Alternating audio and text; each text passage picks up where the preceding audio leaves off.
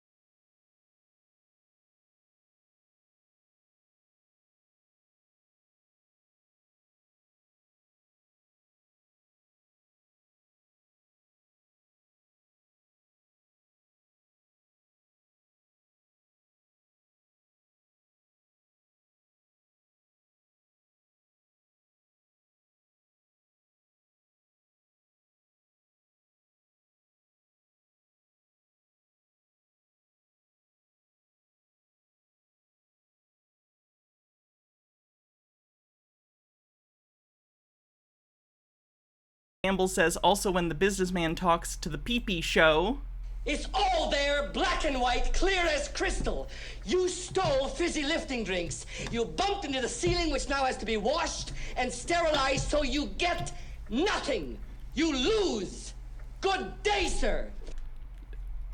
Underrated. And I know everyone these days fucking loves the guy, but oh my god, Gene Wilder, what a treasure. What a national fucking treasure.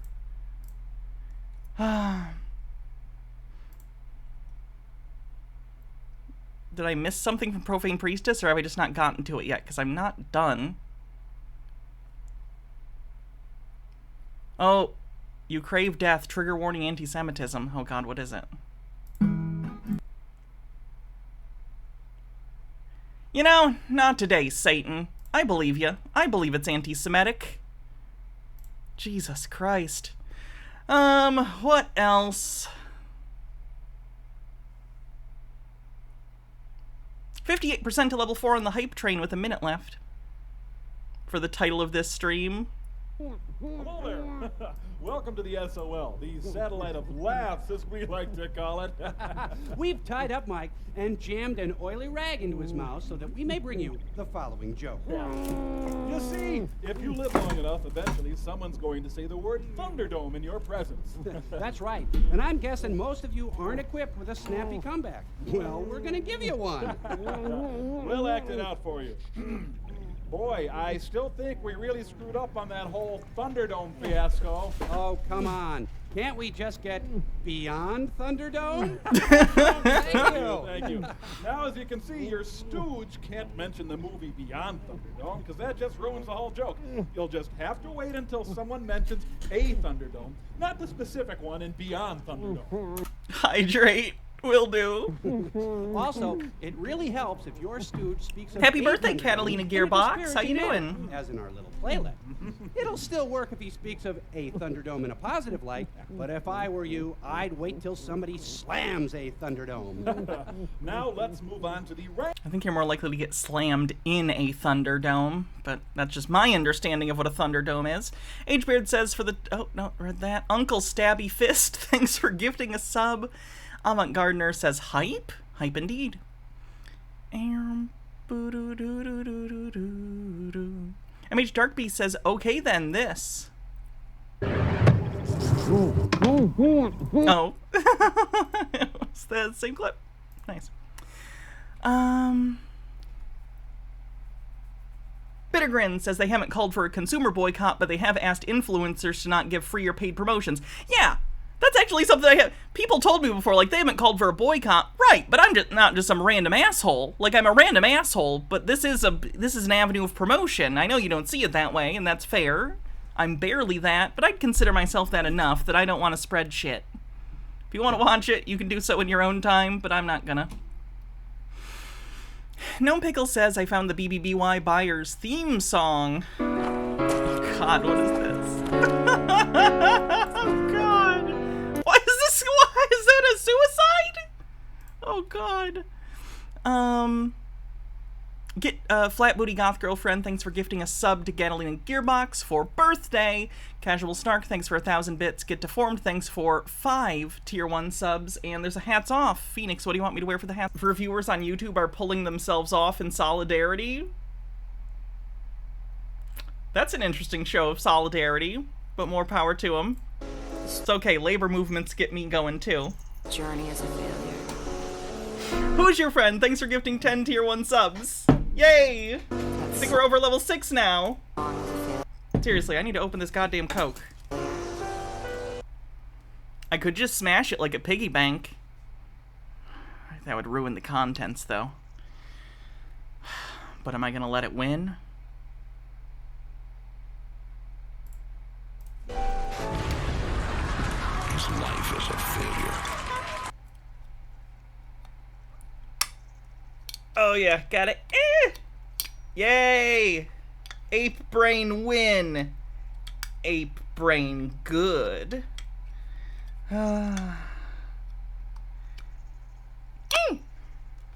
Almost got it. Come on.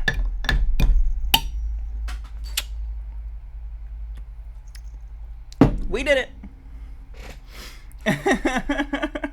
King of the Red World says, love the makeup today. Thank you. I'm actually not wearing that much. I'm just beautiful. Am I going to unionize? I am actually already unionized with myself. And I have complete control over the show. So, unionization works. We did it. Since your biddies were somewhat pointless, enjoy nightmares. Let's take a look. 42% to level 7. Oh, yeah. Hold on. This is the censored version, right? Like, I'm pretty sure, but I want to double check.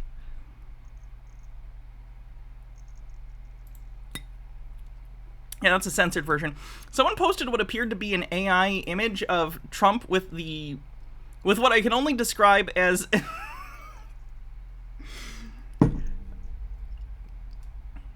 I apologize, but I don't know how else to describe this. It's an AI image of Trump with what I can only describe as a futa dick. Zane with 19 months says thank you.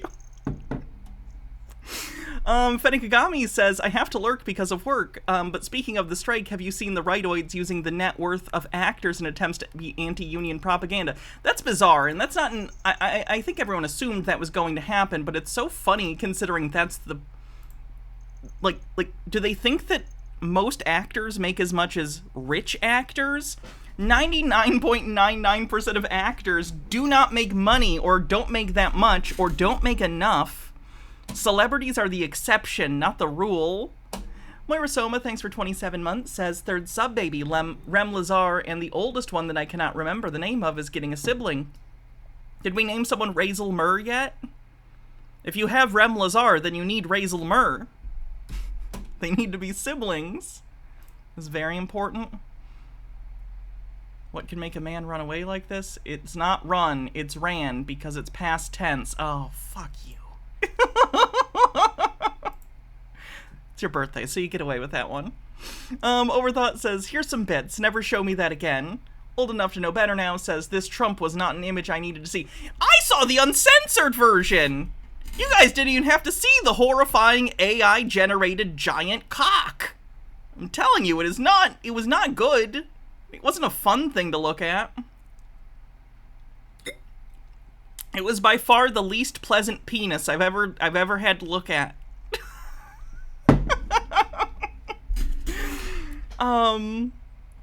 First name bunch of numbers says, real horny posters commission a furry artist to draw ridiculously huge genitals. This is so disappointingly lazy. I know, right? Is it bigger than Hunter Biden's? The picture, yes. But if anyone had a penis the size of Trump's penis in that AI-generated picture, they would pass out if they even got half aroused. All of the blood from all of their other extremities would go right into their dick. It would be half their blood supply. Anyway, 79% to level 7 with a minute left. Let's just get into it. Firstly, let's take a look at some of the stuff people were saying yesterday before the filing. That showed that investors, and by investors, I guess I should say shareholders of common stock, are going to get nothing. So let's take a look at what some of them were saying yesterday. Here's this guy. Hey guys, Brandon. 20 seconds left. Oh, H. Baird says, after seeing how people use AI, I can understand why the machine and the Matrix hated humanity so much. That and we blotted out the sky.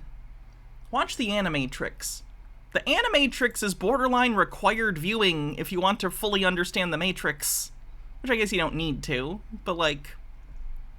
Animatrix is good. Watch the Animatrix. You could watch the Animatrix and then watch the Matrix, or the Matrix then Animatrix. They're both good. And then let's do a quick... I mean, anime is always bad. That's my personality. Clockwork Van, thanks for gifting a sub. Episode about BBBYQ, some of the exchanges, I don't know if it's Robinhood or which one it is, but they're saying that people can no longer buy, they can only sell. Yes, there were apps in different places that people would buy Bed Bath & Beyond through that you can no longer buy on because they removed it, because they probably don't want to deal with the bullshit. Like, the official delisting date was the 20th, which was yesterday.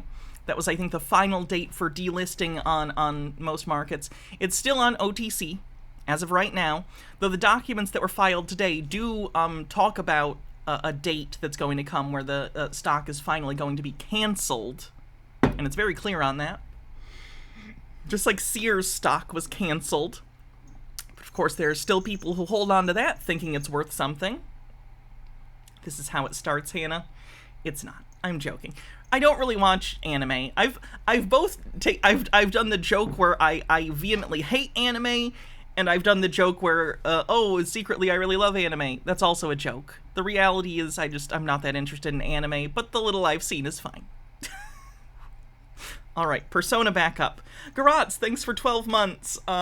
Says, stonks make my brain go ooh-woo.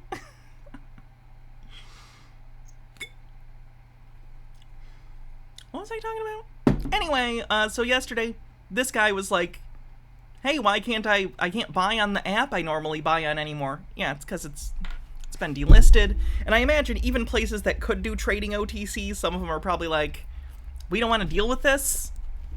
Because they know that the writing is on the wall, and it has been for a while. So they're trying to stop the squeeze that was starting, okay, because it found its low today, just like I predicted it would last night, and then it started taking off. And but that's a double-edged sword, because you got to understand something. The people who are stuck in a short position, they have to buy shares to cover, and if they're using those exchanges, they're not allowed to buy. Again, any short interest opened at any point in the history of Bed Bath & Beyond, except if it was opened literally like in the 2 weeks or so after the bankruptcy, all of them would be profitable. Literally only short sellers who bought in and opened short positions on, let's actually take a look at the BBBYQ ticker real quick. BBBYQ. I'm actually interested in the price movement, in that it really, really, really seems like at this point the only people doing anything with this stock are the A, the cultists, and B, swing traders who are taking advantage of the Bed Bath & Beyond people being dumb. Again, I'm not using that pejoratively, just like, this is foolish. This is foolish actions they are taking. So if you look at 6 months, directly after the bankruptcy, of course, as it entered OTC, the price dropped severely. Its low was like 5 cents or something. Since then, though, the apes have picked up those bags very generously and raised the price in OTC back up to 32 cents. It's been hovering between 25 and 32 cents back and forth for, I don't know, 2 months or so, something like that. So if we go to the 1 month, they're up slightly. From 20 cents to 32, that's a 12-cent difference, or 57%. But again, their entire thesis was based upon hedge funds opening up short positions years ago and maintaining said short positions.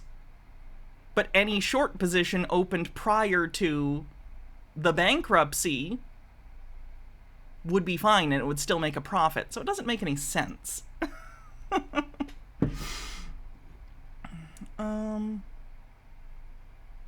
Kippy says, not overwhelmed, not underwhelmed, simply whelmed. The Profane Priestess says, at this point, I fully believe Ryan Cohen could go on international television and say, under oath, I have no plans to do any further deals concerning the company known as BBBY.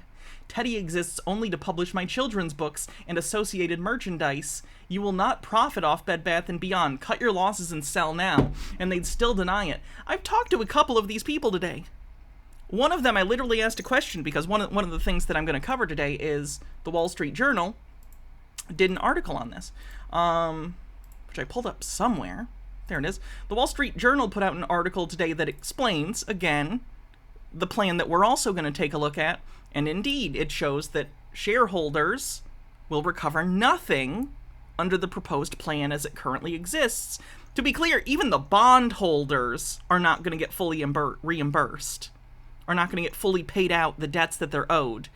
I think there was even question as to whether or not the dip lenders are going to get paid. And the dip lenders are, like, really near the front of the line. Like, I don't think they're the front, but they're, like, second or third. We'll look at the document to be sure, but it's pretty crazy. For those who don't know, a dip lender is a debtor-in-possession lender. And dip lenders give loans to companies in, like, Chapter 11 bankruptcy so they can keep the business operating during the bankruptcy proceedings. With the intent that you'll pay them back, it doesn't look like the dip lenders are getting paid back. And they're pretty high up on the list, so. Anyway, I believe some of they in the thing which we will look at, they're talking about I think they're going to be selling stuff. Well, I don't know why I'm even trying to summarize it now. I'll wait till we get to the actual document. Lennon Cat says, did you see how Florida now requires history classes to discuss things like the Tulsa Race Massacre and the Ocoee Massacre as an act of violence perpetrated against, and by African Americans. Holy fucking shit. And that slavery was not that bad, as the slaves developed skills which in some instances could be applied to their benefit. Oh my fucking god.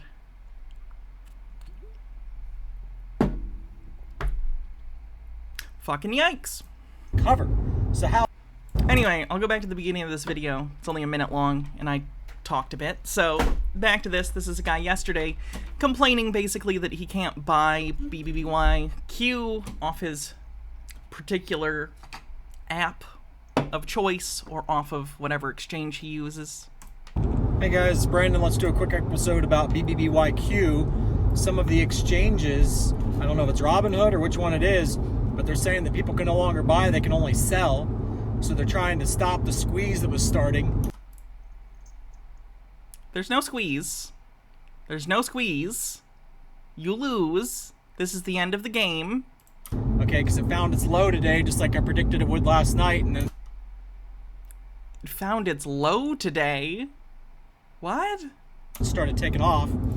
And, but that's a double-edged sword, because you gotta understand something. The people who are stuck in a short position, they have to buy shares to cover. And if they're using those exchanges, they're not allowed to buy to cover. So how's that work? You see? It's interesting that he's like, you see, it doesn't make sense. But instead of going back to his initial premises and saying, are any of my initial premises wrong? Is it possible that this falsifies some of my beliefs about naked short selling or open short positions in the stock? No, of course not. He's right. In his head.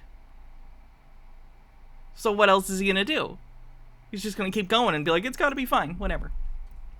By the way, don't feel bad for this guy. He drives like a really expensive sports car, so he's fine.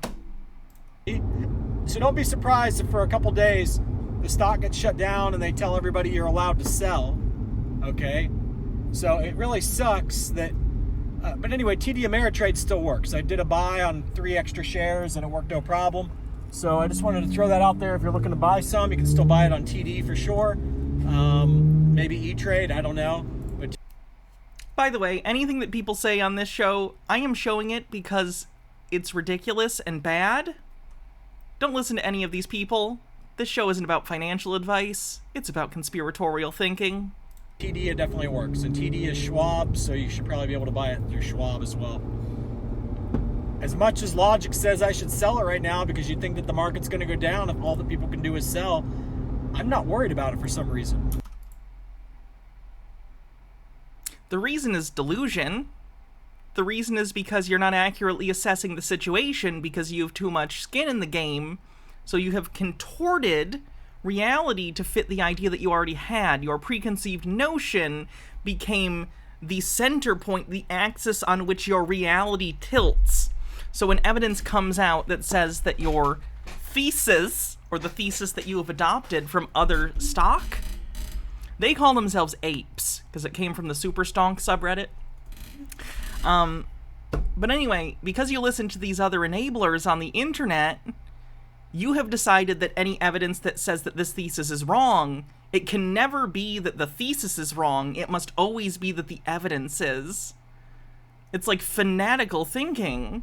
This is like fundamentalist thinking. Like, this is, if this was a religion, it would be extremist. It would be like literalist, extremist, like, religion. Gnome Pickle says Boxy's gonna earn her salary today. Earn her pronouns today, I almost said. Did I earn my pronouns today? Please, sir, may I have some more pronouns? We've had first pronouns, but what about second pronouns? They are trying to shake us off this thing. Have you considered that no one is trying to shake you off, and at this point you're actively participating in a negative-sum game between you, other cultists, and some swing traders? It's not a conspiracy. You're all just gambling against each other. It's just you guys all gambling against each other, which is weird because, like, you guys are the motion that's moving the market right now. Like, if these people were not involved and it wasn't being primarily moved by retail at this point, like, it would be so much lower. But effectively, this cult of people who are interested in this stock of a defunct towel company that also owned a baby store subsidiary, they believe that this is going to make them rich, and because of this they've been able to prop up the price, which is so ironic considering they believe that the price is artificially deflated because of short selling, when in reality the opposite is true. They're propping up the stock. Oh god, they're just throwing in good money after bad. It's so terrible. Because this is about to be worth a lot of money. Alright. I think. This is not financial advice. Do your own due diligence. See ya. Terrible. Absolutely terrible.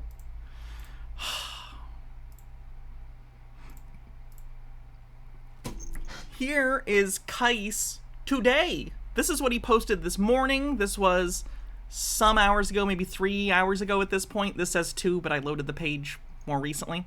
Probably closer to 3 now. This is after the docket already came out, which again we're going to look at. That shows that the holders of Bed Bath & Beyond common stock are going to get nothing. They get nothing. And this is what he has to say about it. Good morning. Hi, Drake. Guys, it's Guy Smollett. Always happy because we Oh, that's good. That's a normal way to start a video when you're not coping. are almost there. All right, guys, as you can see, the stock price went down to 24 cents and now it's going. Yeah, this morning it went down to 24 cents in yesterday's after hours or pre-open market. And it went down. It went down like a decent amount. It went down like 30%, which in this case isn't a ton. It's like 10 cents or something like that. But it's funny because when it swings up 30% because they do something, it's a big deal. But when it swings down, it's not a big deal. It's only 10 cents. Either way, the point is it went down. And if you don't know, in pre-market and in after hours, retail doesn't sell. Only like bigger players can sell. So in surprise, pre-market the price went down by like 30%, and then as soon as the retail market opened and these people, these very sane people who in no way need to be looked at for roughly 72 hours to make sure they're not a danger to themselves and others, they drove the price back up.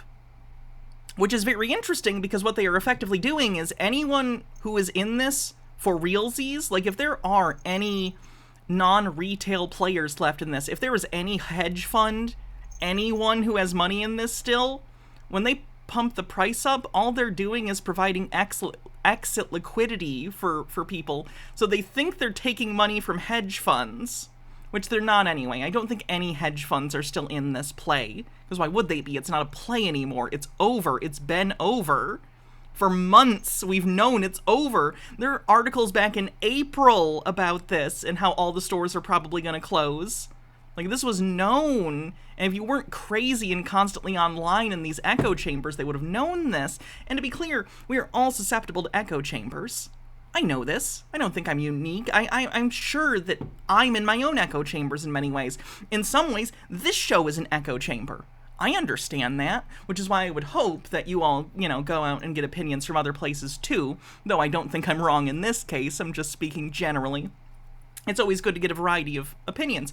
But when you look at, like, the Bed Bath & Beyond or PP subreddits, PP being the host of a Bed Bath & Beyond stock show on YouTube that I appeared on briefly once, it seems like they only get information from each other, and any time an article comes out from, like, the Wall Street Journal or any other outlet that says, like, hey, this is what's happening, it's closing, the holders of the common stock are not getting anything, they take it as the opposite. They go, oh, the mainstream media, quote unquote, is saying that we need to sell or that we're doomed, so that must be them trying to get us to sell. Here, I'll show you.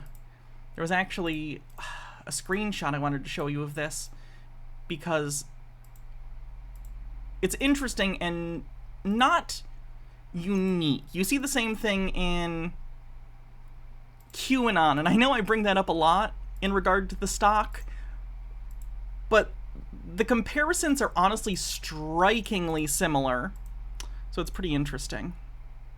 Here we go. This is the one I wanted to look at. Again, this is screenshots from, I'm actually not sure if this is the BBBY subreddit or the PP subreddit. It's one of them. Anyway, the first person says, in regards to articles like the Wall Street Journal one, the only correct answer when the media tries to give you bad news is to buy. In a video game, when you encounter enemies, you know you're on the right path. Okay, I play video games regularly. I would consider myself a gamer, right? I talk about movies a lot. So you guys know I love movies, and I can do that. But I'm also a big gamer, I don't talk about it a ton because it's not a collector thing for me. It's just something I do to kill time and I enjoy. Been playing a lot of Skyrim with mods lately. Probably will after stream. I don't know how to tell you this, but video games are texts or art, media, that is designed with the intent to be a satisfying experience for the player. It's a game. These games take many different forms. Some are basically just Skinner boxes. Look at phone games, for instance. Some of the Bed Bath & Beyond people might like some of those phone games, actually. A lot of them are real close to gambling. But then you have more in-depth games, RPGs, JRPGs, shooters, narrative-driven experiences, walking simulators, puzzle games, whatever it may be. But in this case, he's mostly talking about shooters. Mostly it seems like he's talking about shooters, but this could be in other action whatever games.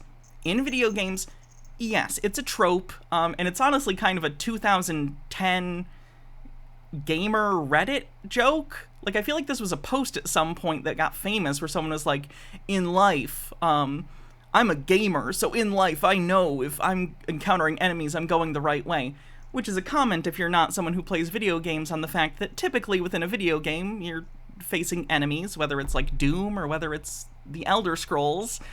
You have a goal, and usually there's something you need to do to get to that goal. In video games, often defeating enemies, right? They have taken this and applied it to real life, as if in real life, anytime you face opposition or people disagreeing with you, it automatically makes you right. Think about the insanity of that. Think about the fact that someone, and I'm sure that they'd say, like, I'm being facetious, I'm just memeing. Okay, here's the thing about memes, chat, and I'm not talking necessarily about image macros, which have become pretty synonymous with memes. I mean, like, the Richard Dawkins, like, definition of meme.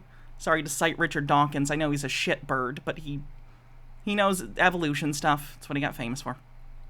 Well, he got famous for his atheism, I guess. But anyway, in his specific domain, memes were a thing that he kind of coined, or used often in the way that he talks about things. The lines blur here on the definition of meme between image macro and just idea that people take seriously. In this community, there are certain memes. Diamond hands, paper hands, hodl, you know? A lot of it's been transferred from the crypto community because a lot of these people are fin bros that have come over from places like Wall Street Bets, which of course, big crossover with crypto stuff. So any of the problems that we've had with crypto communities in the past when we've covered it, you can assume a lot of those same thought processes and worldviews come into play here, libertarianism being one of them. But anyway, certain memes proliferate these communities and are used as thought-stopping mechanisms or effectively scripture that it ensures the followers that their faith will be rewarded, right? I've heard this sentiment before on the subreddit, this idea that, oh, in a video game when you encounter enemies, you know you're on the right path. Again, this is called reasoning by metaphor, and this is interesting. I've thought about this because I use metaphors a lot. It's one of the ways that I communicate ideas to you guys, is I think a lot of the times metaphors help, whether it's a real-world metaphor or metaphor to like a movie or game or something people have played, because that makes it relatable depending on the audience you're speaking to. But there's also a flip side of that, and that is people can use a metaphor but push it to the extent where it no longer is representative of the original thing, and they start using the metaphor and the logic of the metaphor to make judgments about how the original thing works. So if I could give you an example, what's a metaphor, chat? Give me a random metaphor, and I'll break it apart for you to show you what reasoning by metaphor as a, what's the word I'm thinking of? Like a fallacy. Thank you. Bootstrap doesn't really work, necessarily. Life is like a box of chocolates. Okay, life is like a box of chocolates. Sure, there we go. So life is like a box of chocolates is a famous line from Forrest Gump, the movie. The book, the line is slightly different. But in the movie, the line is, life is like a box of chocolates. You never know what you're gonna get. Something like that.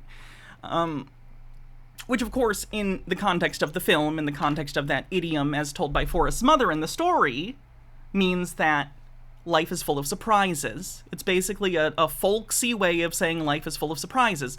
But imagine someone took that metaphor, and instead of recognizing that the metaphor is talking about one specific aspect, or quality, or connotation of the subject of the metaphor, the box of chocolates, and applying, instead of the singular or perhaps multifaceted but limited things that are being compared, and instead says, well, this one thing is comparable in the sense that it's surprising. And you said life is like a box of chocolates, which it is surprising like a box of chocolates, so also I should stay out of the sun, otherwise I'll melt like chocolate. That's sort of reasoning by metaphor. It's not using a metaphor illustratively. It's using a metaphor to, in and of itself, form an argument based only upon faulty logic gained through the metaphor, making comparisons between things that aren't similar in the way you're trying to do. I think that made sense. Hopefully. Fennikagami says it also ignores the fact that troll quest and rewards exist in games. Plus, sometimes enemies exist in adventure games just for grinding purposes. This is a display of how sheltered they are, even in the analogy. Old enough to know better now says, and if you float, you're a witch. Am I denser than a duck? Does anyone have a duck I can borrow? And a ducking stool. Do you think the duck has a ducking stool? Is that why it's called that? I know why it's called a ducking stool, Chad. It's a joke. Don't take my puns seriously. Okay, anyway, so the point I'm trying to make here, not being very brief today, in fact, today's stream might go a bit. I don't know how long this stream is going to go, because I have a lot to say about all of this, and I'm sure you're fine with that. I guess what I'm saying is, it's interesting how closely this reflects, and I've said it before, I know, cult-like thinking, or the thinking of religious fundamentalism, of any kind of religion. Fundamentalism in general. Any religion or belief system that says, I can never be wrong, my basic tenet is this thing is true, and everything else must be derived from that. That's a pretty toxic worldview. And don't get me wrong, it's not a unique worldview. I know there are a lot of people in the world that do that, and I think on some level, we all have certain things that we revolve around, you know? Hopefully it's not one thing, but I understand that within our lives we have certain things that we trust, certain assumptions we make about other people around us in society that are fine. You know, there is a healthy way to have trust in things, you know? But this is not that. This is not a healthy trust. This is complete lack of any skepticism. This is a lack of any attempt at falsification, and in fact, hostility at any attempt at falsification of their beliefs, and just overtly trying to ignore things. Like, almost intentionally obtuse.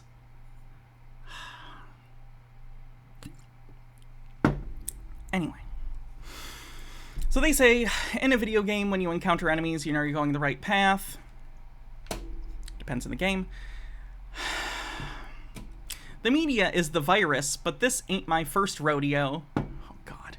Another thing about conspiracy theories and sort of cultic milieu stuff like this, because their thoughts and their rhetoric goes so in opposition to the mainstream,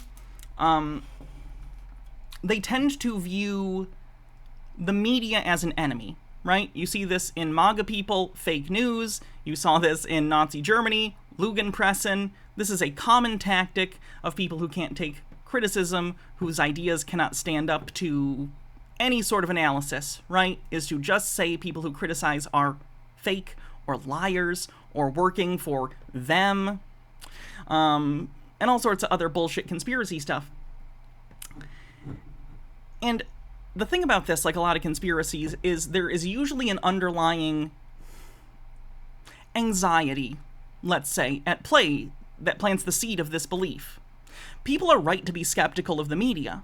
Any media, myself included. Anyone in independent media, too. I am not just talking about, like, giant corporations. But, of course, they require an extra level of scrutiny on some level because of the power they wield.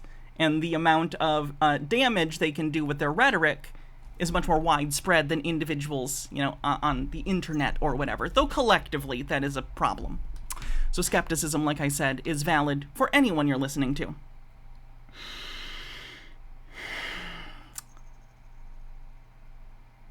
Where was I going with this? Oh, but instead of recognizing that the reason you should be skeptical of, like, CNN, MSNBC, Fox News, any news organization, The Blaze, like anything, news or things that are trying to make themselves all out to be news, Fox News, do have perverse incentives. I know we always come back to this, but we do live in a system where a lot of people, unfortunately, are coaxed by perverse incentive structures in order to structure society in such a way that continually reinforces those perverse structures that promote basically a specific worldview, and that worldview is laissez-faire capitalist neoliberalism, right? So sometimes, don't get me wrong, of course MSNBC or CNN or whatever, even Fox News, can report things that are true.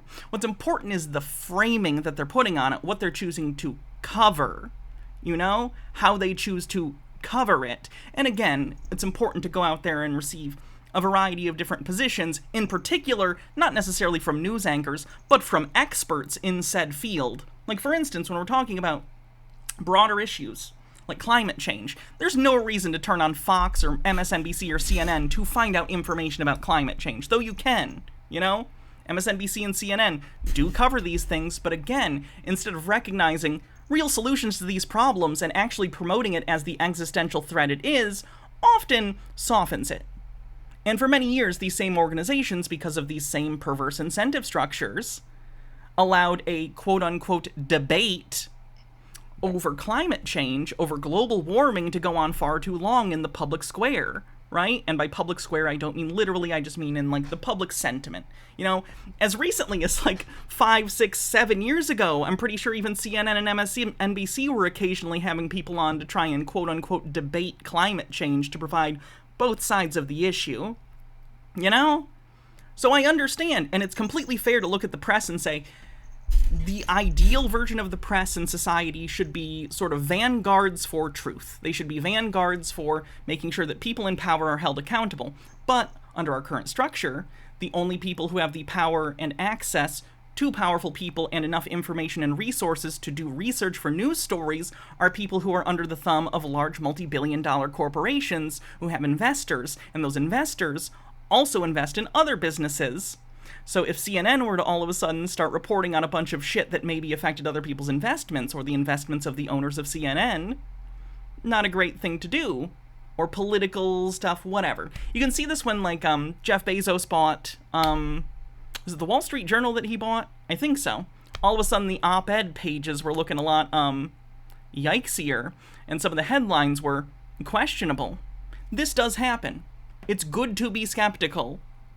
However, they take this grain of truth that, hey, you should be skeptical of media and make sure that your interests are either aligned with them, or if they are not, consider, is what they are telling you because of what they stand to benefit, or the owners of the company stand to benefit, or whatever. But again, I'm rambling at this point. The whole point is, they take it to a conspiratorial level where all of a sudden any criticism becomes evidence that they're right.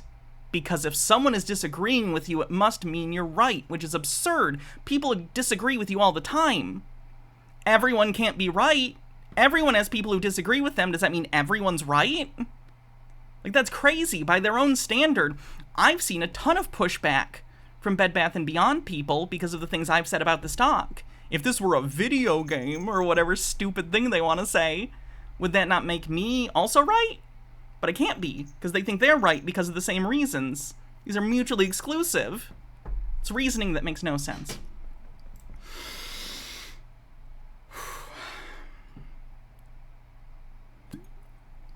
Anyway, this person says Bed Bath & Beyond stock will be delisted July 20th. Bed Bath & Beyond just filed their bankruptcy plan, which wipes out shareholders. Sell your stocks as soon as possible. It's the smarter choice, unless you want to become broke. Genuinely, if anyone is... I don't think anyone from the PP show or Bed Bath & Beyond will watch this, though if you do, for hate-watching purposes or whatever. If you can get out now, though again, like I said, I think you will have trouble doing so. The only people buying right now are other retail people, and at the end of the day, it is now a negative-sum game between you, the other cultists, and swing traders, basically.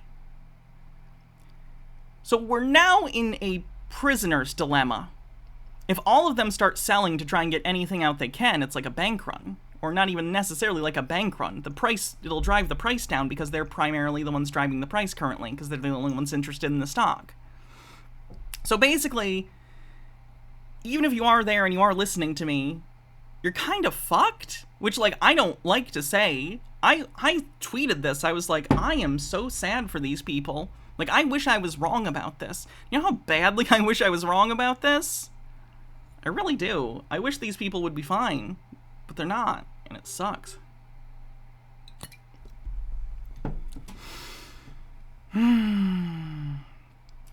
Anyway, this person says, I just started laughing. This is hilarious. How is it possible that we, smooth-brained apes, are smarter with our crayon-stained teeth than these financial journalists writing these stories?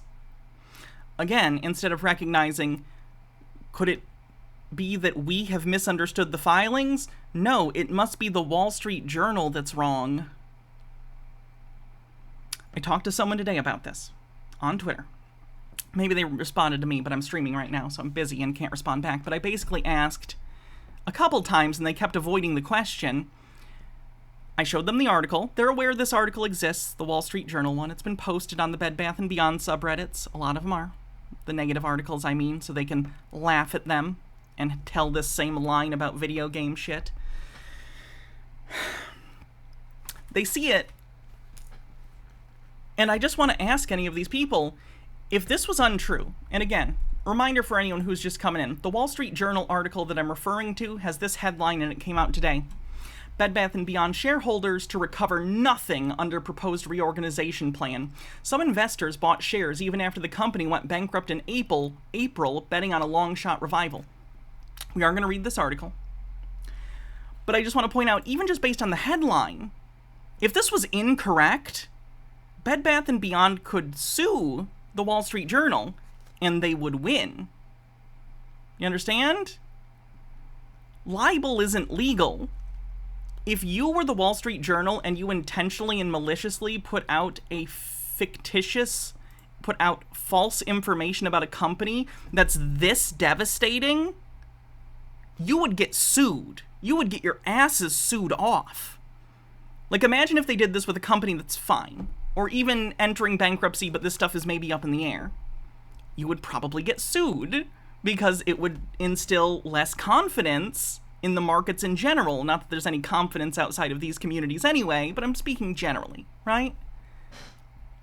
So why would Wall Street Journal post something that isn't researched, blatantly false, or whatever they think it is, if they didn't want to get sued?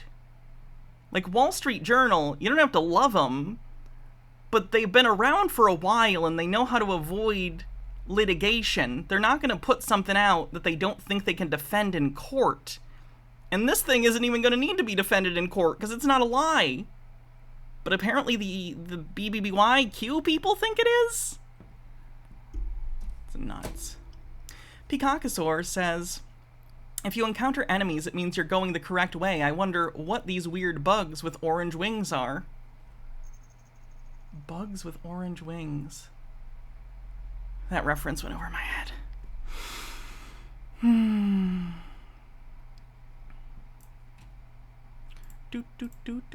So back to that screenshot. This person says, imagine having a big shot group of MBAs just getting absolutely wrecked financially by apes who have made it clear that we can barely read. Oh, the Cazadors. Gotcha.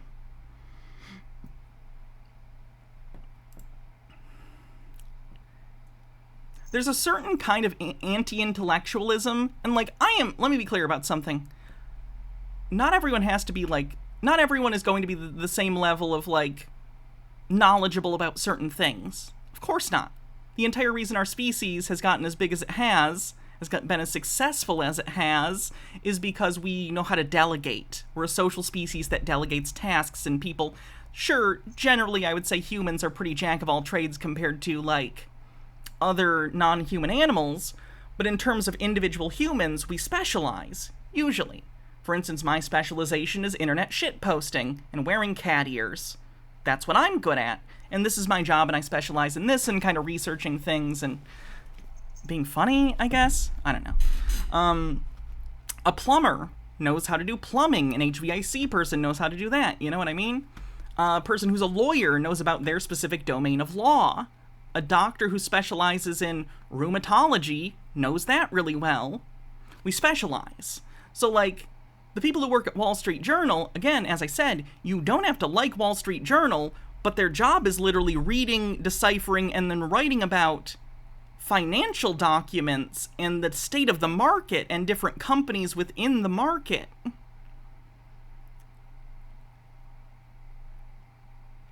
This strain of anti-intellectualism doesn't just say, hey, I disrespect you because you're smart. It's even worse than that. It's this idea that, training, teaching, schooling, education actively makes you dumber. It's like a reverse Uno. It's a projection. It's like certain people are insecure about their own lack of education, which in fairness may not even be their fault, especially in the United States. In the United States, the cost of college is astronomical. I totally understand that people don't always have the availability or whatever, knowledge, whatever, in order to go to college. There's nothing wrong with that inherently.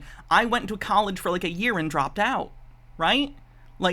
I don't have specializations in anything with a college degree, and that's okay because I found something that I can be productive in and enjoy doing with the skill set I do have, you know?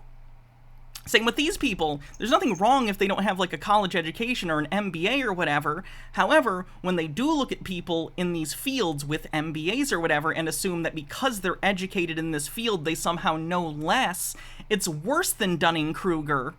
It's like Dunning-Kruger plus projection. It's so weird. It's like they don't want to feel dumb, so instead they go, no, I'm not dumb. The people who say I'm dumb are dumb.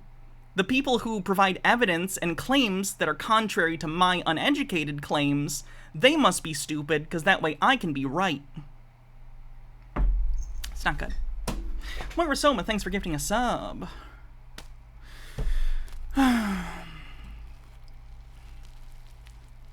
Someone says, how are we getting wrecked? It's down 10% today. It's stabilized at like 32 cents as of right now, I think.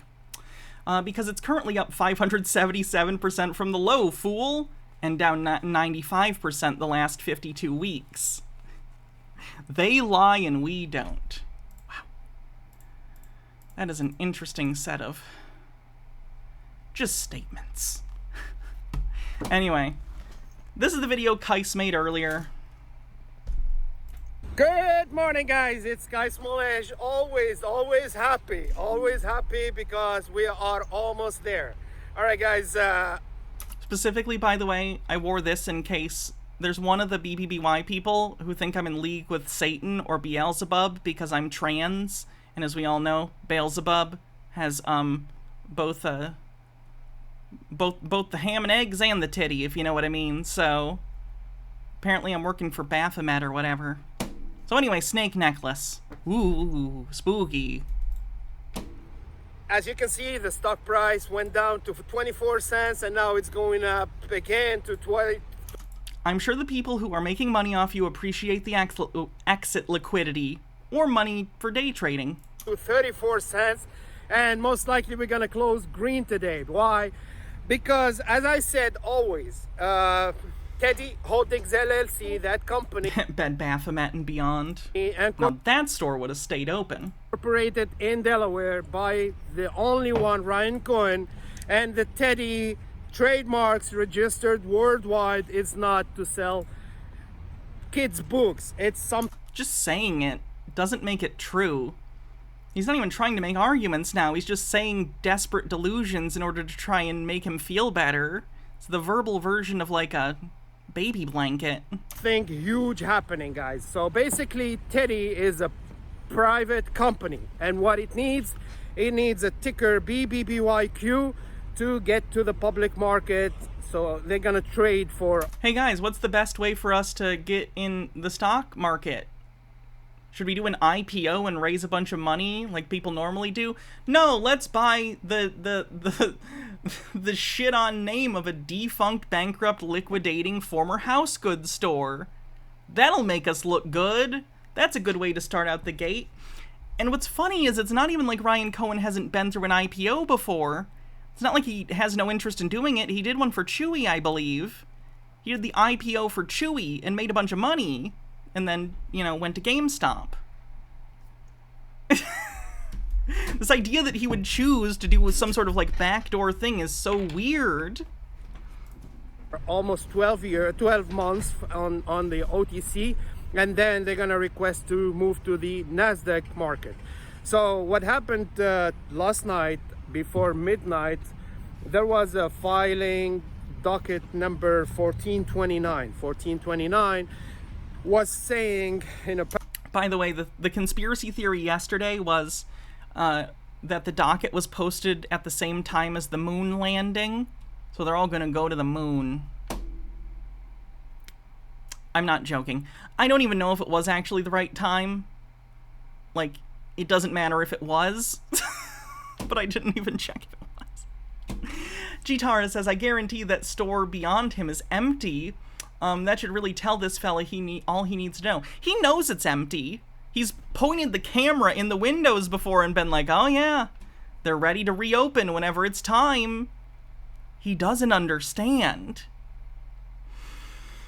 Fenekagami says on the subject of anti-intellectualism, this disdain for education and training isn't helped by our society letting creationists and fundamentalists shit all over education for decades.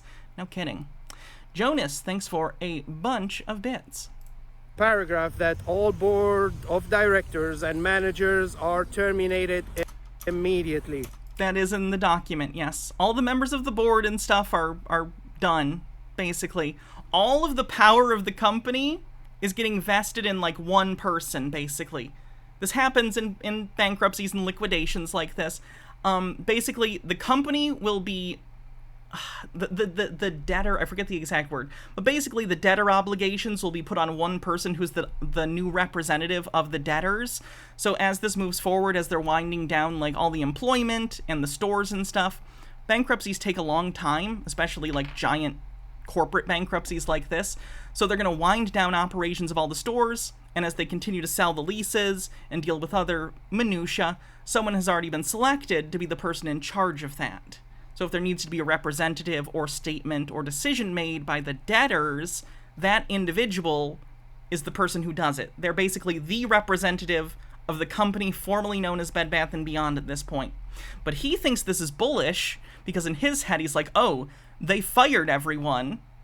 That must mean they're doing a merger, which doesn't make goddamn sense. Because if you wanted a company that bad, you would think you would want some of their assets, including, I don't know if you know this, employees are assets, board members are hypothetically assets, but apparently he doesn't want them in this hypothetical that isn't even happening. So, Casual Snark says the Bed Bath & Beyond will open around Labor Day as a Spirit Halloween store.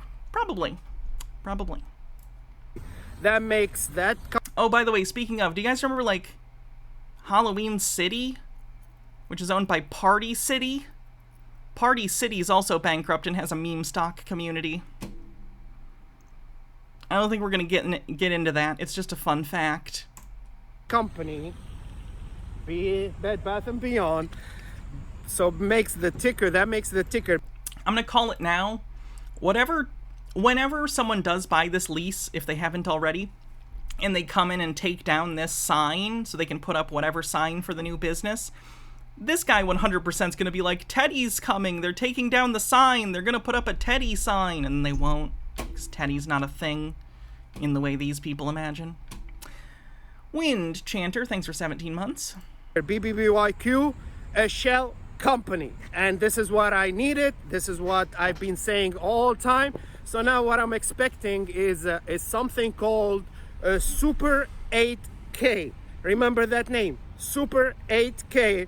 It has to be filed by that shell company, stating that they've been acquired. There was a merger agreement with Teddy, with a private company, which there is no indication that any kind of merger is happening.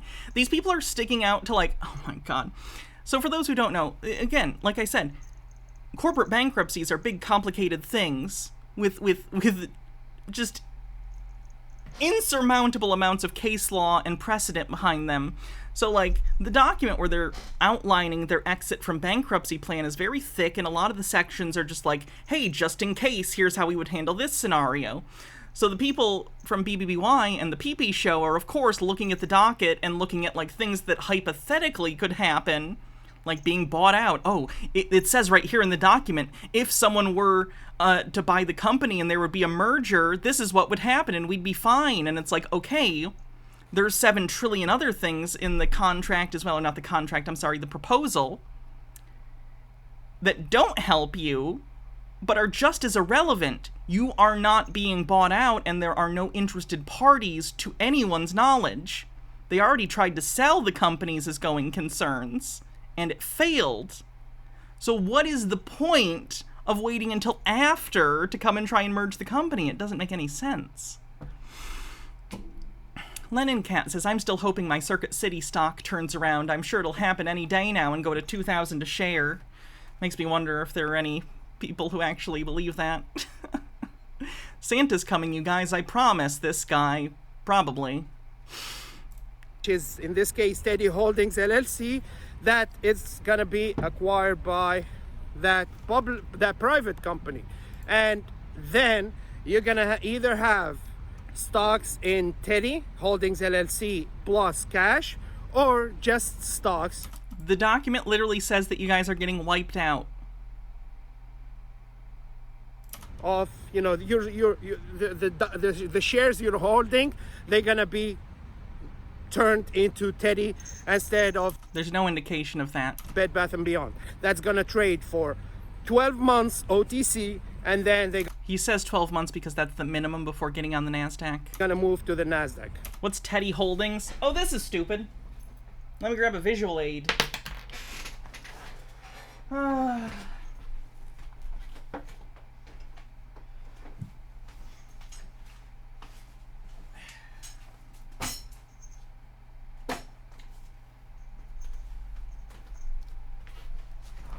So Ryan Cohen, who I believe is the chairman of the board at Bed Bath & not Bed Bath & Beyond, I apologize, at GameStop, which is the meme stock community that the BBBYQ people kind of butted off of and mutated from.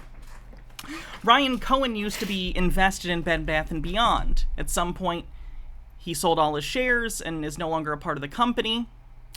But anyway, the Bed Bath & Beyond people like this don't want to admit that. So Ryan Cohen started writing children's books. The Teddy books. Named after Ryan Cohen's father, Theodore Cohen. Teddy. And these are little stories, little kids' books, which I read this on stream. It was bad. But they're kids' books, and the premise is basically it's his father and Ryan's kids, Teddy's grandkids, and the grandpa is teaching things to the kids. It's a children's book series. It's literally a thing that he owns so he can sell children's books and things with this branding on it. But they think that secretly the book is just a cover so that they can open a company to compete with Amazon. Yeah, it's really stupid. What is BBBYQ or BBBQ? BBBYQ is Bed Bath & Beyond's ticker for stock. They are bankrupt. They are liquidating. However, there are basically people who are in a financial cult that believe that they're going to become millionaires off of this, or at least make a lot of money. Their proof? Oh, I'm not even kidding. One of the proofs I saw, and this was from Michael. Remember the other day when we covered Michael, the MD, who isn't actually a doctor? I'm trying to find the page. He had let's call it a thesis. He had some DD. He had some tinfoil where he looked at this page, and on this page, not this page, I'm sorry, other one. On this page, there are socks with different colors, and I swear to God, he was like, this color represents Bed Bath & Beyond, and this one represents, what were the other ones? Was it like Sears? One was Blockbusters. It was a bunch of defunct companies, and he thought that the coloring of the socks was a secret signal. I'm not joking. I'm not joking. I'm not fucking with you. I talked to someone on Twitter about this yesterday. It's like, I get it, I'm not perfect. So I thought to myself, is this a joke that I'm not getting? Is this an Andy Kaufman-esque bit? Like, is this just me is this over my head? Is this, like, too in-depth that I don't understand it? They are for real, chat. They are for real. Guys, we're almost there. Are we? Are we now, Kais? Anyway. Okay, I guess let's take a look at the relevant parts of this docket. This is the one that was filed yesterday, the initial one. We'll go through the important parts. There's a lot of just fluff, boilerplate legalese stuff, which, let's be frank, I'm not a lawyer. I'm not going to get anyway. So, we're going to go over the relevant sections. First, I will point out, this has not been approved yet. This is the exit from bankruptcy plan that the debtors have put forward. They have worked with their main creditors, however, on this plan. So this is the plan as presented to the court, and then there will be a vote. Okay? I'm guessing there might be a little back and forth and slight changes, but it's basically going to be this. So I had someone point out, and this has been a talking point, it says here, nothing contained herein shall constitute an offer, acceptance, commitment, or legally binding obligation of the debtors or any bankruptcy court and other customary conditions. This plan is not an offer with respect to any securities. So, of course, this document is just saying, this is our plan. Before this is official, before this actually goes into action, it has to be approved by the court and approved by the people who are allowed to vote, which different people with vested interests in the company are categorized and then either get to vote or not get to vote, depending on what class of, like, creditor they are, which we'll go over. That's actually the section that also tells us that the stockholders are going to get nothing. So, anyway, this is the same move that they tried to do with previous things, where, like, it's like, hey, it's not for sure yet. It's got to be approved. Like, they did this about the sale of the Bed Bath & Beyond IP. When it was auctioned off, it had a couple days or whatever before it was approved by the court. And they were like, it's not approved yet, guys. It's not approved yet. Same thing happened with the Bye Bye Baby. It's not approved yet, guys. It's not approved yet by the court. Of course it was. Moved forward. The approval is procedural for the most part. You can assume that they've already been talking to many of their creditors about this and have come to at least a general arrangement. The details are going to get specific, dates are going to get filled in a calendar, but more or less, this is what is happening. And anyone who's going to point at this first paragraph, like, nothing contained herein, doesn't even understand what they're looking at and why it says that. It's a generic disclaimer saying, hey, this is our tentative offer. Tentative doesn't mean we spent weeks and weeks, or if not months, on this, and now we're going to throw it all away and do some secret merger, because why not? This is it. There'll be small changes, probably, but this is it.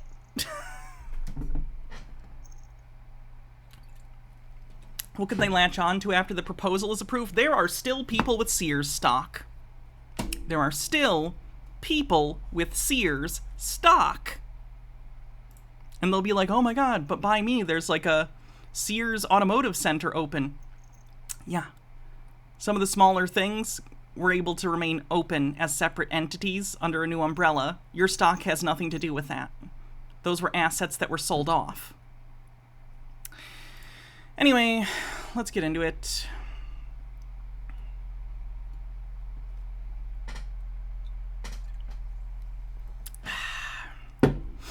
Bed Bath & Beyond Inc., BBB. Remember that this is BBB. BBB stands for Bed Bath & Beyond.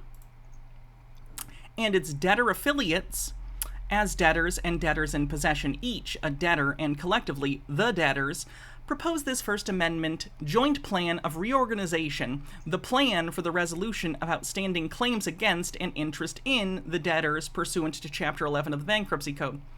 This literally just means, hey, we're Bed Bath & Beyond, we're the debtors, we owe people money, we are in bankruptcy, this is the plan that we are proposing in order to pay back debts that we have accrued from creditors over time. Capitalized terms used and not otherwise defined shall have the meaning ascribed to such terms in Article 1A hereof. Holders of claims and interests may refer to the disclosure statement for a discussion of the debtor's history, business, assets, result of operations, historical financial information, and projections of future operations, as well as summary and description of the plan. The debtors are proponents of the plan within the meaning of Section 1129 of the Bankruptcy Code, and the plan constitutes a separate plan of reorganization for each of the debtors. Debtors. I know I'm saying it like debt. I understand. It's just my accent. All holders of claims and interests, to the extent applicable, are encouraged to read the plan and the disclosure statement in their entirety before voting to accept or reject the plan. So this next part, after the first part I explained, basically just said, hey, there's more details in this other section. Please read the plan thoroughly. It lays out by section how the different classes of interested creditors are going to be treated moving forward and how we're going to wind down operations as time goes on. Don't think we need to go over defined terms right now, though we can reference it if need be.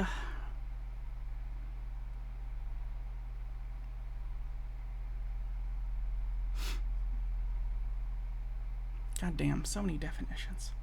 You think I should have bookmarked this last night? Look at all these fucking definitions. Here we go.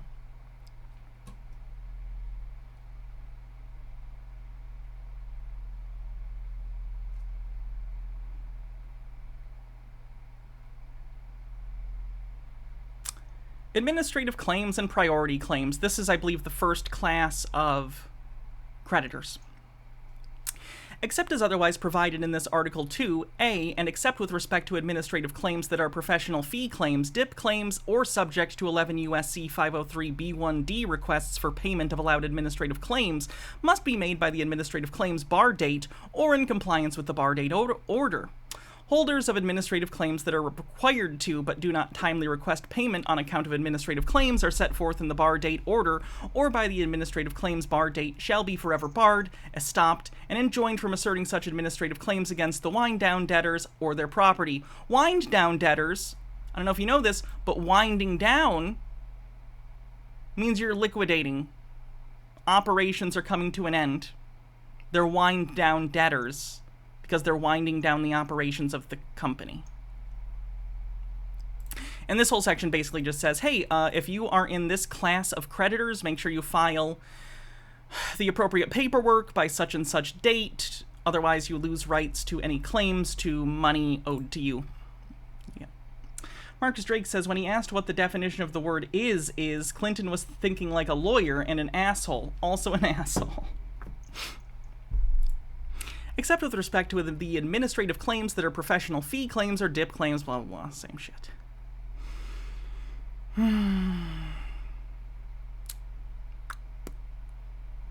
This is about professional compensation.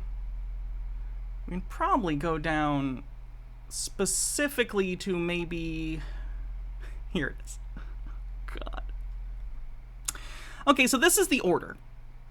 This is like a waterfall payment plan, and what I mean by that is that at the top of the list is the highest priority class of creditors that are owed money or owed something, right? They're number one. Other priority claims. Excuse me. 2, secured claims. 3, DIP claims. DIP claims, like I said, debtor in possession. Loans are loans that they took out after bankruptcy to keep business going. So that's what the DIP claims are. They're third in line. 4th, FILO claims. 5th, junior secured claims. 6, general unsecured claims. 7, intercompany claims. 8, intercompany interests. And here's the one we're interested in here, chat. 9, interests in BBB. That encompasses owners of common stock. So in this list of people who are to be paid out, first to last, the PP Show people, their audience, and anyone invested in Bed Bath & Beyond, BBBYQ, are second to last. They are the penultimate debtor to be paid. And in this document, as well as the other one we're going to look at, they're saying and projecting that they're not even sure they're going to be able to pay out all the DIP claims.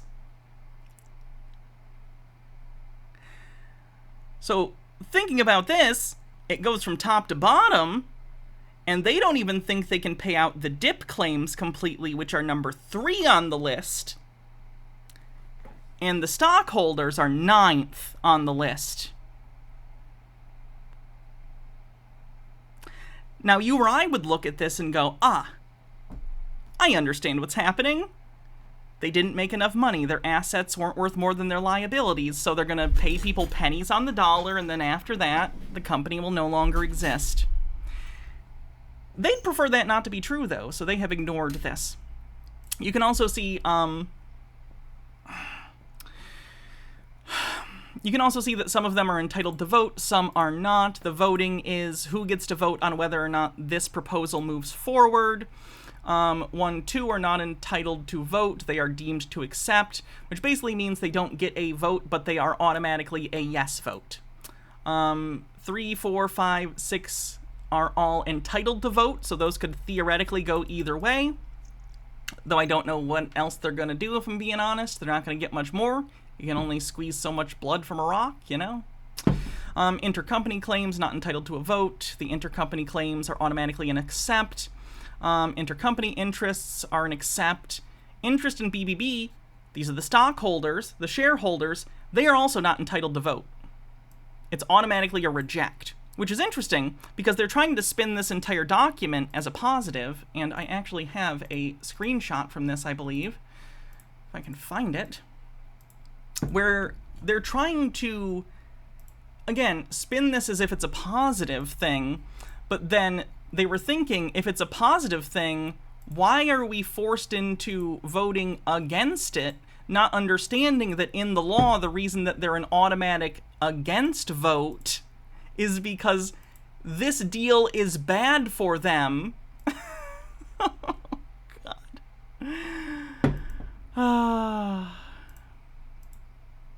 Sorry, I'm trying to see if I can find... I might not have it anymore. Here it is. Why is it that in the docket, shareholders are marked as impaired and it states that shareholders don't get any voting rights on the plan moving forward? The reason they give is because shareholders would reject. They're assuming that we would reject it. Why? Why would we, the shareholders, reject the plan and vote no? Because with billions shares of naked short selling, the brokers and Seed and Co. can easily manipulate the voting in favor of the short sellers.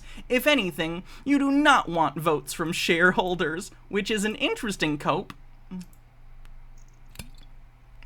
Completely untrue, though. PP guy's gonna apologize now? I'm gonna guess no. I offered to go on. They said I could come back in 2 weeks, and it's been 2 weeks, but I've been banned from the show. I wonder why.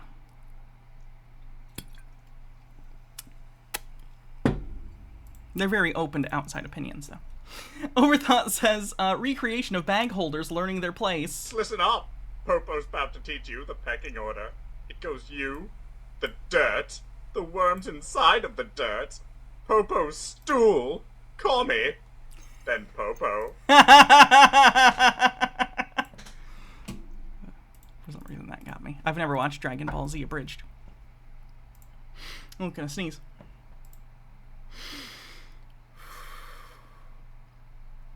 Whew. Okay, the sneeze went away.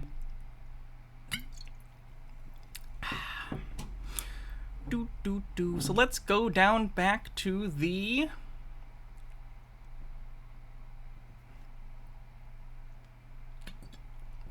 claims for Class 9, which is our friends in the cult. Classification. Class 9 consists of all interests in BBB. This includes shareholders. Treatment. And the wording here gets to them, because like sovereign citizens, they start using colloquial meanings of words for legal definitions. Lipstick goes with my Coke. Thank you. Not sponsored. Though if they want to sponsor me, go for it. I'll show your cancer sugar water. Anyway, here's what it says. Treatment. In full and final satisfaction of each allowed interest in BBB, each allowed interest in BBB shall be cancelled, released, and extinguished, and will be of no further force or effect, and no holder of interest in BBB shall be entitled to any recovery or distribution under the plan on account of such interests.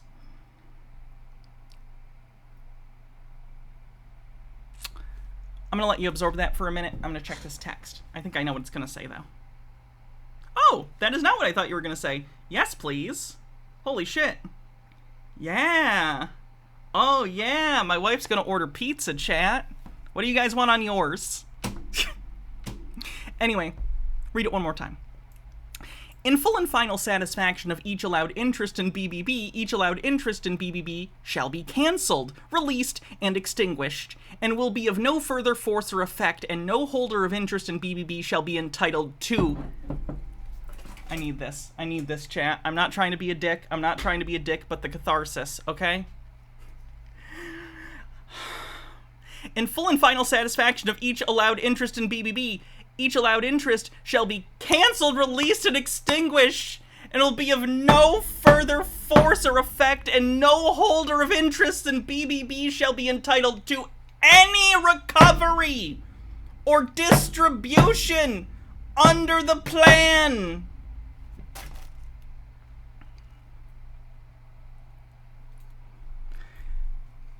You'd think this couldn't be clearer, but they still don't get it. Chat, can you guess what words that they have latched onto here in order to sow conspiracy theories based upon their misunderstanding of legal definitions? I'm gonna give you 30 seconds, chat. Take a guess. Doon doon doon doo doo doon doon doon doon doon doon doon doon doo doo doo doo doo doon doon doon doo doo doon doon doon doon doon boom boom boom boom boom boom doon doon doon doon doon doon doon. It's satisfaction. They think that in this context, the word satisfied means that they literally have to be personally satisfied with the results.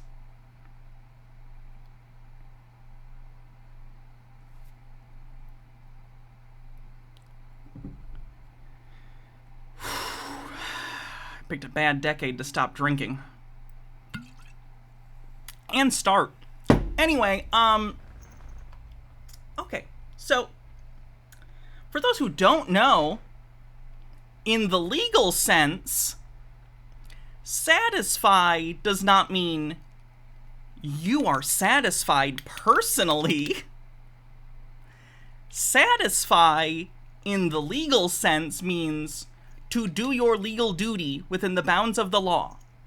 So what they are saying is, in full and final satisfaction of each allowed interest in BBB, each allowed interest in BBB shall be cancelled, released, and extinguished. They are saying, allowing us to do all of our legal obligations to this class of creditors, we are doing everything we can that is in our legal rights and that we are legally responsible for. However, they're canceled. But of course, we're doing everything within our legal, responsibilities. But it's canceled and you get nothing. That's what it says. It says, hey, insofar as we are legally required to, we will deal with these people. But other than that, we're not doing anything else. Fuck them. This statement is literally in the plan and literally says, we are going to do the bare minimum legally required for these people, and they think it's bullish. Black's Law Dictionary request. I assume it's gonna be the thing I said.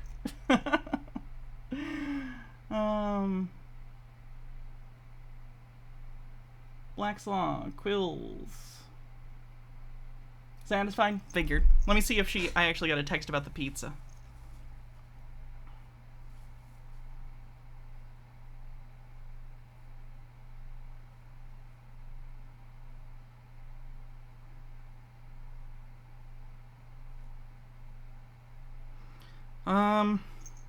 Let's see.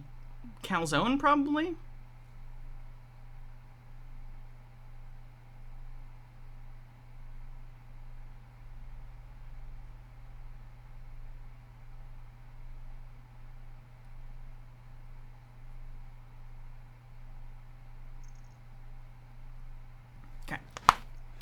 Just getting in my pizza order or whatever we're gonna do. Steve with a Q says, insert Willy Wonka clip here. Try to do Black's Law, but it's on cooldown. Yeah, I'm looking it up right now. Where did I set it? Right over here. Oh, that's the small one. I need the big one.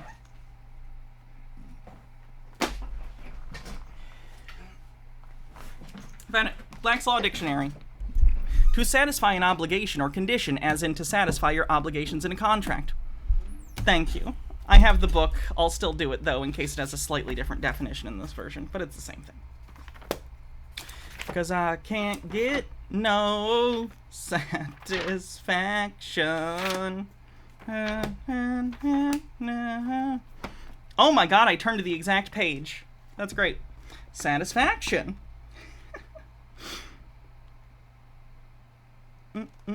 Satisfaction. Act of satisfying, the state of being satisfied. The discharge of an obligation by paying a party what it is due to him, as on a mortgage, lien, note, or contract. You're unsecured creditors, so you're not given anything, and that's legal.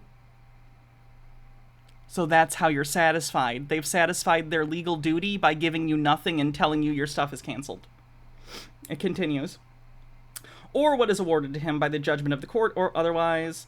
Thus a judgment is satisfied by the payment of the amount due to the party who has recovered such judgment, or by levying the amount, the execution, or carrying into effect of accord.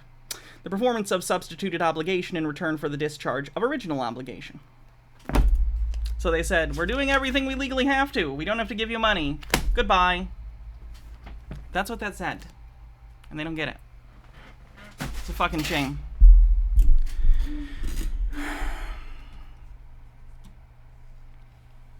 A little warm. Let me see if she... We might do a different restaurant instead. It just depends what my wife thinks sounds good. She's the one getting it. So.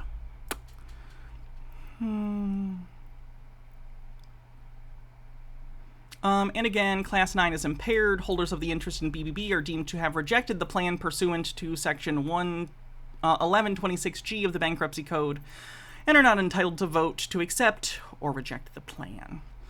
I'm not sure there's anything else in this particular document we needed to look at. Let's take a look at this one. Means for implementation of the plan. This actually does go a little bit into the liquidation process, so maybe we'll read a little bit of this before getting to the second docket and then maybe looking at some PP show stuff. By the way, I don't think the PP show's streaming until like 9 or 10 tonight, so we're probably not covering today's show today. Sometime in the future, maybe. But anyway. Is this how capitalism works? It is. It is. Are the loaners going to sue Bed Bath & Beyond's owners? There's usually lawsuits after a bankruptcy. So it wouldn't surprise me. But the thing is, at the end of the day, sue them for what? Unless they plan to, like, pierce the corporate veil, which I don't think they're going to, or pierce the corporate shield or whatever, which I don't think there's any reason they would be able to. There's not really anything to recover. Like, if you want to recover something, the person you want to recover from needs assets, and they just don't have the assets for it, so... Did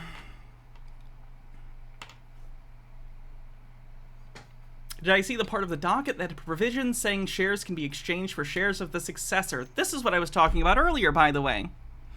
They're looking at the document, and because it's a long document with contingencies for everything, they go, but look! This is theoretically legally possible, so that must be what's happening. Ryan Cohen and Carl Icahn are coming to save us. They're not. They're not.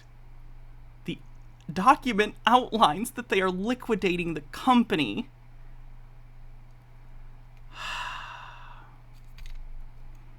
Dan tweeted about it. They're trying to put together a class action lawsuit due to thinking a successful exit means they get a payout. That would be funny.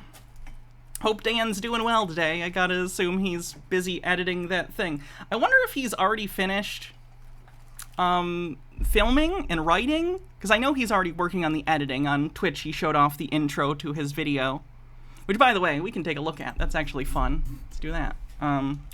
Twitch, it's probably a clip on his channel, right? Go to Folding Ideas. Folding Ideas is doing a video on meme stocks. So. Boop, boop, boop, boop, boop, boop, boop. Where's his channel? Oh, is it just Dan Olson on here? What the heck is his channel? He still has a channel on Twitch, right? Am I crazy? Oh yeah, I love his threads on stuff. Dan's great. I feel like I did the... I know this is actually... Foldable Human, thank you. This is actually funny because I'm sure some of you... Because you guys message me sometimes and, you know, many times we'll send interesting things. And, you know, maybe we'll chat for like a second or whatever. But, you know, I'm busy and I get a lot of other things. Is Dan's video going to be 2 hours of condescending gotcha jokes instead of actual arguments? Have you watched literally any of his documentaries? Because holy shit, that is like the opposite of... I have watched The Problem with NFTs probably 7 or 8 times, and that's being conservative in my estimates. His videos are some of the most dense information I have ever seen in online documentaries. Are you fucking crazy? Like, that's one of the most insane, unhinged things I've ever heard. Anyway. Let's take a look at whatever clip he might have from his new... We technically do execute on any chance you'll see me on the Hang Up with Matt? Yeah. Probably, if I get invited. I know he did mention inviting. I'll reach out at some point, probably.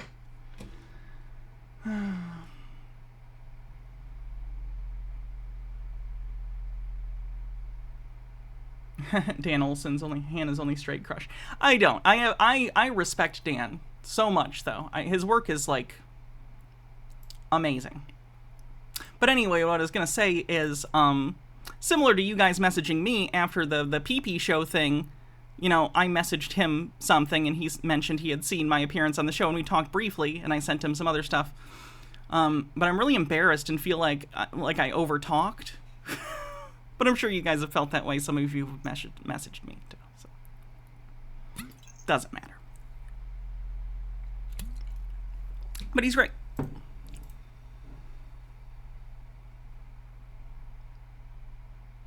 See where he shows the intro. It was definitely pinned to the GME Meltdown subreddit. If I go there, I'll find the clip. I can't get no satisfaction. Should be maybe in the top this week, probably.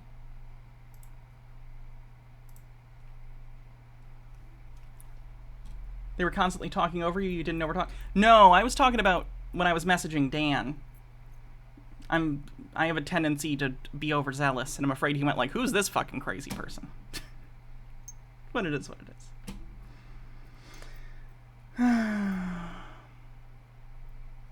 Was it just from the daily thread? I shall find it.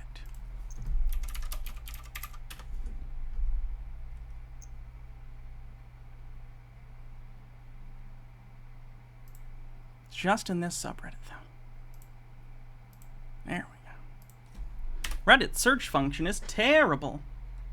Hoping I'd do a small voiceover. I would if he asked. He just doesn't, you know, he doesn't know who I am, nor does he have any reason to. But that is a dream of mine, is to, like, finally get asked to be a voice cameo in one of these fucking things. But it is what it is. There it is. Found it. Dehumanization, the human cost. Wait, maybe that isn't it. And just, like, crushes them. Hydrate. Was it the other subreddit I'm a part of that's part of this? Let me look real quick. I'll do it in incognito tab.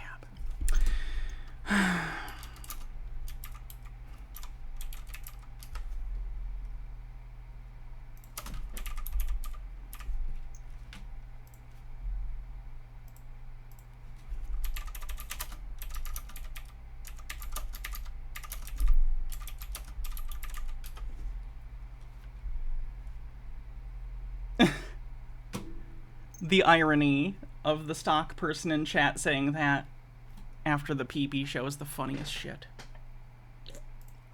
Here it is.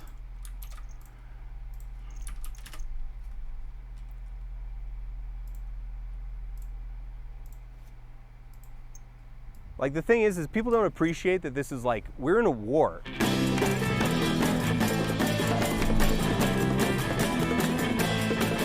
Diamond Hand.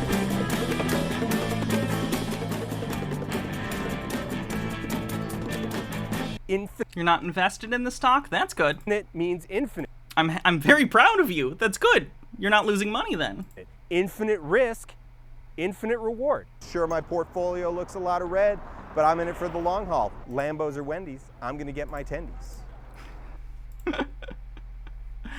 Anyway, excited for that one. Where were we? Okay, means of implementation of the plan, liquidation transactions on the effective date or as soon as reasonably practicable thereafter. The wind down debtors, you told me to talk about data, so here we are. Here's a court filing. Wind down debtors mean they're winding down operations. The company is liquidating, they're no longer going to be in business. The wind-down debtors shall take all actions as may be necessary or appropriate to effectuate the liquidation transactions. The liquidation transactions, each of which shall be subject to the consent of the DIP agent, DIP being debtor in possession, which is the company that is Bed Bath & Beyond currently, which will soon be in possession of the individual that is responsible for all this stuff, which is a whole other issue. First name bunch of numbers says, here's the new Dan video for anyone wondering. The real new Dan video? Oh, God. Is this a YouTube poop about Dan? I have a date as soon as the video goes live. So just know that I'm skipping to the part where Hank ignites and explodes. Mm-hmm. Yep. Yep. Hilarious. Anyway, consent of the DIP agent, FILO agent, and creditors committee, including, without limitation, A, the execution and delivery of any appropriate agreements or other documents of merger, consolidation, restructuring, conversion, disposition, transfer, dissolution, liquidation, containing terms that are consistent with the terms of the plan. Okay, so this is one of the parts that they're looking at and going, oh my God, it says right here, merger. Oh my God, it says merger in this long list of many different things. Holy shit, Ryan Cohen Eichen confirmed? No, that's in a list of a bunch of things. Those are all the things that could potentially happen that they would have to vote on. That doesn't mean all of these things are likely to happen. The list contains merger, consolidation, restructuring, conversion, disposition, transfer, dissolution, or liquidation. Like if you say, oh my God, it says merger, therefore there must be a merger, you also have to say, oh my God, it says dissolution and liquidation, therefore they're dissolving and liquidating. These are all potential things, and we know in the wording of the actual plan itself that they plan on liquidating. But instead, people who are into this stock, or into sort of the cult mindset, don't go into it going, huh, what does this mean? They go into it going, what words can I latch on to prove what I already believe?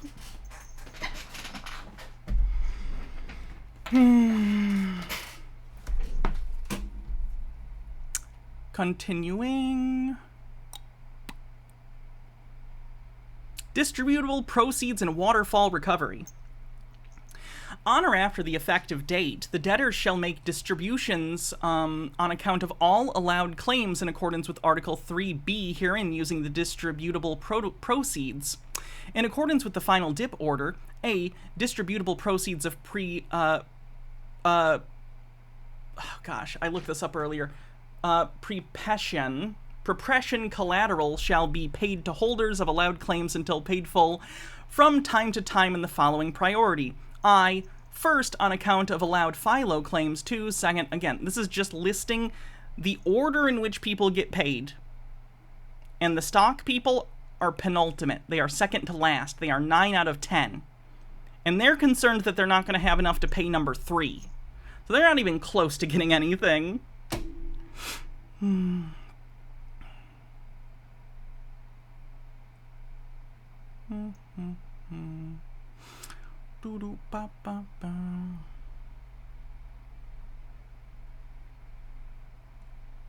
Trying to see anything else before we get to the newer one.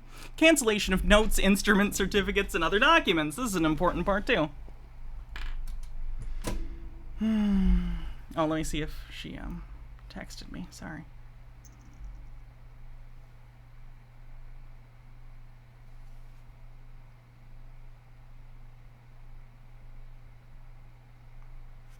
Sorry about the noise when I drink the Coke. cancellation of notes, instruments, certificates, and other documents on or later of the effective date and the date on which distributions are made pursuant to the plan, if not made on the effective date. So whatever day they start distributions in that waterfall of creditors, that's the same date that the stock is actually going to be canceled. That's good. If you are misinterpreted, that is great. Disagreeing is not hostility. I would agree. Except for the purpose of evidencing a right to and allowing holders of claims and interest to receive a distribution under the plan, or to the extent otherwise specifically provided for in the plan, the confirmation order, or any agreement, instrument, or other document entered into connection with or pursuant to the plan of liquidation transactions, all notes, bonds, indentures, certificates, securities, shares, purchase rights, options, warrants, collateral agreements, subordination agreements, intercreditor agreements, and other instruments or documents directly or indirectly evidencing, creating, or relating to any indebtedness or obligations of or ownership interest in the debtors given rise to any claims against or interest in the debtors, or to any rights or obligations relating to any claims against or interests in the debtors, shall be deemed canceled without any need for the holder to take further action with respect thereto, and the duties and obligations of the debtors or the wind-down debtors as applicable. They're literally saying, we are washing our hands of you. We have no obligation to you. We have no obligation to do anything. You get nothing. We're done. Any non-debtor affiliates shall be deemed satisfied in full. Again, they think satisfied, at least some of them seem to think satisfied means they have to be happy. Satisfied means you are given what you are legally owed, which in this case is goose egg. Satisfied in full, canceled, released, discharged, and of no force or effect, provided that notwithstanding anything to the contrary in the plan, the liens secured the dip claims and FILO claims shall not be released, and such liens shall remain in full force and effect until payment in full, as defined in the final dip order of the dip claims or FILO claims as applicable, and the liens securing dip claims and FILO claims shall continue with the same validity and priority set forth in the final dip order. So that's just saying basically that liens that are on assets that were for the dip lenders, those are still in place. But what about Hertz? This is one they'll keep bringing up. They'll be like, oh my god, but Hertz came back and it said the same language. Hertz was a very specific scenario. Here's the... I could go on for a little bit about Hertz, but I don't really need to. I've already talked enough about a lot of stuff. Let me put it this way, so it's simple. Hertz went into bankruptcy because of COVID. Hertz is a company whose business model relies on people traveling. So when COVID happened and everything was locked down, they didn't make money, and all of a sudden they went into bankruptcy because they couldn't pay their bills. However, Hertz was able to reorganize because they had enough cash on hand, because they had enough assets, because previous to COVID, they were positive in terms of their revenue, to my understanding. They had some money and stuff, so they could put money into, like, reorganizing. And then they did. And also, people started traveling again. So they were able to successfully navigate a reorganization and come out of it, and they're doing fine, to my knowledge. But of course, because this one company out of the millions of bankruptcies made it. They made it, chat. Good for Hertz. All of a sudden, Bed Bath & Beyond people think they're in the same situation when they absolutely aren't. It's crazy.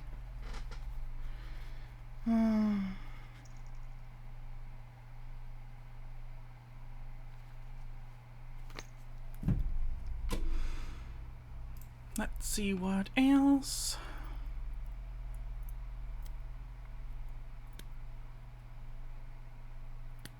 Any asset sale transaction will either be conducted pursuant to the bidding procedures or lease sale procedures approved by the bankruptcy court prior to the effective date or otherwise authorized for the plan, basically just saying, hey, all the sales of this stuff and the leases will be in accordance with approval from the court on how to do that.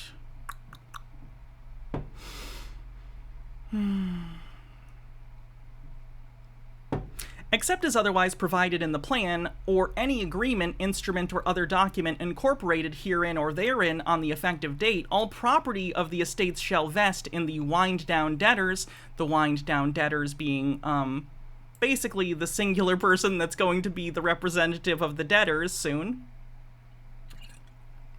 for the purpose of liquidating the estates, free and clear of all liens, claims, charges, or other encumbrances, provided that notwithstanding anything to the contrary in the plan, liens securing the dip claims and philo claims shall not be released, and such liens shall remain in full force and effect until payment in full, as defined in the final dip order, of the dip claims or philo claims as applicable. On and after the effective date, the debtors and the wind-down debtors may, at the direction of the plan administrator, use, acquire, or dispose of property and compromise or settle any claims, interest, or cause of action without supervision or approval by the bankruptcy court and free of any restrictions of the bankruptcy code or bankruptcy rules.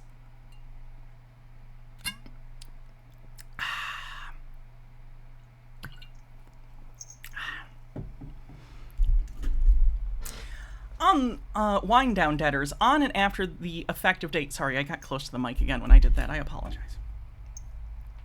On and after the effective date, if applicable, the wind-down debtors shall continue in existence for the purposes of A, winding down the debtor's business and affairs as expeditiously...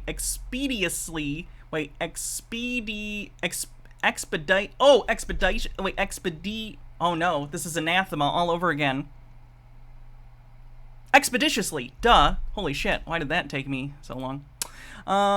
Winding down the debtor's businesses and affairs as expeditiously and reasonably as possible. Again, so the entire plan is to liquidate as quickly as you possibly can. Resolving disputed claims, making distributions on account of all allowed claims, as provided hereunder. Establishing and, to the extent not only already funded, funding the distribution reserve accounts, enforcing, basically, it just says, hey, this is the responsibilities and powers that the wind-down debtors are going to have. These are the things they can do. These are the things they need to do.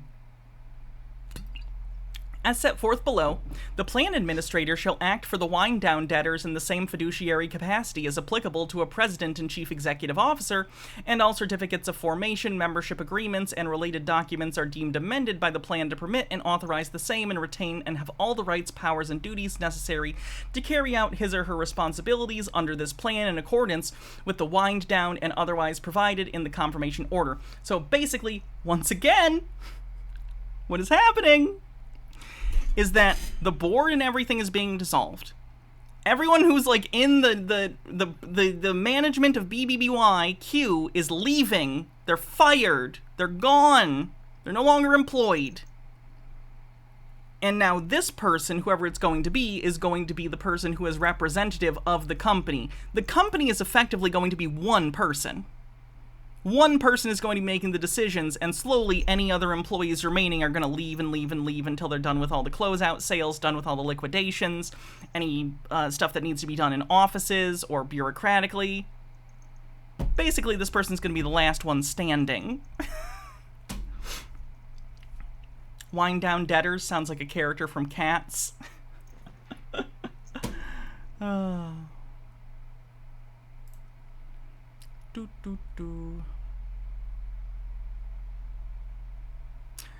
From and after the effective date, the plan administrator shall be the sole representative of and shall act for the wind-down debtors as further described in Article 7 hereof. The plan administrator shall have the authority to sell, liquidate, or otherwise dispose of any and all of the wind-down debtors' assets without any additional notice or approval from bankruptcy court. Fun.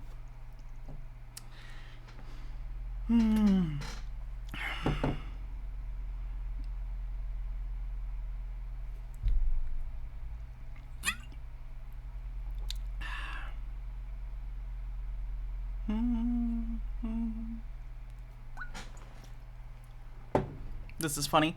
All of debtors' insurance policies, including for the avoidance of doubt D&O liability, insurance policies and any agreements, documents, or instruments relating thereto are treated as and deemed to be executory contracts under the plan. On the effective date, the debtor shall be deemed to have assumed all insurance policies and any agreements, documents, and instruments related thereto. After the effective date, the plan administrator shall not terminate or otherwise reduce the coverage under the D&O liability insurance policies in effect on the effective date with respect to conduct occurring prior thereto, and all offices, directors, trustees, managers, and members of the debtors who served in such capacity at any time before the effective date shall be entitled to the full benefits of any such policy for the full term of such policy, regardless of whether such officers, directors, trustees, managers, or memberships remain in such position after the effective date. So basically, they get to keep their insurance.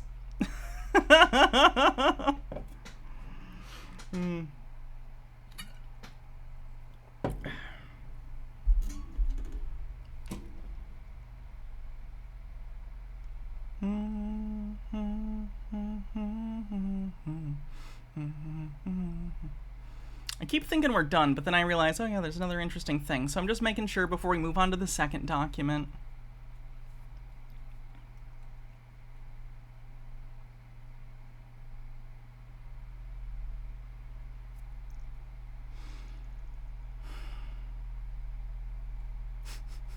The powers of the plan administrator shall include any and all powers and authority to implement the plan and to administer and distribute the distribution reserve accounts and wind down the business and affairs of the debtors and wind down debtors, including all without further order of the bankruptcy court.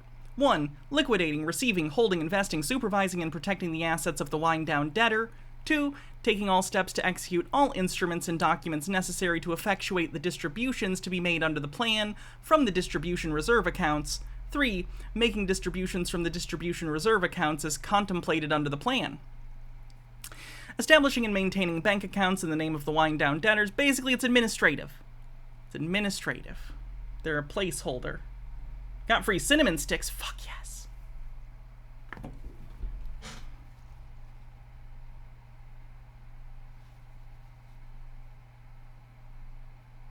Nice. Excited for pizza.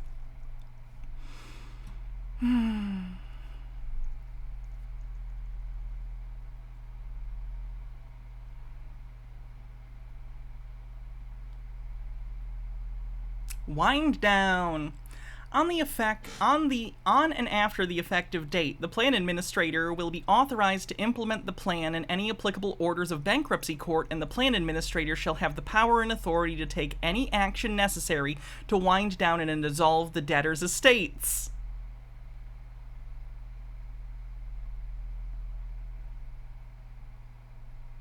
Oh, you got me something else? What is it? What did they get?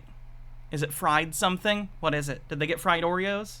Did they get fried Twinkies? Is it ice cream? Is it a brownie? What is it? It's not Pizza Hut. It's a regional chain. I think. Are they national? I actually don't know. As soon as practicable effects after the effective date, blah, blah, blah. Effective date, the plan administrator shall cause the debtors and the wind down debtors, as applicable, to comply with and abide by the terms of the purchase agreements and any other documents contemplated thereby. To the extent applicable, file a certificate of dissolution or equivalent document together with all other necessary corporate and company documents to the effect the dissolution of the debtors under the applicable laws of the state of incorporation or formation. And 3, take such other actions as the plan administrator may determine to be necessary or desirable to carry out the purpose of the plan. It's very bullish for them to be talking about the complete dissolution of the company. Bullish!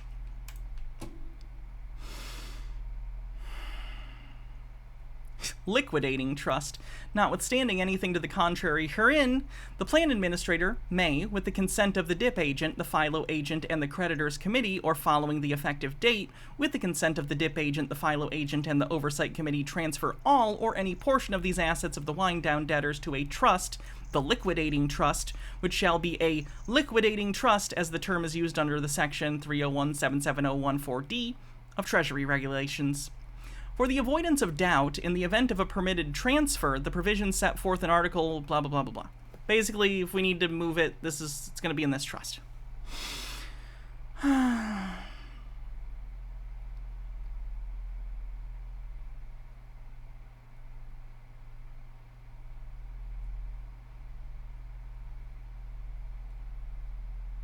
Dissolution of the wind-down debtors. Upon a certification to be filed with the bankruptcy court by the plan administrator, all of the distributions have been made, and completion of all its duties under the plan and entry of a final decree closing the last of the Chapter 11 cases, the wind-down debtors shall be deemed to be dissolved without any further action by the wind-down debtors, including the filing of any documents with the Secretary of State for the state in which each debtor is informed of any other jurisdiction.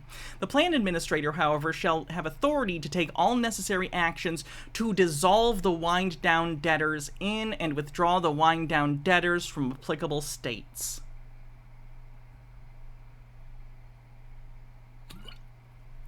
So they're literally saying it's the responsibility of this person we're putting in charge. Once all this is done, it's their job to destroy the company legally. Sume with a link. I know what this is going to be. After 10,000 years, I'm free! It's time to conquer Earth! You're in that one.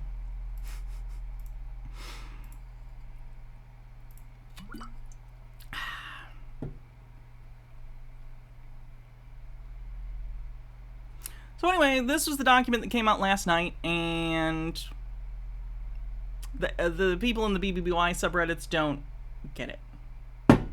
Don't get it. They don't understand it. They don't want to understand it.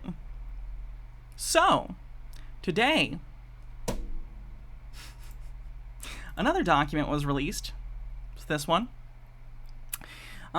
It's basically additional information, and it's put out even clearer. So let's take a look. Tell you what, I will make sure if I'm drinking the Coke, I will mute the microphone. I got a text. Is she gonna say she's gonna murder me? Oh, fuck yeah. No, she told me what the dessert is. It sounds good. Anyway. Before I start this, I actually do have to urinate. I heard there was a sausage guy video. So you guys can watch that for a second while I use the bathroom. Oh, yeah, of course.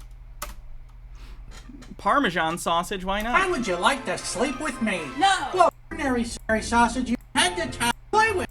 3 weeks! Tuesday. Welcome back. Whole Foods has a really good cheese section, by the way, if you're a cheese head like myself.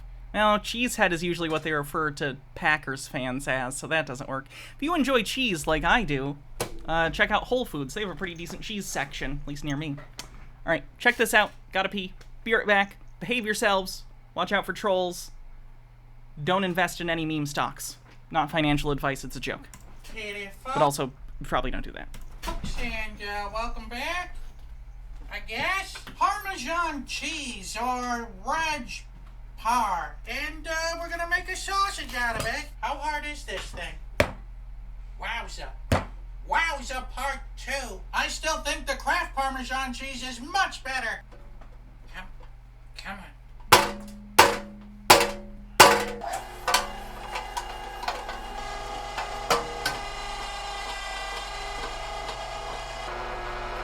That noise lets you know that it's working.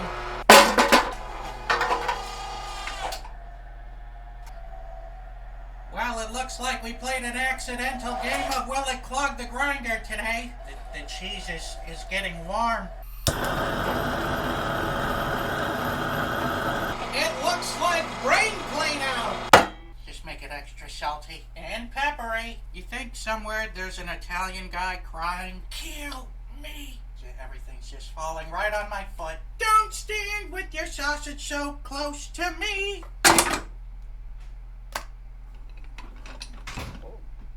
That's the cheese water? What? In 3, 2, 1, let's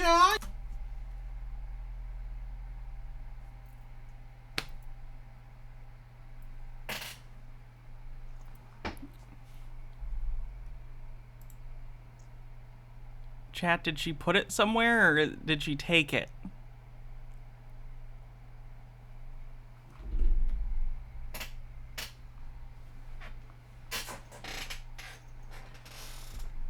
That's a shame.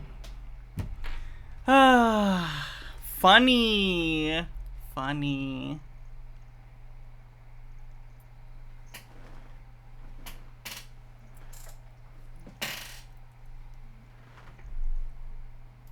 Sausage! Oh, it's coming out weird. Why is it coming out so weird? This is a peculiarly Hydrate. colored sausage. With special thanks to today's Mark Boxalo box artist, this guy. And once again, go to youtubes.com to get that plushie. A little bit with Mrs. Sausage stomping around upstairs. I told you not to stomp around when I'm working! This doesn't work! It didn't get the box, but it got the wall, so I'm gonna have to give that, will it blow? Half a Ruffalo. Here we go! I still have like this much Coke left. Oh, I have Where a question. is it? Where did all this oil come from? Oh, and it burst. Well, all right. Let's open it up. See how we did.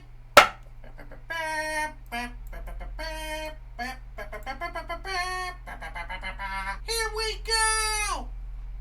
This is an incredible sausage. It's super cheesy. It's not too salty, believe it or not. The texture is hard to describe. I guess maybe once it cools down, it won't. Look at that. It's like throbbing. I need it. I would give it a 5 out of 5. There's something freaky going on with the look of it and the texture of it. So I'm sorry, did you say pencil sausage? I'll save that for another time or later, but goddamn, what is wrong with this man? Okay, let's take a look.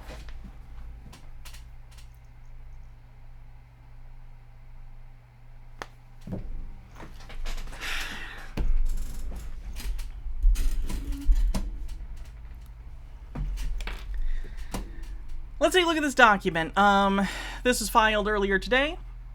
It got deleted from the BBBY subreddit initially, and I don't know why. I mean, I guess the theoretical reason, I guess, is because it's bad for them. But, like, I'm not angry. I just, like, I wish I would like my thing back that I was drinking. Anyway, earlier they filed this, and it kind of spells out what's going on in clearer, whatever. I'll even drink it with the thing muted right now with you in front of me, and no one will have to hear it. Don't chug it. I don't care that much. It's just the worst sound possible. I promise I will mute the mic if I take a drink. Okay. You did it 3 times in rapid succession. Okay. Tell you what do you win if I forget? What do you win if I forget? I don't care enough. Oh, mean. All right. Anyway.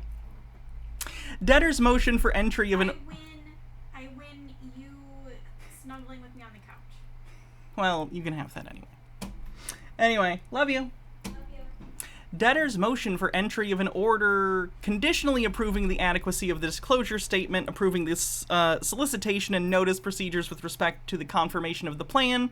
C, approving the forms of ballots and notices in connection with therewith. And D, scheduling a combined disclosure statement approval and plan confirming hearing. So this is a document where basically they're outlining how they're going to do the voting and the confirmation for the plan, and how they're going to distribute, like, how are we going to basically do the ballots for the people who are interested parties that are in a class that is allowed to vote on this. But also they have a preliminary statement that I've already read, and it's pretty interesting. So we'll take a read. After months of arm's-length, good-faith negotiations with their funded debt holders, Bed Bath & Beyond Incorporated and its affiliated debtors commenced these Chapter 11 cases with committed post-petition financing in the form of the DIP facility, to facilitate an expeditious and cost-efficient process to maximize the value of their estates for the benefit of all stakeholders. That process has been a dual-track one, while immediately initiating an orderly wind-down of their business operations through a liquidation of their inventory in brick-and-mortar stores. Notice that it doesn't say some brick-and-mortar stores. It just says The debtors simultaneously pursued a sale or other disposition of their remaining assets as a going concern or otherwise. The debtors' progress is advancing the dual-track process throughout these cases has been substantial and no small feat. That is in large part due to the flexibility and attention of this court, as well as their tireless efforts of the debtors' management team. The debtors' secured lenders, the committee, the debtors' landlord, counterparties, and other key stakeholders. Just basically, thank you to the court for all of this. We're winding down now. Thank you for everyone who's been doing their jobs, you know. Mute.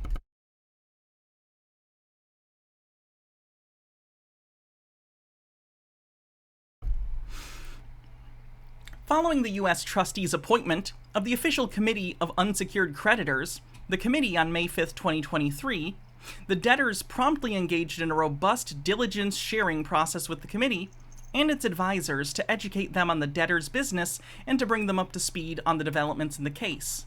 Not long thereafter, the debtors, the committee, and the DIP lenders reached a comprehensive negotiated settlement on various issues relating to, among other things, the distribution of proceeds of the debtors' assets, which was memorialized in the final DIP order, docket number 729, the DIP settlement. The DIP settlement critically coalesced stakeholder consensus around the debtors' expected path to confirmation and provided an avenue for potential recovery for the debtors' general unsecured creditors.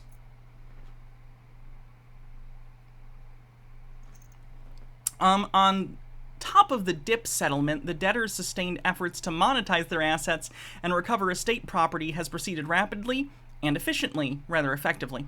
Following a robust marketing process that began pre-petition and continued post-petition, when they're talking pre- and post-petition, they're talking about before and after the filing of their bankruptcy.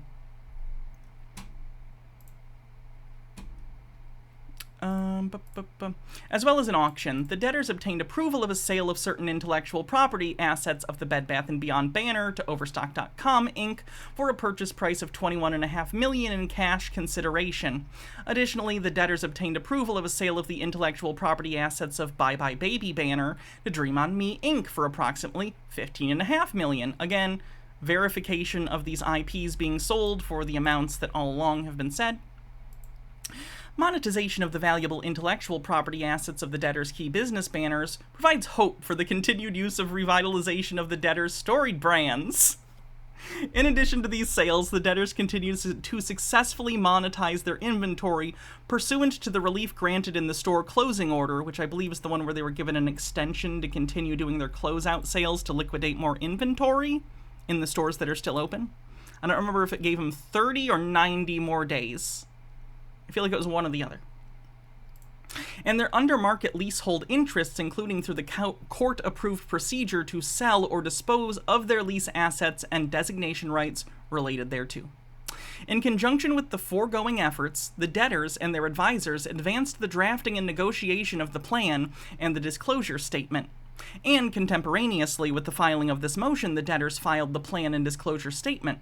At a high level, the plan vests the debtors' assets in the wind-down debtors, who, at the discretion of the plan administrator and oversight from the Oversight Committee, will be responsible for monetizing and therefore distributing such assets to holders of allowed claims in accordance with the waterfall terms of the plan.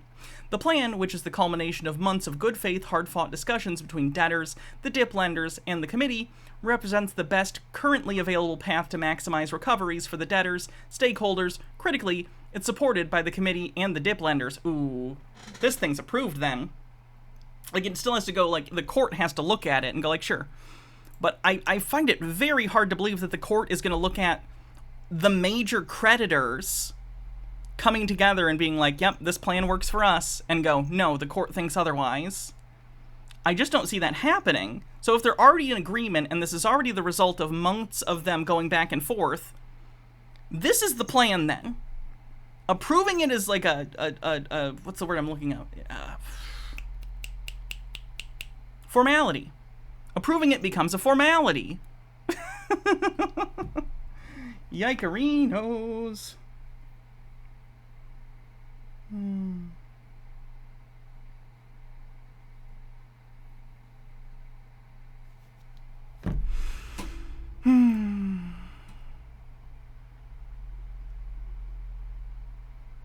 Where were we?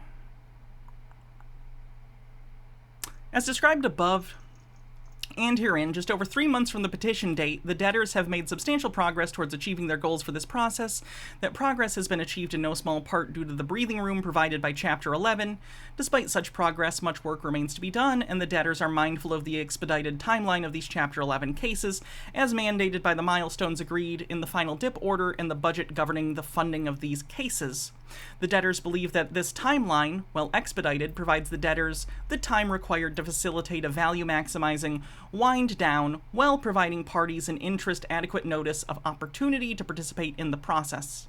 The debtor's failure to meet the milestones in the final DIP order confers certain termination rights and enforcement remedies upon the DIP lenders, which risk immediate and irreparable harm to the debtor's estates. So again, basically, we're going to keep this thing going for like 90 more days, I think is basically what's going on. It was September something, I think. No, that's not even 90 days. September. I'm sorry. What's 90 days from now? What month is that? July, August, September, October? I don't know. There are dates in this that we'll take a look at. But basically, it's a bankruptcy. The power is going to be transferred, as it said, to the person who's going to be handling all of this as an administrator, and then there is a board of people that are the oversight committee, and they'll make sure that that person isn't like committing fraud or whatever. I believe the oversight committee is made up of members, representatives from the various creditors. Excuse me.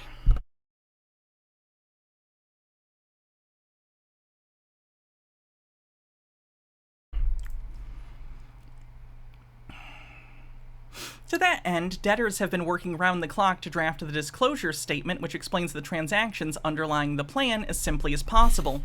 The disclosure statement includes, among other things, a detailed description of the debtor's pre-petition operations and structure. Pre-petition, again, is like before they filed for bankruptcy. Pre-petition operations and structure, a description of the events of the debtor's Chapter 11 case, a plain English explanation of the expected outcomes for the debtor's clients and other stakeholders, answers frequently asked questions, and analyzes various risk factors associated with liquidation transactions. Hoo boy.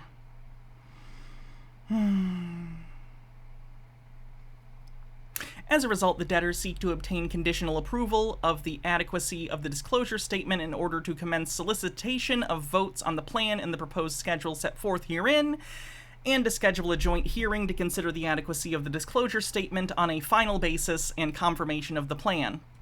The combined hearing will streamline and expedite the confirmation process and have the debtors from additional administrative expenses that a two-stage process would require. The debtors are confident that the cost to be saved and value thus presented for creditors outweighs any concerns about proceeding with the final approval of the disclosure statement at a combined hearing.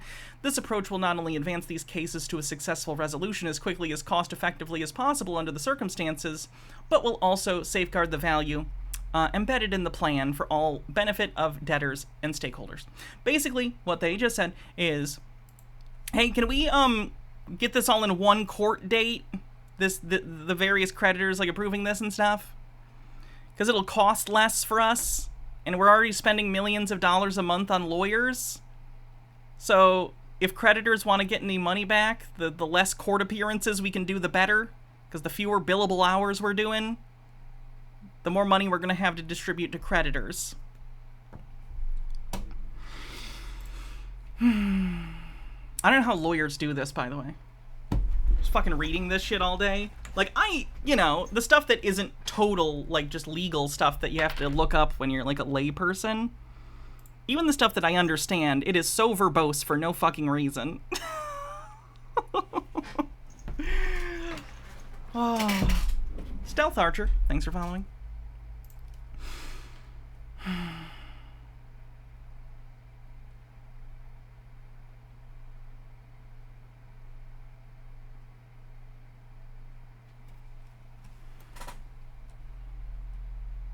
This is just them setting up basically the voting and stuff for the combined hearing that they want to do and the different filings. This is a timeline.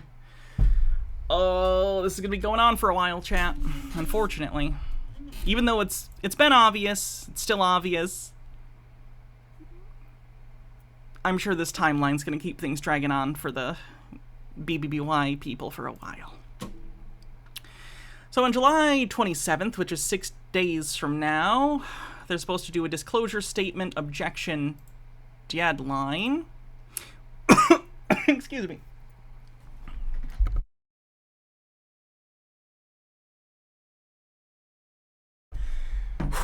So anyway, 6 days from now is the deadline by which people can lodge official objections to the court to the conditions of the approval of the disclosure statement. Blah, blah, blah. By July 28th, they need to have a date, or they need to determine which holders of claims in the voting classes are entitled to vote and accept or reject the plan.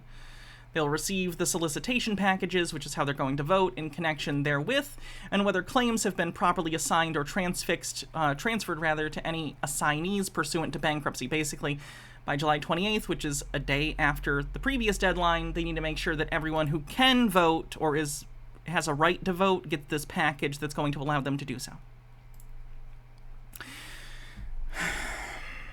Publication deadline, 5 business days following the entry of the order or as soon as reasonably practicable thereafter. The last date by which the debtors will submit the combined hearing notice in a format modified for publication. So that'll be when they do the official, public notice. Then in August 1st, conditional disclosure statement, blah, blah, blah, blah. There's this is the fucking court shit. It's going to be going on for a while. The voting deadline is going to be September 1st. So they will have until September 1st in order to vote for this thing. Right now it's July 21st. So we have a little over a month left of these stock cult people being like, it hasn't been approved yet, it hasn't been approved yet, even though it's going to be approved.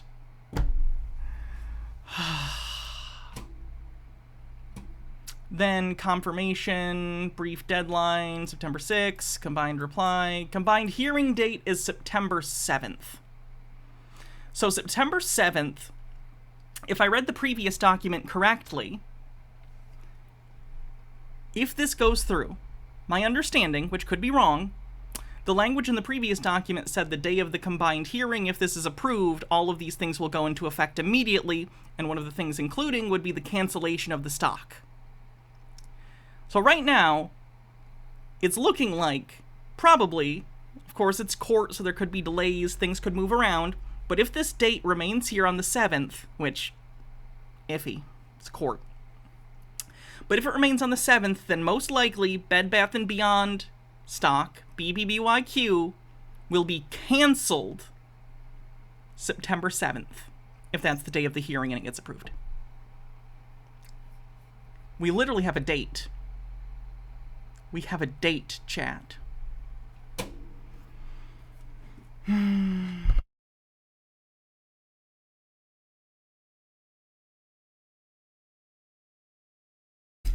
we have the basic jurisdiction venue stuff that's in all this kind of court bullshit.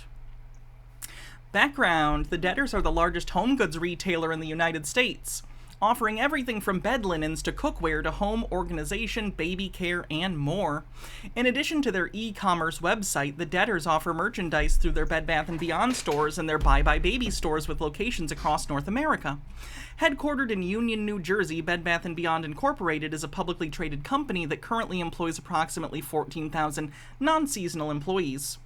The debtors commenced the Chapter 11 case to implement a timely and efficient process to maximize the value of the debtors' estates for the benefit of all stakeholders. Through these cases, the debtors will immediately commence an orderly and value-maximizing wind-down of their business, while marketing a sale of all or part of their business on a timeline consented to by their pre-petition and DIP lenders. Plan overview. The plan represents a necessary step for the debtors to resolve their Chapter 11 cases. In general, the plan provides for, among other things, the vesting of nearly all assets in the wind-down debtors, 2. The full and final resolution of funded debt obligations, 3. The designation of a plan administrator to wind down the debtors' affairs, prosecute, continue, or settle certain estate causes of action, pay and reconcile claims, and administer the plan and any liquidation trust in an efficacious manner, and 4. 100% recoveries for holders of allowed administrative claims, other priority tax claims, and other secured claims. Stockholders are not secured creditors. They're unsecured. Windchanter says, do you think God stays in heaven because he fears his own creation? What a banger movie.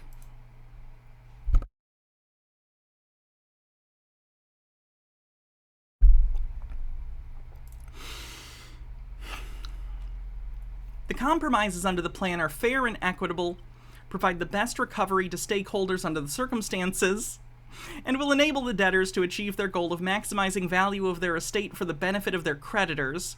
At this time, the plan represents the best available option for completing these Chapter 11 cases.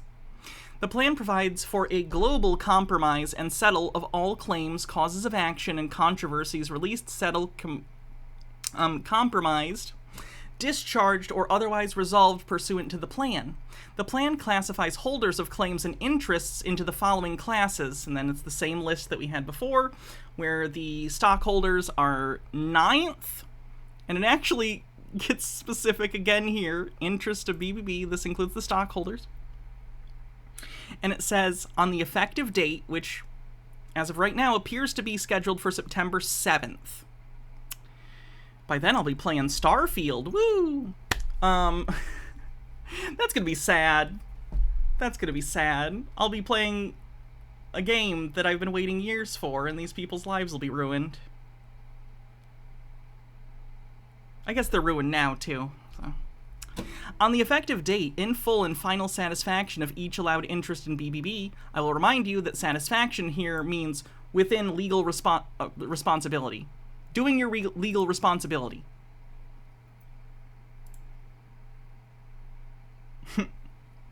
On the effective date, in full and final satisfaction of each allowed interest in BBB, each allowed interest in BBB shall be cancelled, released, and extinguished, and will be of no further force or effect, and no holder of interest in BBB shall be entitled to any recovery or distribution under the plan on account of such interests.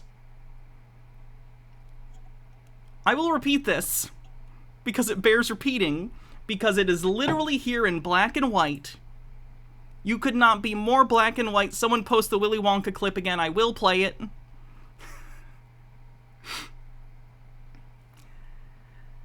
No holder of interests in BBB shall be entitled to any recovery or distribution under the plan on account of such interests.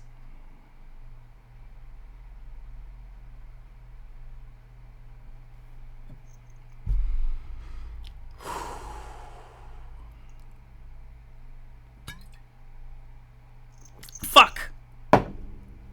I did it. I did the fucking thing. I suck ass. Anyway, let me find the Willy Wonka clip.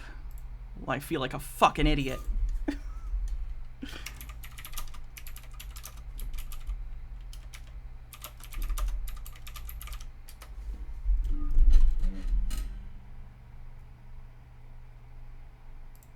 It's all there, black and white, clear as crystal. You stole fizzy lifting drinks. You bumped into the ceiling, which now has to be washed and sterilized, so you get nothing. You lose. Good day, sir. It's all there, black and white, clear as crystal. You stole fizzy lifting drinks. You bumped into the ceiling, which now has to be washed and sterilized, so you get nothing. You lose. Good day, sir. It's all there, black and white, clear as crystal. You stole fizzy lifting drinks. You bumped into the ceiling, which now has to be washed and sterilized, so you get nothing. You lose. Good day, sir.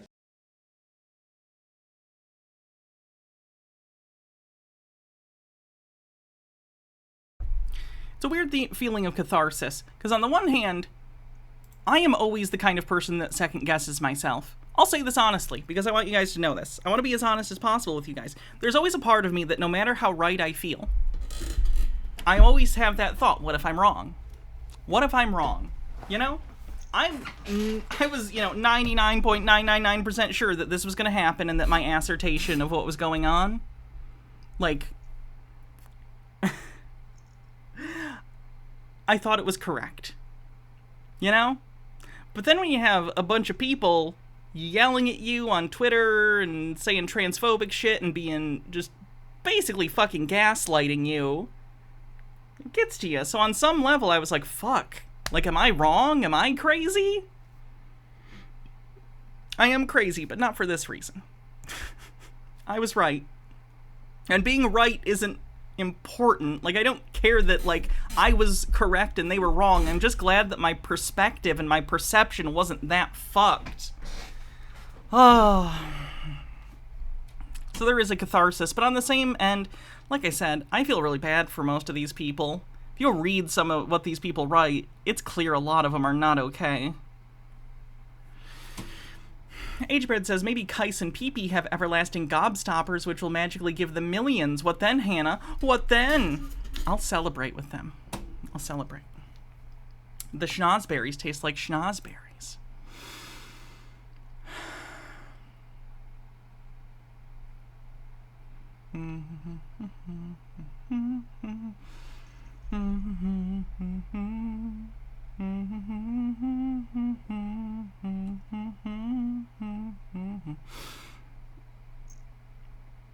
Just seeing if there's any other sections that are interesting here before we start looking at, like, PP stuff.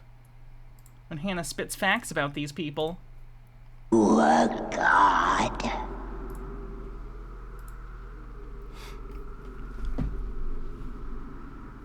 No. Then. Right. If someone asks you if you're a god, you say yes.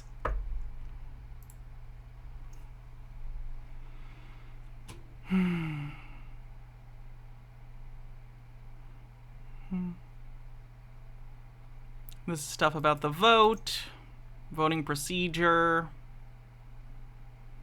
which again, the BBBY people have zero part in, so I don't really give a shit about that, if I'm being honest.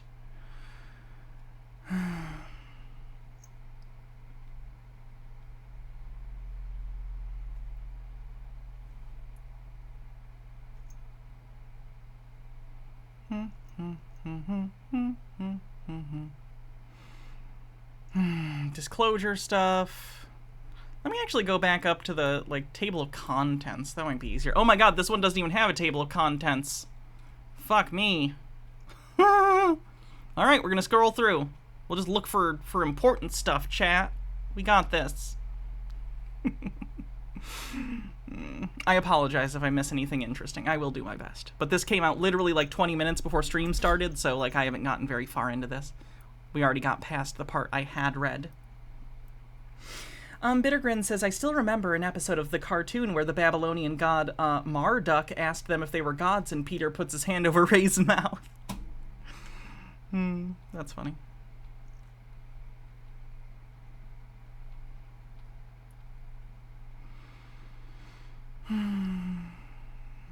Basically just saying why the courts should approve all the things that they've laid out here.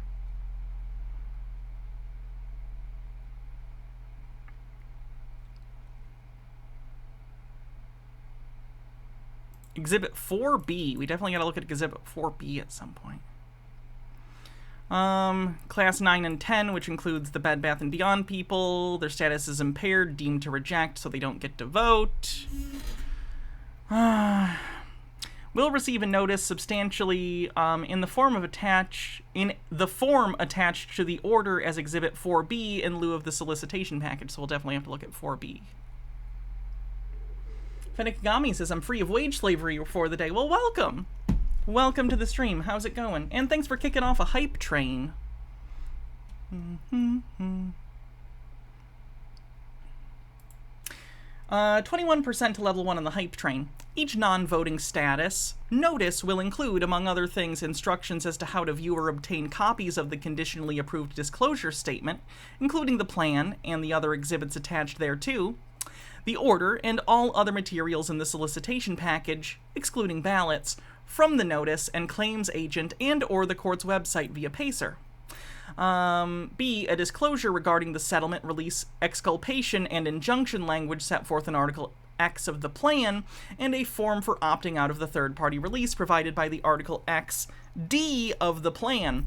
C. Notice of the combined objection deadline. D. Instructions on how the opt-out form can be submitted electronically through the Notice and Claims Agent e-ballot portal or Public Securities opt-out portal as applicable. And E. Notice of the combined hearing date and information related thereto. So basically they're saying, hey, the people who aren't allowed to vote in this, they're going to get a thing that says, like, hey, here's how you can raise objections with the court. That's basically all you can do. Do I think anyone involved in the proceedings knows about the meme stock position? They must. Even vaguely at some point, right? It's been covered on, I think, CNBC did even a small, like, thing about it. 21% to level 1 on the hype train.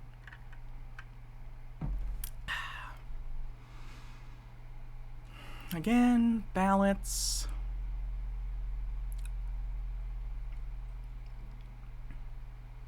Deadline for filing, the court should approve, blah, blah, blah.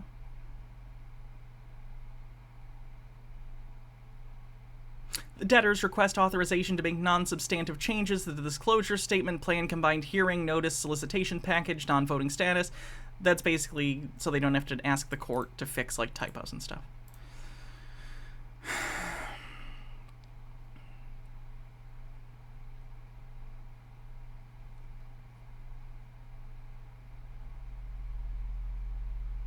Exhibit A. Okay, what was the exhibit we were looking at? Someone remember? Because I already forgot. What was the exhibit that we were going to look at that was like this thing that they were going to get? With their notice or whatever? It was like D something.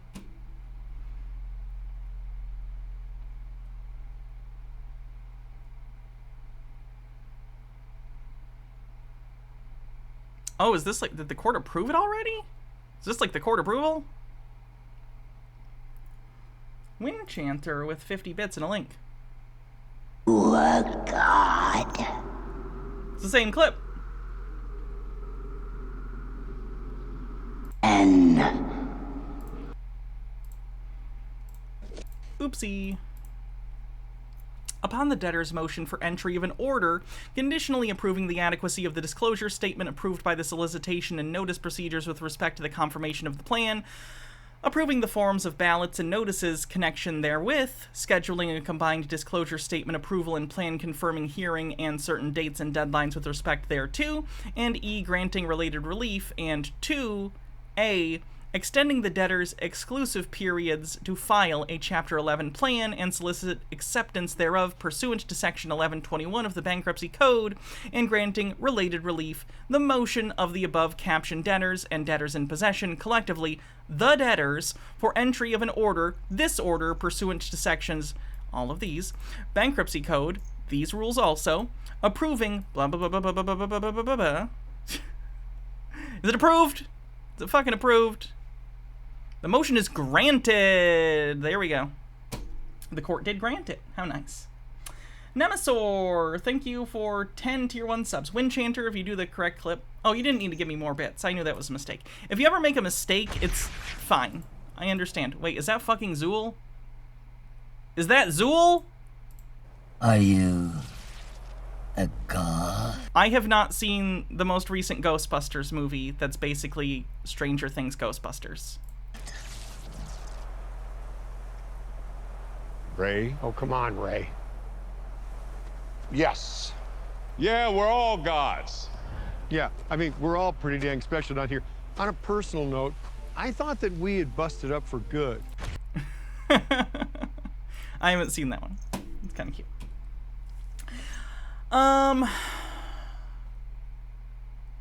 The disclosure statement attached here too as Exhibit 1 is conditionally approved as providing holders of claims entitled to vote on the plan with adequate information. That's the one that people who can vote get. This is just, again, the same information we had. They're just posting it again. I get it. The courts are thorough, but goddamn.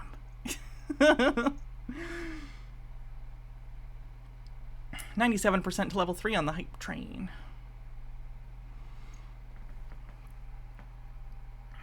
Exhibit 4B.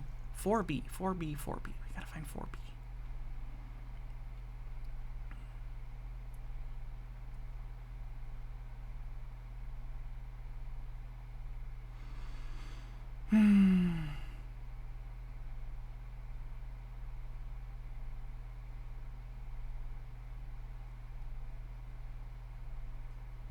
Forward-looking statements.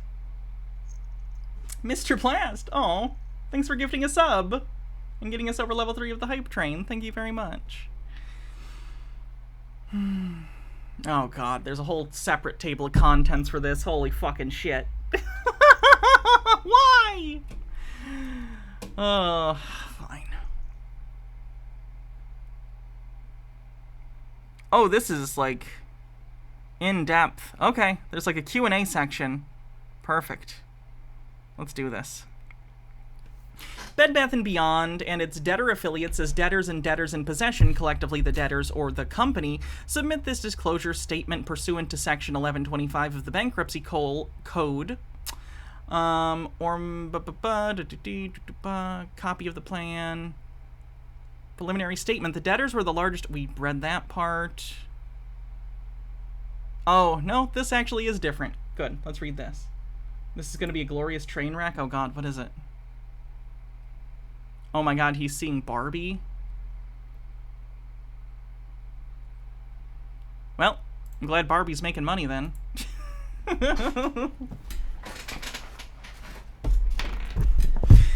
Here's the statement. The debtors were the largest home goods were... Just want to point out, past tense.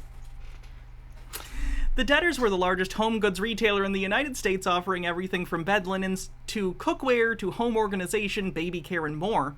At their peak, the debtors operated over 970 stores across all 50 states and had additional operations spanning Canada, Mexico, and Puerto Rico. The past 12 months, however, have undoubtedly been the most difficult and turbulent in the debtors' storied history. From meme stock mania, oh my god! Oh my god, they fucking mentioned it in the fucking court document.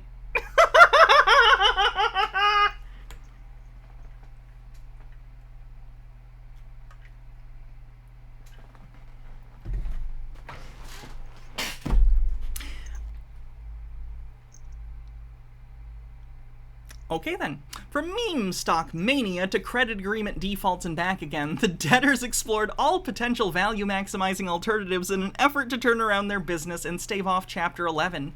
All of this has come on the heels of the retail apocalypse and global pandemic that has permanently changed consumer behavior in the world as we know it. In response to both macroeconomic factors and more specifically business challenges for Bed Bath & Beyond, leadership formulated and attempted to implement a turnaround plan that was designed to refocus the business on its founding principles and restore consumer confidence in this iconic retail giant. Defying all the expectations in the months prior to the filing, Bed Bath & Beyond secured credit agreement waivers and amendments and was credit agreement waivers and amendments and was able to access the equity markets in February and March in a last-ditch effort to avoid bankruptcy. But in-store sales continue to decline, with fourth quarter sales falling by almost $1 billion year over year, and strained vendor credit relationships which led to a lack of inventory and notwithstanding painstaking, creative, and exhaustive efforts to right the ship along the way.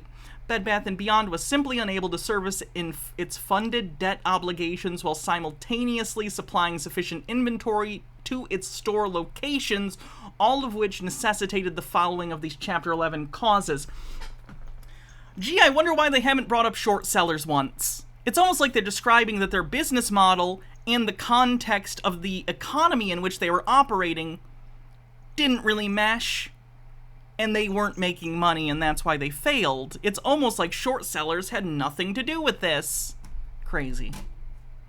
Fenekagami says Barbie is projected to make 90 to 110 million in its opening weekend. That's how much Sound of Freedom made in 2 weeks. It's going to be glorious. And that's with the astroturfing. Holy shit. That's amazing. 21% to level 4 with 40 seconds left on the hype train. On April 23rd, the petition date, the debtors filed voluntary petitions for relief under Chapter 11 of the Bankruptcy Code. As of the petition date, the debtors had approximately $1.8 billion in total funded debt obligations. These obligations consisted of approximately $80.3 million in aggregate principal amount outstanding under the debtors' pre-petition ABL principal ABL facility, plus $102.6 million of outstanding letters of credit. $547.1 million in aggregate principal amount outstanding under the debtor's pre-petition FILO term loan facility, $1.03 billion in outstanding senior unsecured notes across 3 separate issuances with varying maturity dates and interest rates, and $61.5 million aggregate capital lease obligations. Thank you everyone for the hype train. Appreciate it. For the last decade, multiple large brand storefront retailers have experienced distress attributed to the loss of crucial in-store foot traffic, declining in-store sales, the growth of e-commerce giants, and a younger generation of customers who are more inclined to order items on the internet with expedited shipping options that allow for same-day delivery of items. Bed Bath & Beyond was another major retailer that succumbed to these pressures by failing to expeditiously adapt to changing consumer shopping behavior. By 2018, the stock had fallen to $14 per share, erasing $15 billion in value. I kind of like how they're writing out this narrative. I wonder how I haven't looked at the subreddits since this released, because this released just not even an hour before I started stream, and I spent time reading this, as soon as it came out. So are they just ignoring this, or what? In addition, Bed Bath & Beyond's costs steadily increased, leading operating margins to decline from 16.5% in fiscal 2011 to less than 4% in fiscal 2018. Oh my god!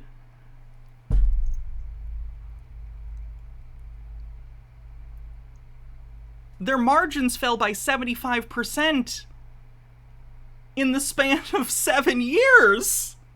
That's fucking terrible! Oh my god! In early 2019, the company reported its 7th consecutive quarter of declining same-store sales and reported its first annual loss and sales decline in nearly 3 decades as a public company, with profit plunging 48% year over year. Furthermore, its supply chain and method of product development and selection were outdated and supported by old systems. Whew. Bed Bath & Beyond made a concerted effort to revitalize its brand and regain status as the go-to bed and home superstore by bringing in new leadership who pursued the creation of private label brands and implemented growth strategies. The debtors' efforts ultimately proved unsuccessful, and their already precarious position was further compounded by the onset of, among other things, a global pandemic, changes in macroeconomic and industrial trends, and rising costs. Eventually, the debtors were forced to file these Chapter 11 cases immediately prior to these full-scale wind-downs of their Canadian businesses and the Harmon-branded stores. In commencing these cases, the debtors initiated a full-chain wind-down while continuing to market their businesses as going concerns, including the Bye Bye Baby business. To facilitate this process, the debtors secured a $240 million in debtor-in-possession financing from the FILO agent, 6th Street Specialty Lending Incorporated, 6th Street consisting of $40 million in new money financing. With access to committed DIP financing, the debtors commenced these Chapter 11 cases with the goal to maximize enterprise value for the benefit of all stakeholders and to continue the wind-down process already underway. Reminder that the other day, earlier in the week, the lawyer for Bed Bath & Beyond said something to the effect of, hey, we've come to a plan to exit Chapter 11, and we've been in talks with 6th Street. And the Bed Bath & Beyond people were like, oh my god, they must be merging. Is 6th Street going to help them merge with someone? No, 6th Street is who they owe money to. So they're coming to an agreement with 6th Street about how they're going to pay 6th Street because they owe them money for a loan they took. For loans they took over the bankruptcy.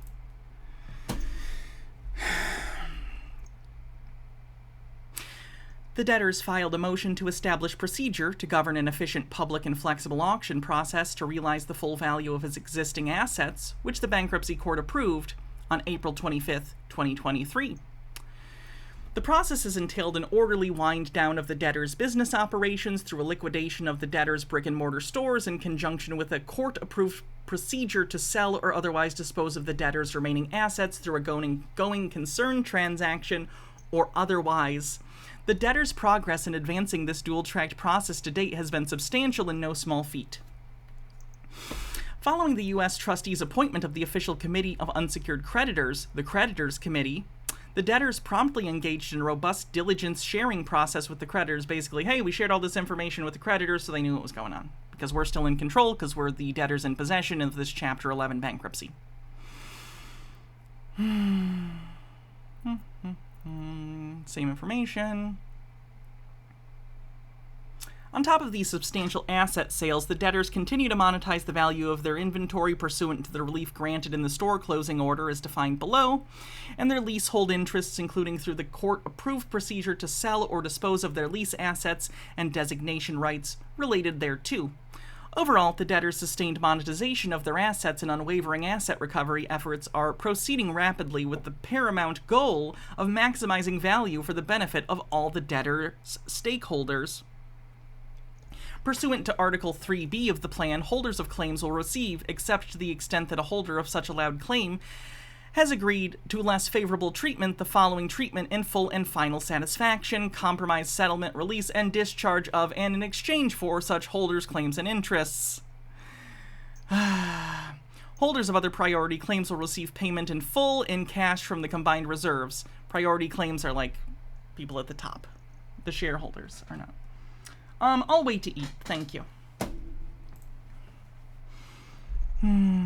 Holders of secure claims will receive, with the consent of the debtor in possession agent, payment in full in cash from the combined reserve or as otherwise provided for in the DIP budget. B, delivery of the collateral securing any such claim and payment of any interest required under Section 506B of the Bankruptcy Code. C, reinstatement of such claim, or D, other treatment rendering such claim unimpaired. So basically they're saying, hey, first in line, you're getting paid in cash. Second in line, we're going to give you cash as much as we can. And then anything we can't, you guys are going to take possession of some properties or other assets that we have. Holders of allowed FILO claims shall receive, to the extent such allowed FILO claims are not already indefeasibility paid in full in cash or rolled up or converted into DIP obligation prior to the effective date, distributable proceeds in accordance with the waterfall recovery, which is again that top-down hierarchy of who gets paid first, subject to the sharing mechanism until such claims are paid in full and as defined in the final DIP order. The liens securing the FILO claims shall not be released and discharged until payment in full of the FILO claims. Can we get down to the BBB one? Here we go. Here it is again. This is the stock, people. Allowed interests in BBB shall be canceled, released, and extinguished, and will be of no further force or effect, and no holder of interest in BBB shall be entitled to any recovery or distribution under the plan on account of such interests. Thank you, Baha.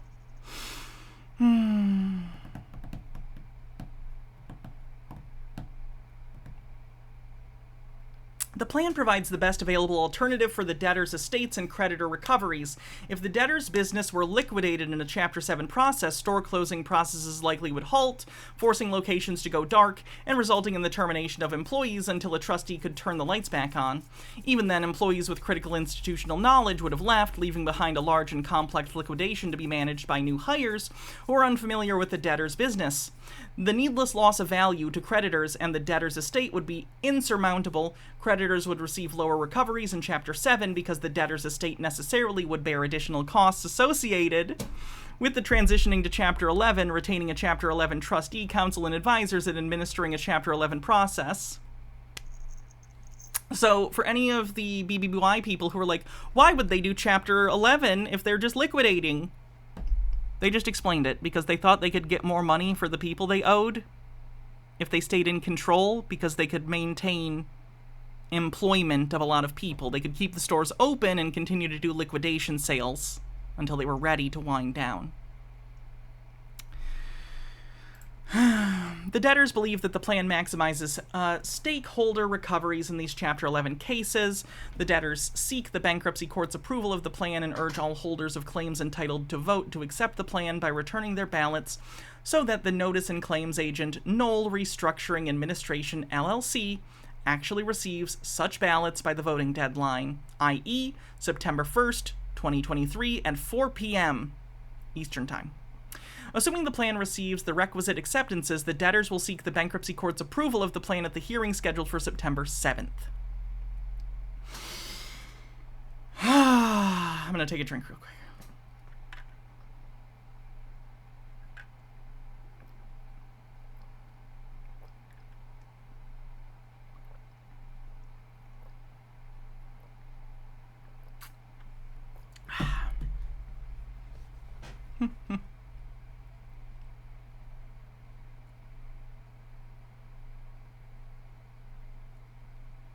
Again, this is the same information about the waterfall structure. The projected recoveries. Oh my god. Oh my god, they literally have dollar amounts on how much they think different groups are gonna get. It's in black and white. Oh my god. We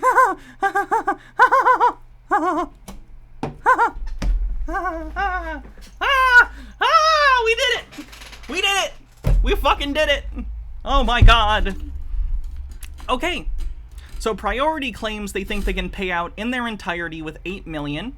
Secured claims, $7 million. They believe that they can get 100% of $7 million. Here comes the dip claims. This is where it's pretty interesting.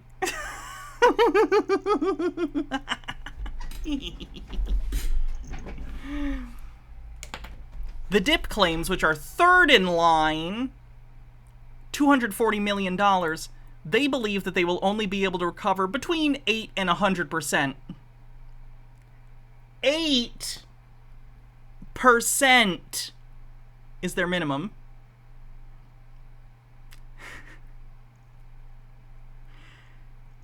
The shareholders are ninth in line, and even the third might only get 8% of what they are owed. That's less than 10%.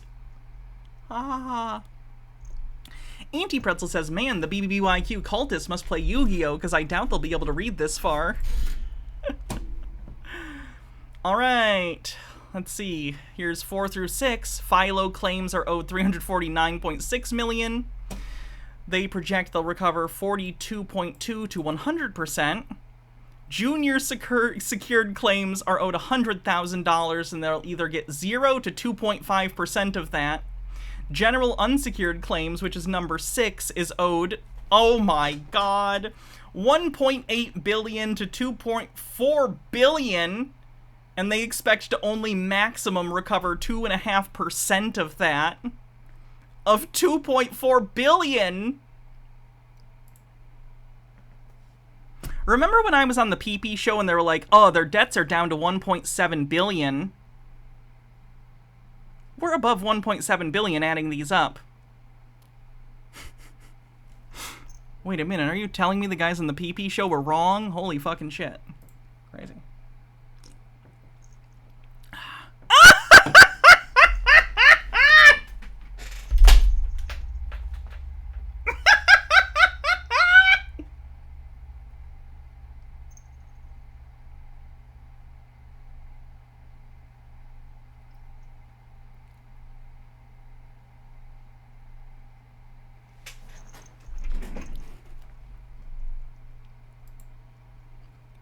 It doesn't even say 0. It says not applicable. Projected amount of claims from the stock people, not applicable. Projected recovery under the plan, 0%.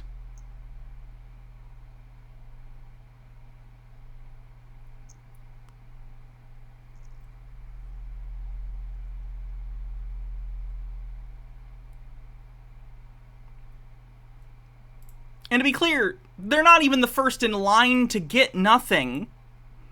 7 and 8 also get nothing. They're not even first in line to be told the fuck off.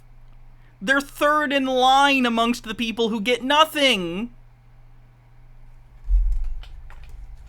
Remember, guys, I was hysterical for warning them that this was going to happen 2 weeks ago. I was a hysterical cunt, according to them, who should shut the fuck up and has no idea what she's talking about. How did I psychically see this happening, chat? How did I know this happening? Could it be that I wasn't hysterical and that I'm actually someone who investigates shit like this for a living and I know what I'm talking about? Oh my god. God damn.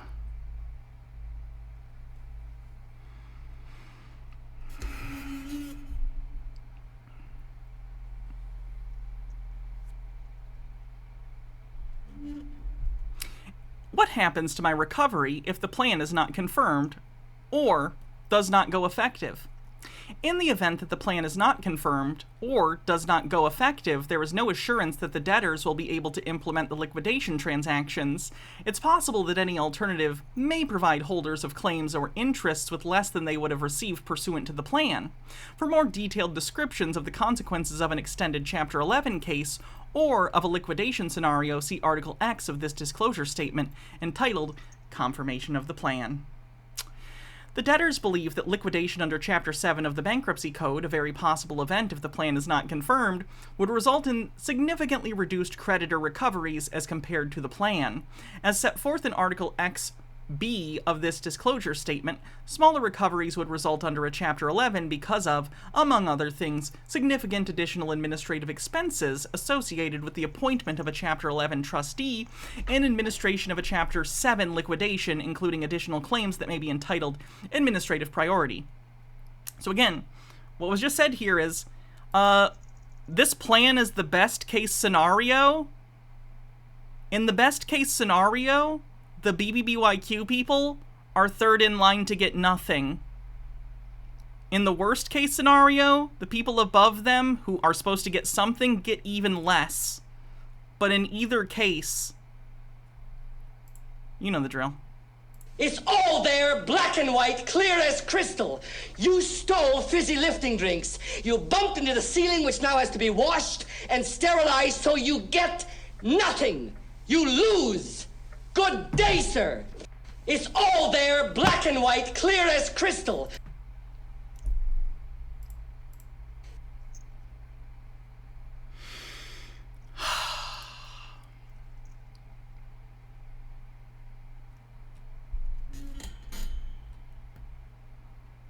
I'm curious if there are any parts of the Q&A that are specific questions about stockholders. Because they really got to be clear. They got to be clear about this because the stock people they're not going to listen regardless. But still, being as clear as possible would be good. Let's see.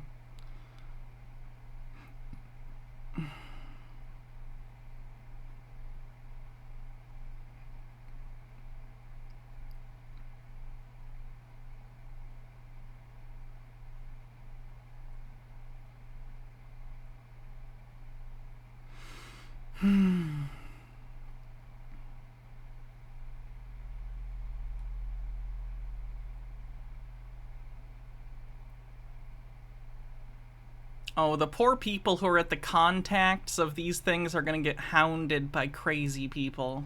That's actually pretty sad.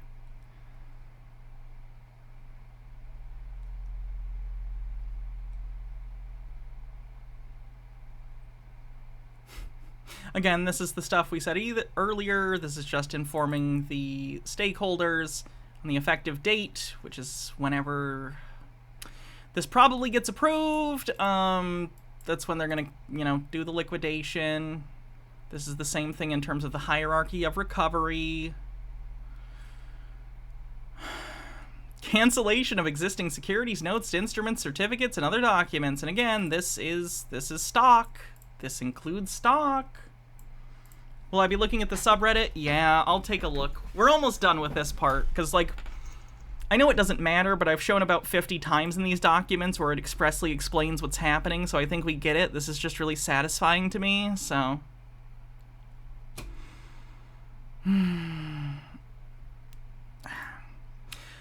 On the ladder of the effective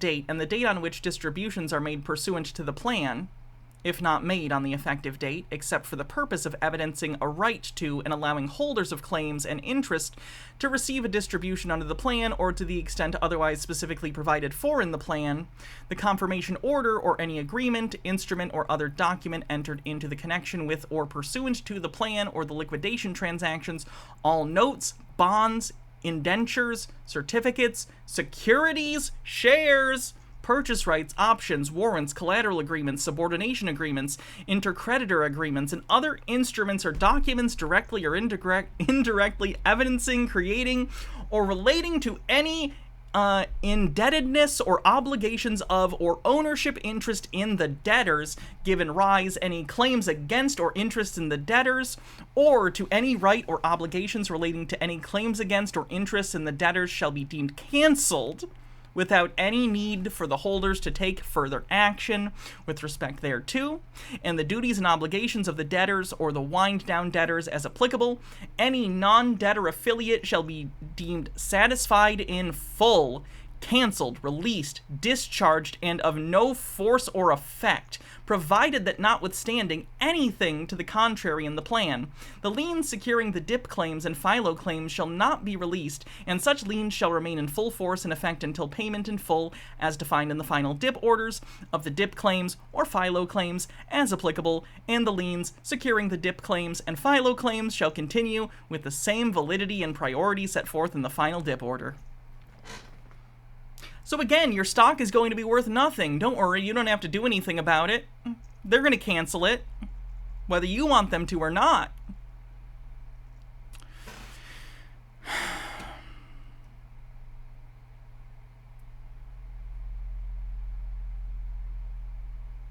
Plan administrator stuff, got that. Wind down.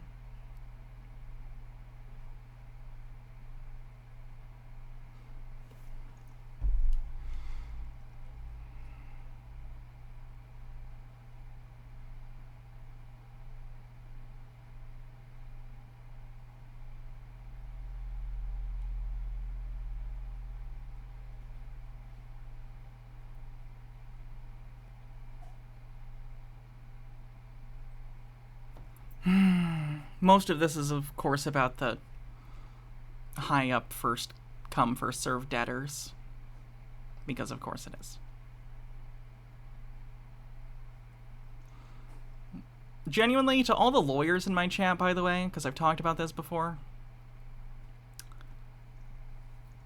kudos to you for reading this kind of shit every day. Legal reading and writing is not fun.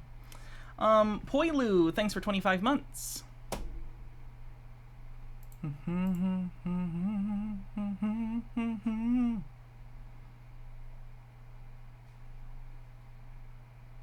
More explanations as to why they went bankrupt. Oh, this is unsecured bonds, equity interests.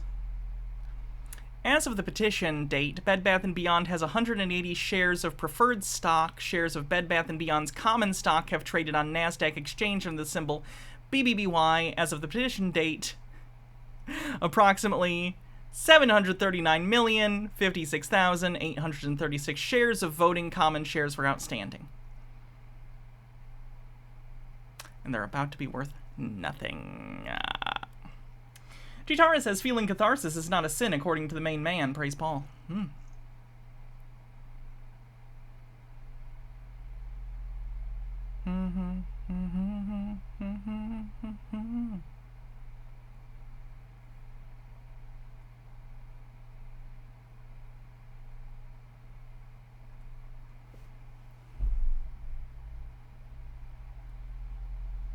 This is just the timeline of the the company's operations and what went wrong, basically. And since none of it involves short sellers, I'm sure they don't give a shit about it on the subreddit. So.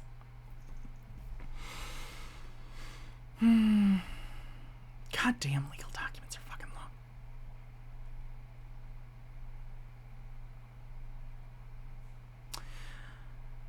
On June 7th, 2023, the bankruptcy court granted the debtor's store closing motion on a final basis and approved a continuance of store closures in accordance with customary store closing procedures, subject to the auction and sale process, assumption of the consulting agreements, customary store closing bonuses, up to $1.6 million, and modifications to certain customer programs. The store closing order on petition date. The debtors announced their intention to close the 473 stores, or Wave 5, identified in Exhibit A attached to the debtors' motion for entry of interim and final orders, authorizing the debtors to assume the consulting agreements authorizing and approving the conduct of store closing sales. Was that supposed to be store?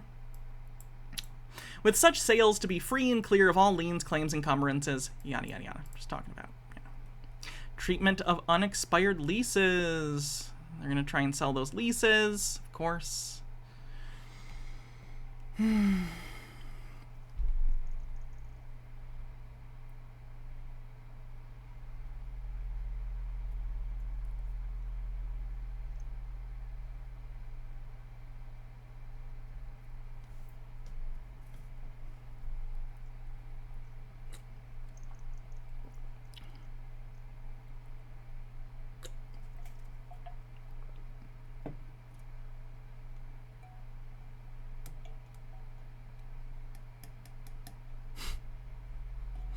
Risk related to the wind-down debtor's business. The debtors may not be able to generate sufficient cash to service all their indebtedness. Indebtedness. No, that's correct. The debtor's ability to make scheduled payments depends on the debtor's financial condition and operating performance, which are subject to prevailing economic, industry, and competitive conditions, and to certain financial, business, legislative, regulatory, and other factors beyond the debtor's control. The debtors may be able to maintain a level of cash flow from operating activities sufficient to permit the debtors to pay the principal, premium, if any, and interest on their indebtedness.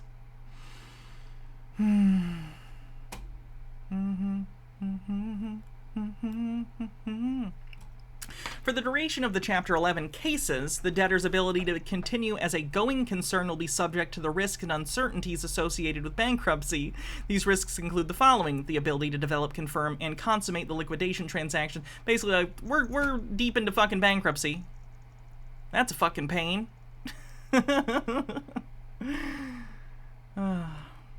Okay, then we come to solicitation and voting procedures, which has nothing to do with the stockholders because they're not allowed to vote.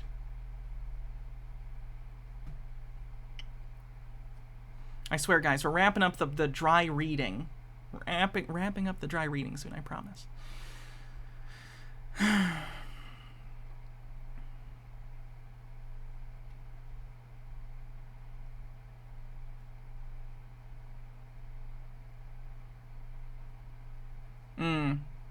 These are exhibits that are omitted from the public filing.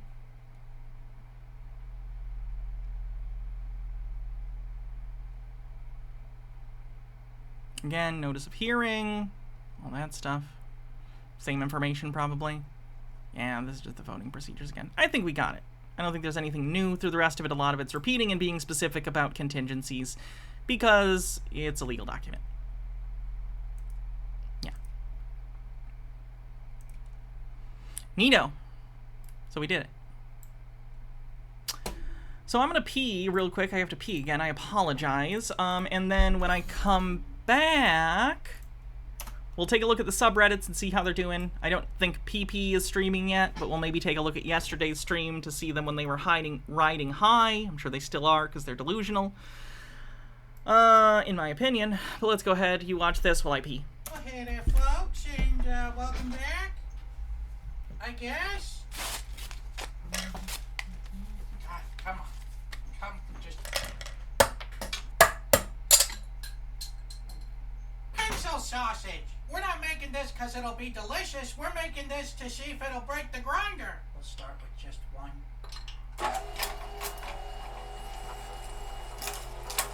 It's certainly making some very disconcerting noises.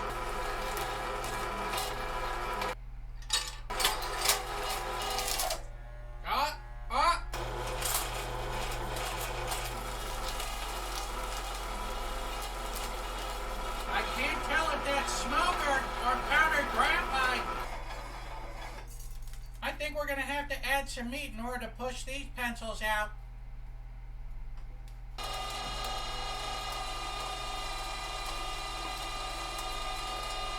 Remember when I refused to eat dirt? This is much worse. You don't want this sausage to be flavorless. Take me to church, I'll worship like a sausage at the shrine of your lies.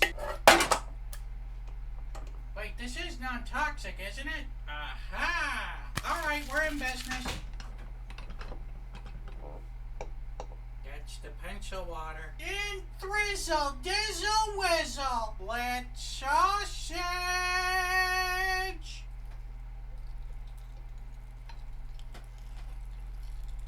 God, that's a whole lot of pencil sausage. Come on, I gotta be at work in 5 minutes. With special thanks to today's Mark Boxalo box artist, this guy. So will it blow? Wow, it hit everything but the box. Did he literally take, like, graphite and grind it up and he's making a sausage out of it? There's some marks on it. So I'm gonna have to give that Will It Blow 2 Mark Ruffalos. Here we go!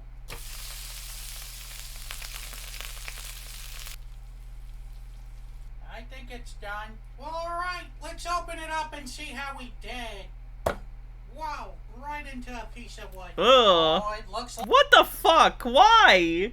the black Don't eat this! death. It's just it's just pencils. Why? Here we go!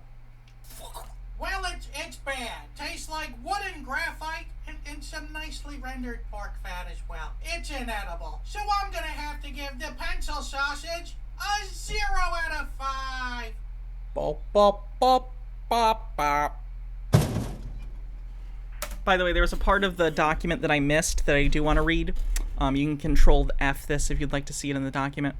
It says, all or substantially all of the assets of the debtor's business will be liquidated through the asset sale transaction, and the plan affects a wind down of the debtor's remaining assets not otherwise acquired in the asset sale transaction.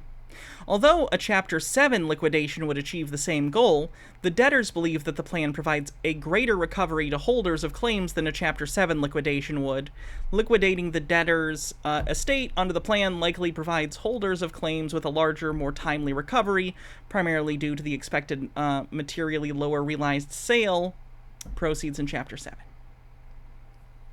So literally the document says, like, we are selling everything. The results of this are going to be exactly the same as a Chapter 7, but we think we can get more money under Chapter 11. So that's the whole reason. Okay. What's going on with the PP Show subreddit? I am scared to look at this. I'm going to do a face cam focus because, I don't know what they're tweeting. I don't know what they're saying. Let's find out. What weird stuff are they... Oh, God, what are they posting? Are you kidding me? They still are going with this. I hoped. I knew. You know, I knew. On some level, of course, I knew that they didn't take any of this seriously and didn't understand it and didn't understand that it was in black and white, that they're getting nothing, they get nothing, they get nothing. But of course they're taking this as good news. Holy fucking shit. These psychotic gambling addicts. By the way, I wanted to say something about this. Let me...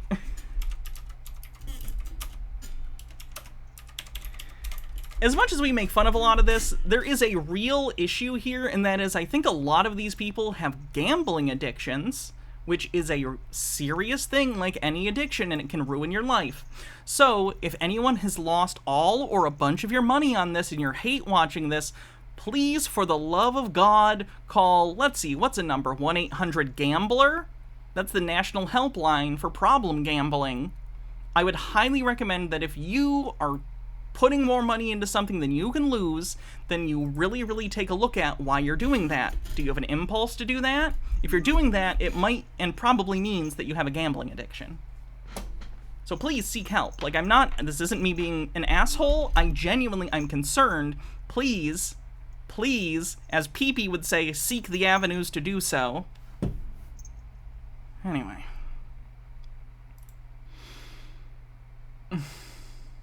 I'm going to close a lot of these tabs because I don't need them anymore now that the other stuff is going on. Yeah, I can get rid of most of these.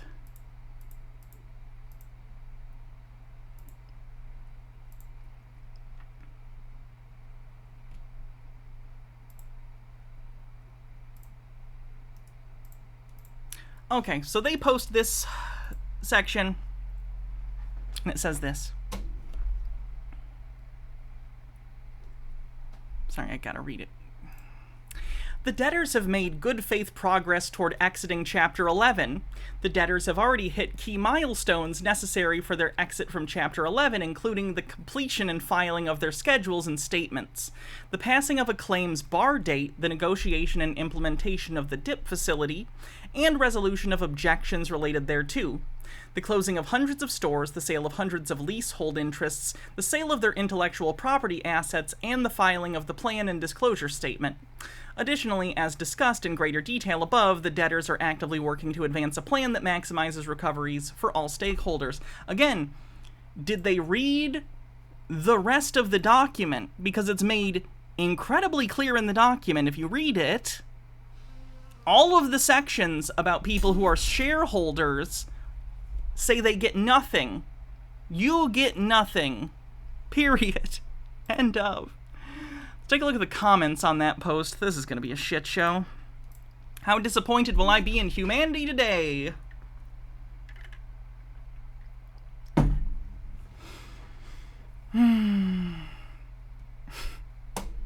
All stakeholders. Shareholders are stakeholders. Maximizing your recovery is easy for your class when you are entitled to nothing. If you read the plan, which this quote also cites, the plan as defined in the document, the plan explicitly shows they plan to give you nothing. You get nothing. Read it.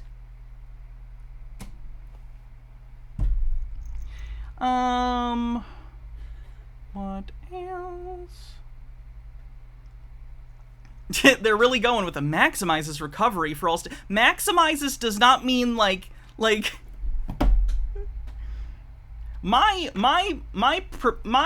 skill in playing this tiny accordion, oh god.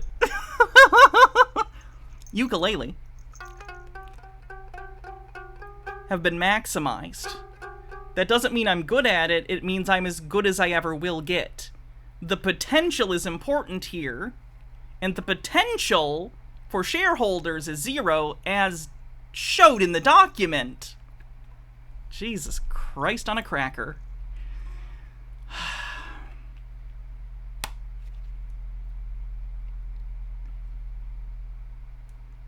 This person says, I'm gonna buy a shill factory when we're all rich, then have them spread joy instead of stupid. Have you considered that there isn't a bunch of people being paid to shit talk your stock? Have you considered it's just a bad stock? Where are the shills at? We're gonna be made whole. That's the opposite of what it says. What in the fucking world?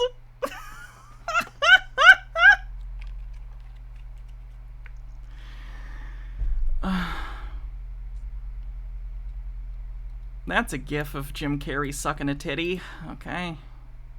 GIF.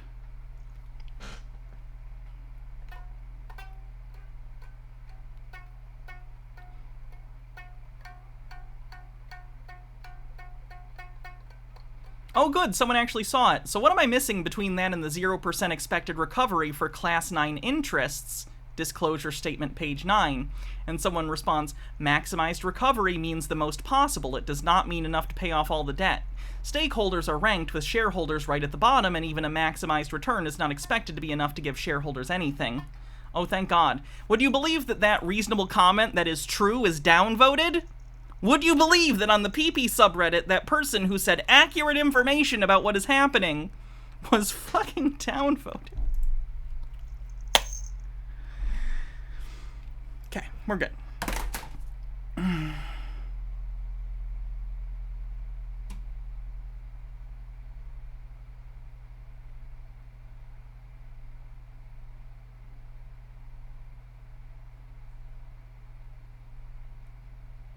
Let's see what else is on the subreddit. These people vote? God damn it, they do.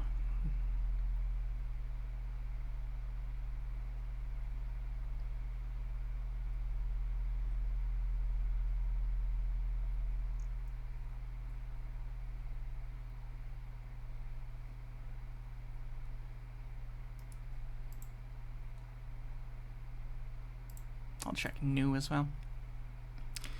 Someone posted the docket. This person says, there's nice shit going on. It's unfolding.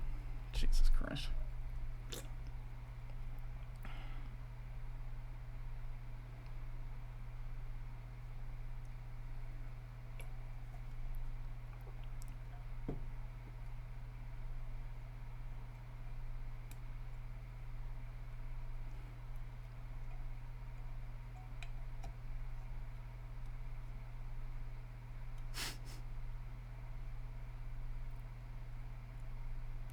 Okay, this person writes, what is missing in my honest opinion? Baja, what do you want me to wear? What's missing in my honest opinion are plans around how they'll dispose of all the remaining assets. Will those assets offset remaining liabilities in full, and the timing of all that? They will not. Something I feel happy in? Okay. Seems like this person didn't read some parts of the statement, which fair enough, I didn't read the whole thing either, but I did read the parts that go over that. No. No, they do not think that, even with the sale of all of the assets that they have left, they do not believe that they are going to be able to pay off their debtors much higher up in the hierarchy, much less you guys. There's still 300 estimated retail stores, 3 distribution centers, supply chain resources, and inventory in these locations that have not been part of the auction process. Correct, because they were trying to sell it as a going concern, and they may still solicit some offers, but they haven't gotten any, so they're probably going to end up selling these for parts, basically. Belief is these are their most valuable locations. It looks like they've determined that there are 1.6 billion in future, Null tax deductions. Fucking hell.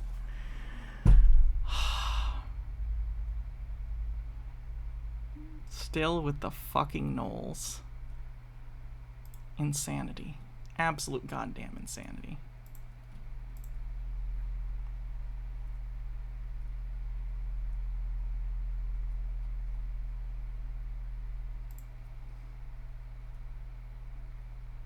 Oh my god, this person saw this seaweed package and thinks it has something to do with Ryan Cohen. The title is Ryan, what are you doing? And it's literally just some of that dehydrated seaweed stuff. Which actually isn't too bad, I've had it. It's an acquired taste, but I kind of liked it. Anyway, they think that that's a message from Ryan Cohen, I guess. Because of the Teddy books. So that's great.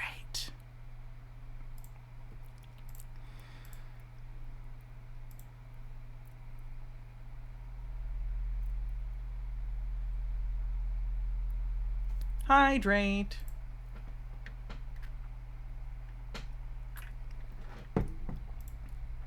Oh god, they made a music video. Oh no. Oh, it's not even made. This is just the song that never ends. This is the song that doesn't end. Yes, it goes on and on, my friend. Some people started singing it, not knowing what it was, and they'll continue singing it forever just because this is the song that doesn't end. Yes, it goes on and on, my friend.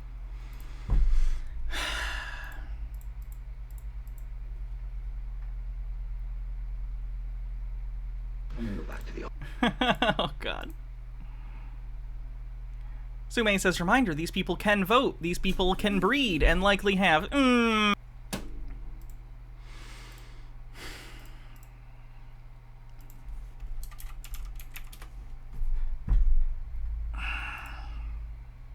Alright, let's watch some of the PP show from yesterday. We'll skip around, see what they said yesterday. And then we'll be done for the night, because, well, we've demonstrated what's happening, so I've done my responsibility as a human being that cares about others.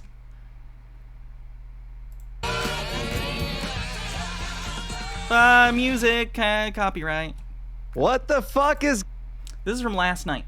H-Baird says, the song that doesn't end is from Lamb Chop's Play Along, a kid's show starring a sheep puppet, which was created by Sherry Lewis, who wrote an episode of the original story. Oh, I'm familiar. I watched that as a kid. I had VHS tapes of it. Going on? Night.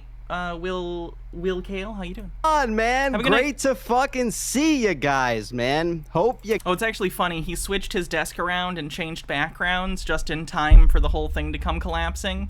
Doesn't matter, because I'm sure he'll keep this, show that definitely isn't a grift going through September when the shares finally get officially canceled, and I'm sure beyond that as well. Oh, beyond. That's funny. That's fortuitous, isn't it? Huh. You guys have been well. It's fantastic to see everybody again tonight. We got some redacted filings, man, finally today. Holy fucking cow. Time to get into some of that shit, man. Also we got some new space suits, man. The one that I'm wearing as well. Yes, it is white. I have an orange one as well, and we do also have a blue one that I believe is on its way. So that will be a pretty fucking rockin', man, to wear. So welcome to the show tonight, man. If you haven't noticed already, I noticed that we had the new setup going, right? Which we have, and a lot of people are like, no, the blinds, man, the blinds. So I hung one up right here for you, fellas, right here, right? So you guys who missed the fucking blinds, I got one right here hanging, all right, just for you, man. So there you go. So welcome to the show, man. It's great to see everybody. Keep in mind, man, I'm not a financial expert, nor am I a financial advisor. So please seek the Rick and Morty poster is a little telling, isn't it? Avenues, man, to do so. You're not going to find it here. A lot of this is speculation. A whole bunch of it is opinion. Turned himself into a pickle. It's the funniest shit I've ever seen.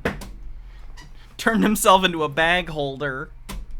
That's the funniest shit I've ever seen. And a whole fucking bunch of it, man, is entertainment, if you haven't guessed it already. We like getting together. We like talking about the stock, and really that's all that there is to it, man. We like discussing Bed Bath & Beyond. So if you're new to the show, make some friends in the chat, man. Some fucking fantastic people out there. Really funny guys. And glad to be running the show for everybody, man. So welcome to the show. Keep in mind, any guests who come onto the show, man, is also not a financial expert. So if you hear anything in terms of opinion, speculation, TA, things like that, keep in mind, nobody here is a professional, man. We know. We like getting together. We like talking about the stock. So welcome to the show tonight. Let's go ahead and start the show out properly, man. So it's so funny that the meme of like, we just like the stock became such a thing, because that comes from Deep Fucking Value, who was one of the GameStop people, and he got out. He got out and made money. Why are you quoting a guy that got out earlier with money and you're still doing it and you're losing money? His mannerisms are Nick Fuentes-esque. I guess I don't see it. Chat, please give a warm welcome to ABC.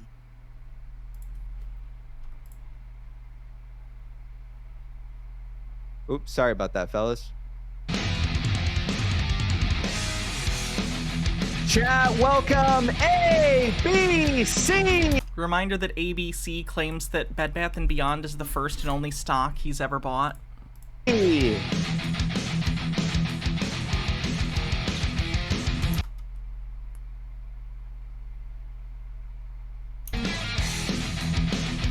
Welcome to the PP Show. ABC, man, what's going on? Oh, he's in the outfit tonight, too. He didn't put on the Fu Manchu beard. That was a good choice. The better choice would have been not to wear any of this, but it's progress, I guess.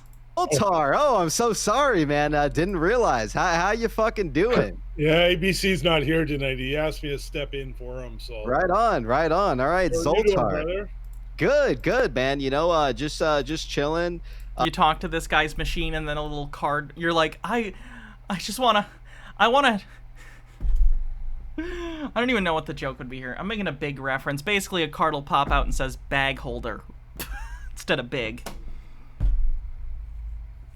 If chefs can do deconstructed foods, I can do deconstructed jokes. The pieces are all there. You assemble it. It's part of the process. Reading a little bit, there wasn't too much that came out today, but I did see that we did have some redacted filings, so that's interesting, man. I do want to look a little bit more into it and kind of see, you know, what we're dealing with here.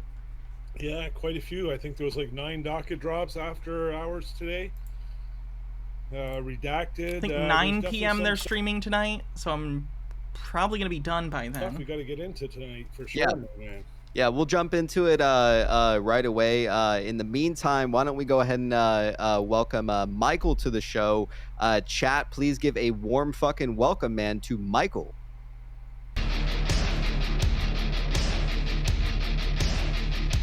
Chat, welcome, Michael. Sorry, Baja just sent me a funny screenshot of some other stupid cope they're doing. What's up, everybody? Good to see you, man. Good to see you. Hope you've been well. I've been. That's Michael, the guy we did a whole stream about, who got the MD but isn't a doctor because he couldn't find a residency because he got his MD in, like, the Caribbean at a kind of sketchy school whose business model depends upon, like, half of the student body dropping out by the third year. And I was just about to... To be clear, Michael does have an MD, but he is not a doctor in the sense that he has never done residency. In the United States, in order to actually be a doctor, you do residency program, which he couldn't get into because he failed one of his tests, one of his final, like, tests or whatever before you get placed in residency. Don't remember which one. Switch my background to be, if ABC is going to be Zoltar, I was going to be Nostradamus, so... I'm sorry, it's a low-hanging fruit, but I'll do it. More like Nostradamus. Right on. I did want to say real quick before we start the show, man, we did have He's a doctor, he can't... He is an MD. He has an MD. But he cannot practice medicine legally. PP Show membership donation, man, from... However, if you missed the stream where we covered him, if you subscribe to his Patreon, he will give you a 1-hour dream interpretation and childhood memory reading. Thanks, Winchanter. Chillin' ZX with the 5 PP Show memberships, man. Wow. Appreciate the fucking love, man. If you received a membership from Chillin', be sure to just give thanks in the chat, man. All right. So we do have a guest backstage as well. Why don't we go ahead and bring them in? We'll discuss a little bit, and then we'll get into some of that docket stuff for tonight. So chat, please give a warm welcome to Platinum Tendy. Moo Bunny with 14 months says, I need a dream reading. Hey, how you doing, Platinum? How about a nightmare reading? Hold on, I'm working on my duck face. Right on. So, Platinum Tendy, tell us a little bit about what you've been thinking about in terms of the stock in general. DME is the only play. I don't know if you guys would be...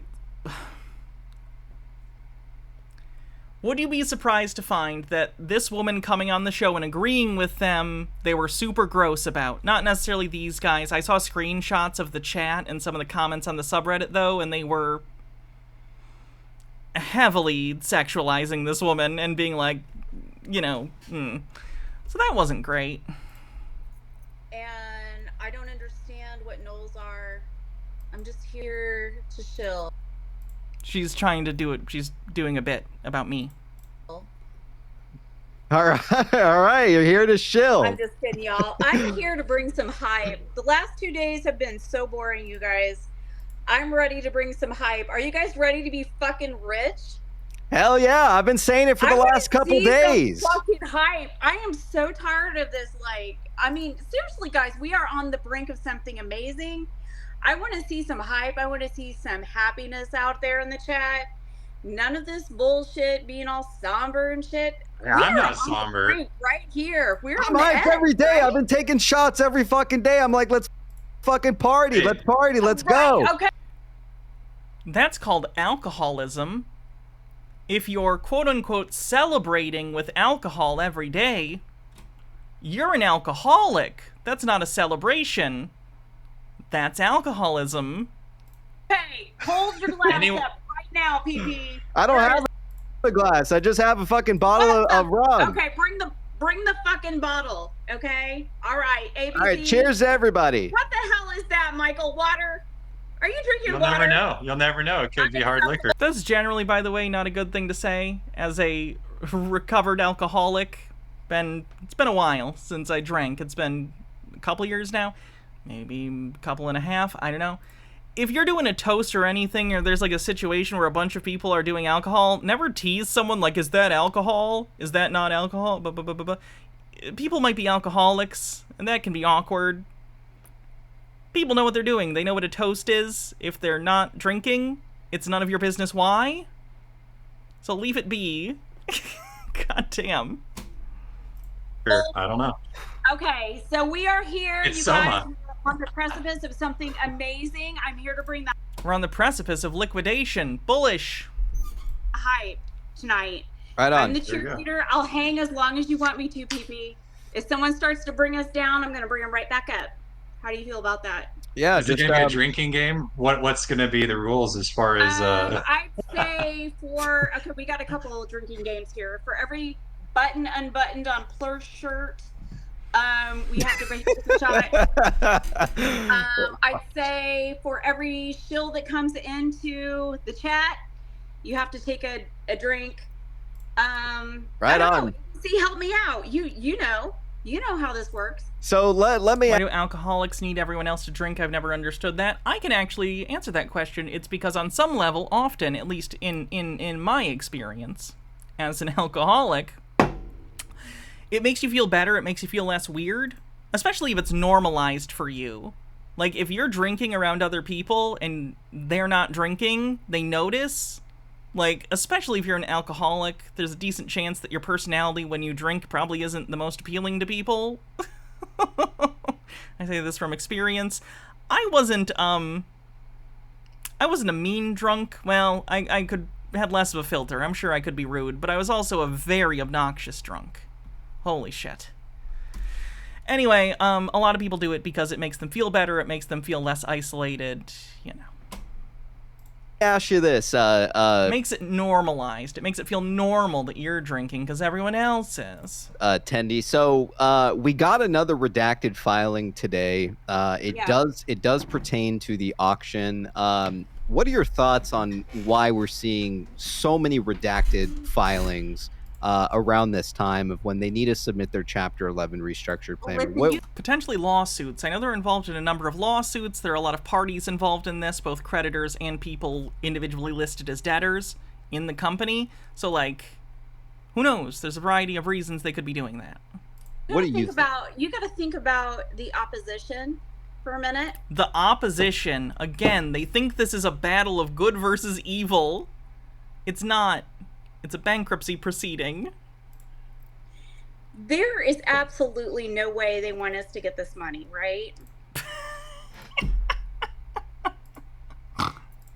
So we're going to have a lot of... They don't want us to get the money. Delays. We're going to have every wrench in the spokes they can throw at us right now. But bottom line is, you guys, we stay zen, we hold, we know why we're here. We know why we're here, because Ryan Cohen got in, and we thought, Ryan Cohen, we like that guy from the other stock. And then he left, and we still decided he was part of it, because it was too devastating not to. 100% bullish right now. The more people come at us with shit, the more I get excited. So I think that we're cool, we're good. I mean, what do you think? Did you guys see the Larry Ching tweet? As far as bullish things today, and like what could be redacted. I mean, I feel like his tweet was. What money is any left? They're still in the process of doing their liquidation sales and stuff, getting rid of their leases, their merchandise. But based on the document that we took a look at earlier, no, they do not expect to get nearly enough money to pay off. Certainly not the stockholders. There are people higher up on the list that aren't going to recover more than 2.5%. Literal pennies on the dollar. Legit. You want to pull it up for us? Let's take a look at it. Yeah, sure. I'll just share it. All right, let's see. Yeah. I actually quote tweeted this one today. Yeah, so. Yeah. All right, let's see.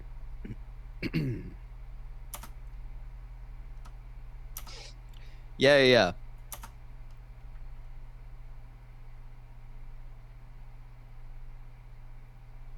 He talks to Polte. It's in his Twitter DMs. It's interesting. I actually quote tweeted this one today. Yeah, so one practice Moo Bunny says, so what you're saying is there's time to buy shares still. For the love of God. Oh, God. I know you're joking, but it hurts my soul. for us. One practice I highly recommend as an investor is deliberately and consistently spending some, not all of your time working on contrarian ideas. Absent that, then by definition, you're spending all of your time working on conventional ideas, which is not a recipe for success. If you are spending all of your time pursuing conventional, This is just hustle culture bullshit. This is like straight up Gary V shit. Like, this is nonsense, vacuous hustle culture nonsense. ideas, looking at the same sectors, same geographies, all it's so funny to me because when I hear statements like this from like hustle culture bros, all the statements are literally just like longer ways of saying like, have you considered working harder? Have you considered working harder and having original ideas? Wow, thanks. Helpful. same business models, Use bits to buy one share so you can say you're hodling too. That would be kind of funny. same companies, I wonder, is Robinhood even still selling it? Because it's OTC at this point, so I don't think so. Let me open my Robinhood real quick. running the same analysis, doing the same diligence, focusing on the same metrics, exactly the same as every other investor. Why would you expect differentiated results? You've commoditized yourself. How do you know you're working on a contrarian idea when the idea has business merit in your mind, but other seasoned investors say that it is crazy, a waste of time, nuts? Or you're just wrong and crazy. Have you considered that? I think Carl Sagan once said something along the lines of, oh, one sec.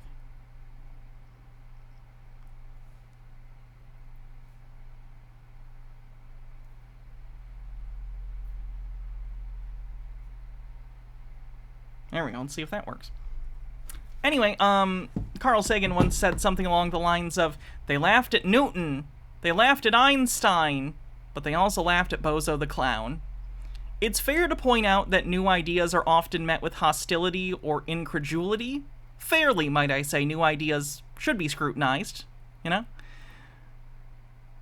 But just because people are scrutinizing you, just because people are disagreeing with you, doesn't in and of itself mean you are right. Like, every bad idea in history that's been publicly known has been, you know, criticized and made fun of. People publicly make fools of themselves all the time.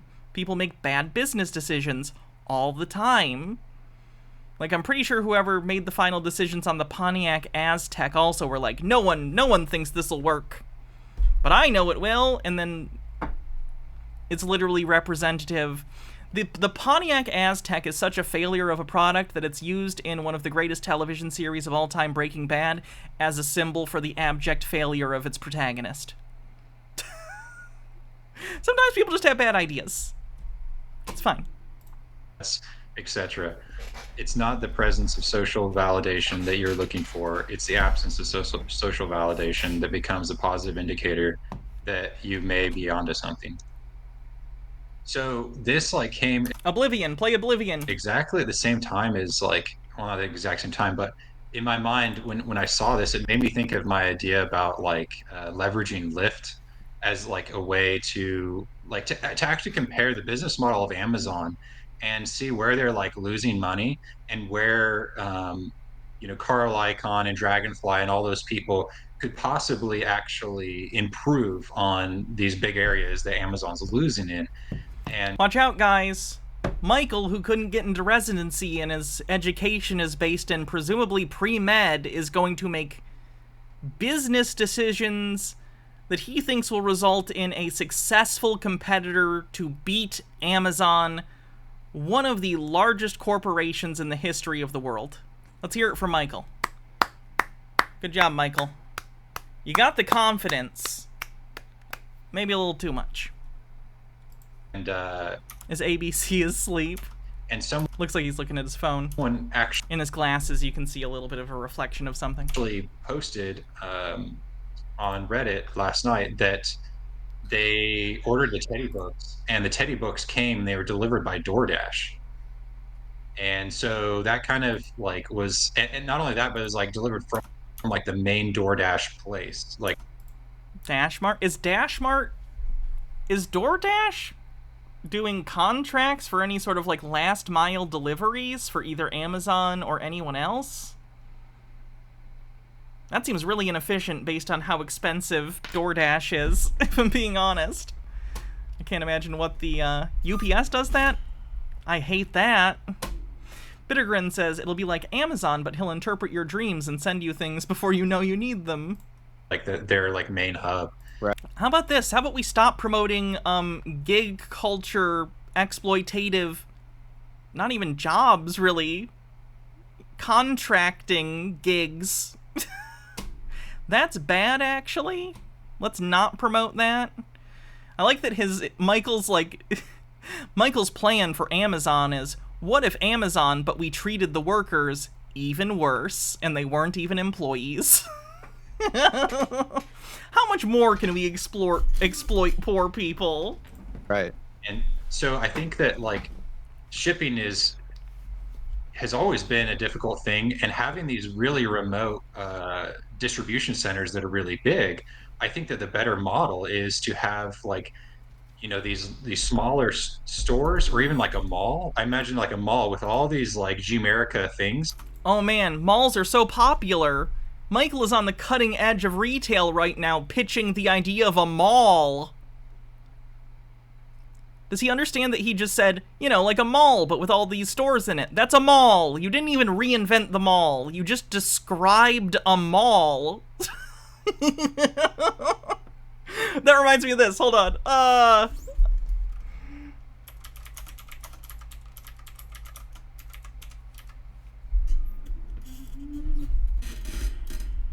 Thinking quickly, Dave constructs a homemade megaphone using only some string, a squirrel, and a megaphone.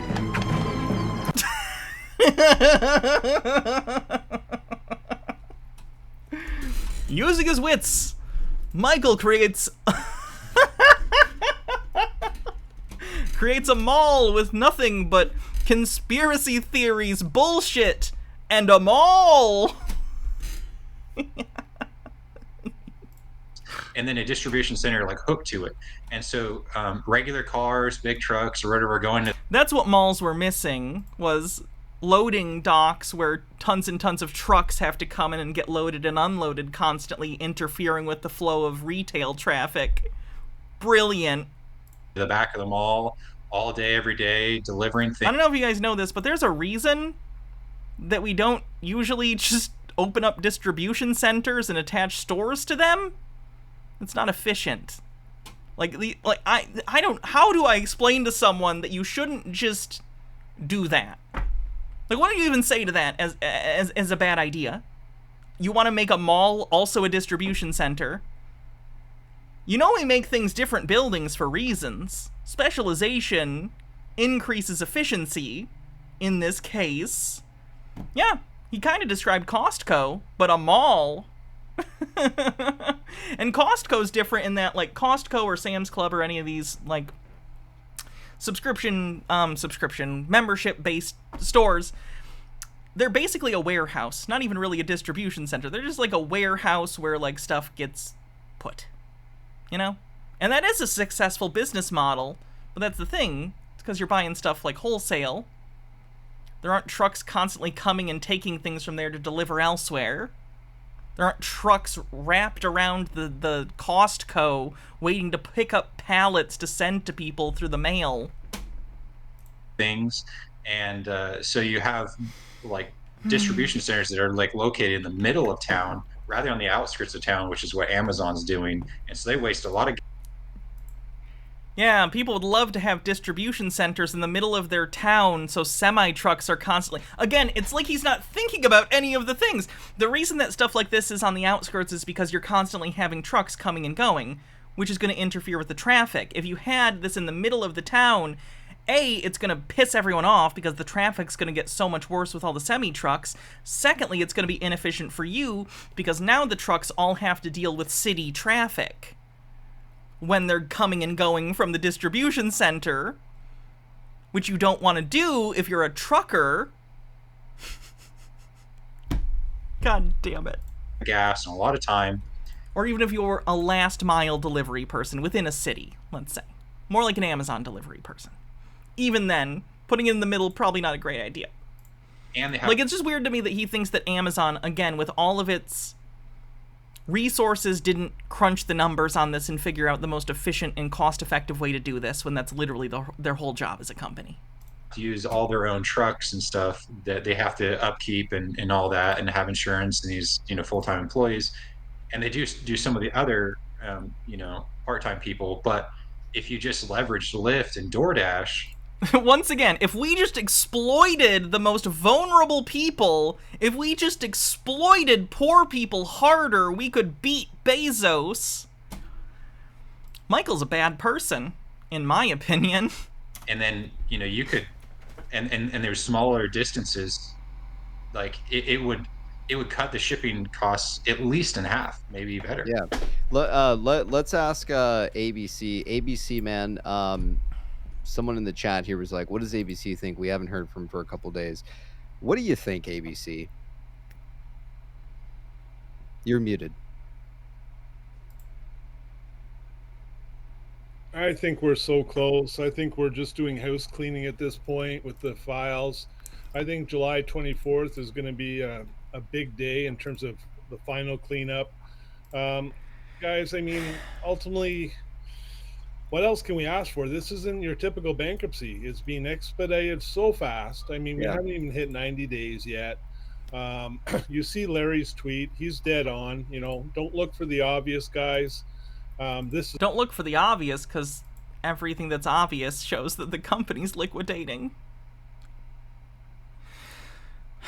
It's not an obvious play. This is a high-risk play with a high-reward play. I've said this before, but I will say it again, in case anyone needs to hear this. Just because something is high risk does not inherently make it high reward. I could take this I don't even need the gavel. Here's a better example. This is fortuitous that this was here. I could take this hammer, in theory, and just, as hard as possible, my computer, which I use for work, is right here. I could take this and just fucking smash the thing. That's a high-risk behavior, you know? This is my livelihood. That is a high-risk behavior with no upside. Drunk driving, high-risk behavior, shitty behavior. There's no real reward.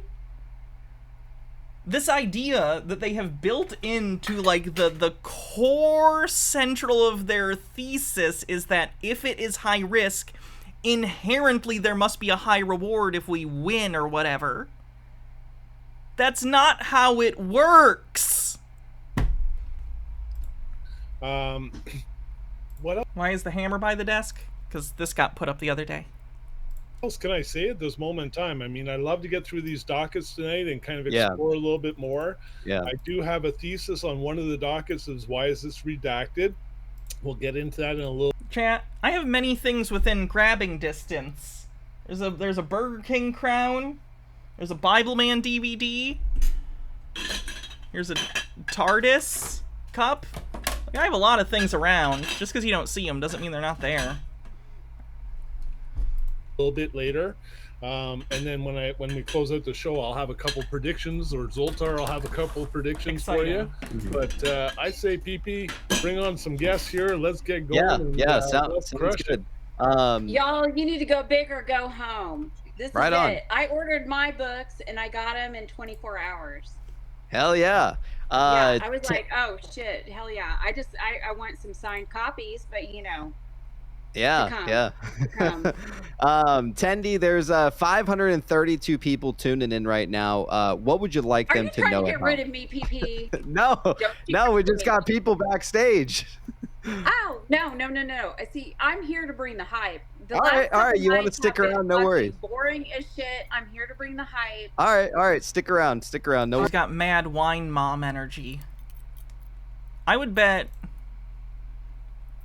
some amount of money that there's something in her house that says something to the effect of live, laugh, love.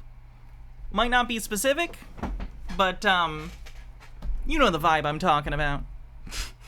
Worries. I'm not trying to kick around. anybody off the show. Have me. If you want to kick me out, you can, but I'm just saying. If you want to stick around, Tendy, you're more than welcome to. right. Mark Wood with the 5 PP Show memberships, man. Appreciate the fucking love, Mark. If you received a fucking PP Show membership, be sure to give thanks to Mark, man. Let's go ahead and bring in our next guest in here. We got P Rhymes, and we also got Brutta. It's so funny to me seeing men film things versus women, because in my experience, this isn't always the case. Men will put the camera at, like, eye view, and, like, I think just statistically, a lot of women take more photos of themselves, in the United States, at least culturally, you know? So it seems interesting that, like, I also have my camera at a, you know, this angle, because it's more flattering. Men, if you need to know this, if you put the camera up instead of down, it's a more flattering camera angle, if that matters to you. Let's welcome P Rhymes, man. Chad, please give a warm welcome to these two guys. Let's not call her a Karen. I see stuff like that weaponized sometimes as a misogynistic thing, and let me be clear. So far, the things she said are bullshit. She's as culpable as everyone else who's been on this show and promoted this. But I think by singling her out and calling her a Karen, you're effectively... it's misogynistic, in my opinion. I don't think we've seen anything from her that is necessarily Karen.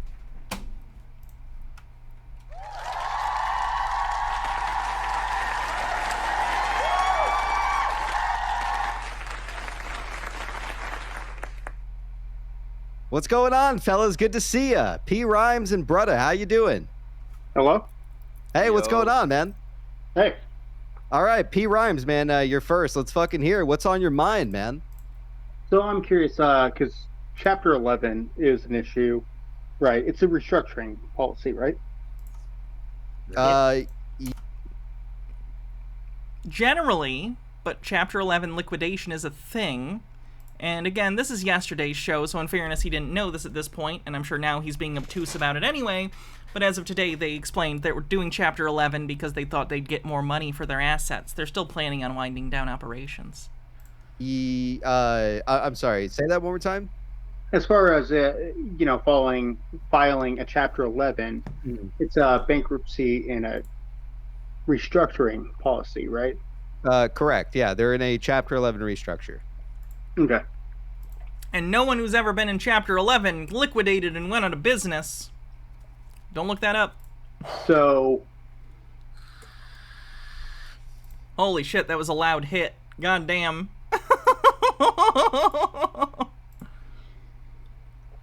Now, if there's the event, it's not successful. Oh no. I understand that's not information that people want to hear. No, sure, let's talk about it. Yeah, in an event that it's unsuccessful, yeah, let's hear it. Would that be at the point that whatever was liquidated wouldn't be enough to fulfill debtors and keep the company alive? That's actually such a good question that it came up in the filings today. Yes, indeed. What's your name? P Rhymes? You're correct, and that's actually what the outlined plan states, is that they do not believe that even with their best estimations that they will be able to pay off most of their debtors. Or creditors, rather, I'm sorry. Strike that, reverse it. That's what they already said in court, is they said they're already in the money. Right, so they've In the already money. sold enough leases that all the debts are paid for. That was no, absolutely not. That was not said in court because that is not true. Holy shit. I mean, they still have like the bonds, right? Because everything is staying the way it was, right? The bonds are still there; they're still intact. So are the shareholders. The only difference is all the toxic leases and stuff. They already made enough money selling the leases that they can pay all the cure amounts, and so they're like, at the end of this month, they're done. They can move forward. It seems like August 1st, August 2nd, they'll just be able to continue business as normal. Would it be that, because I know, I am to understand that Bed Bath & Beyond has sold certain, what would it be, the proper word?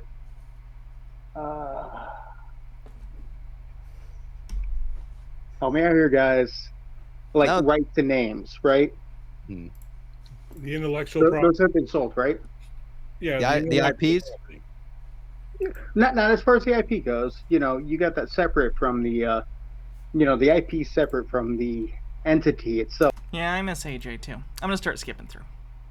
I want to know if AJ shows up. They're sloppy stinks. Going on, When Moon?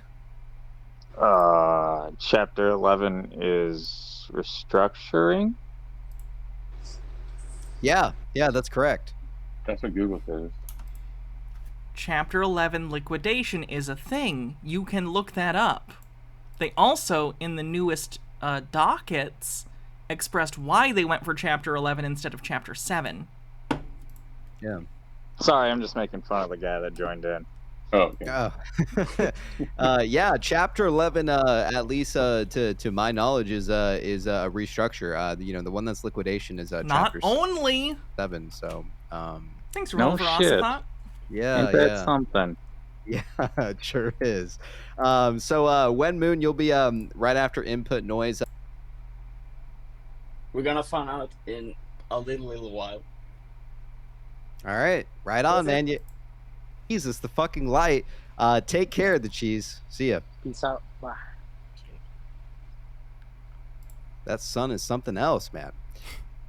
Zoltar. Yes. Case. Oh pass. god, it's Kais. XP is gonna be in the throat of Maran. Right on. Absolutely.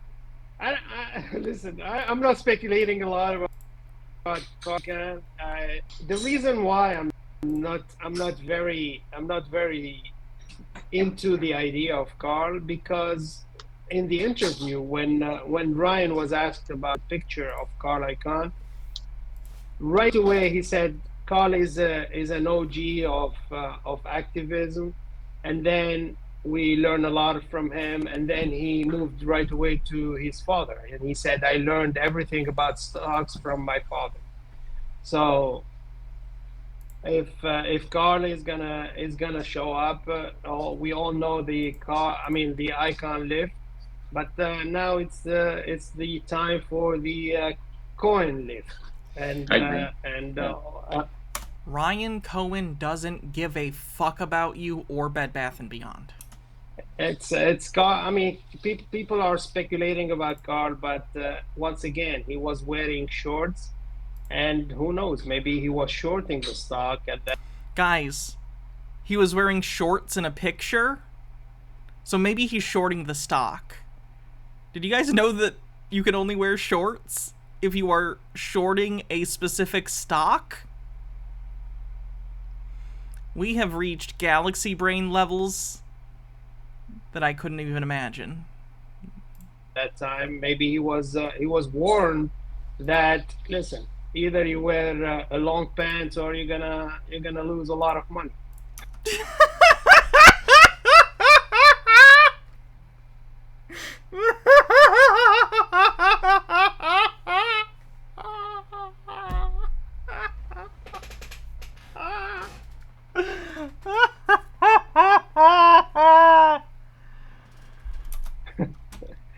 Zero says, Kaz talking slow today. Is it my internet? No, Kaz is probably just tired tonight, man. He's Actually, dejected. No, I'm good. I'm not tired. He might be high. He kind of has high eyes, or he's like squinty.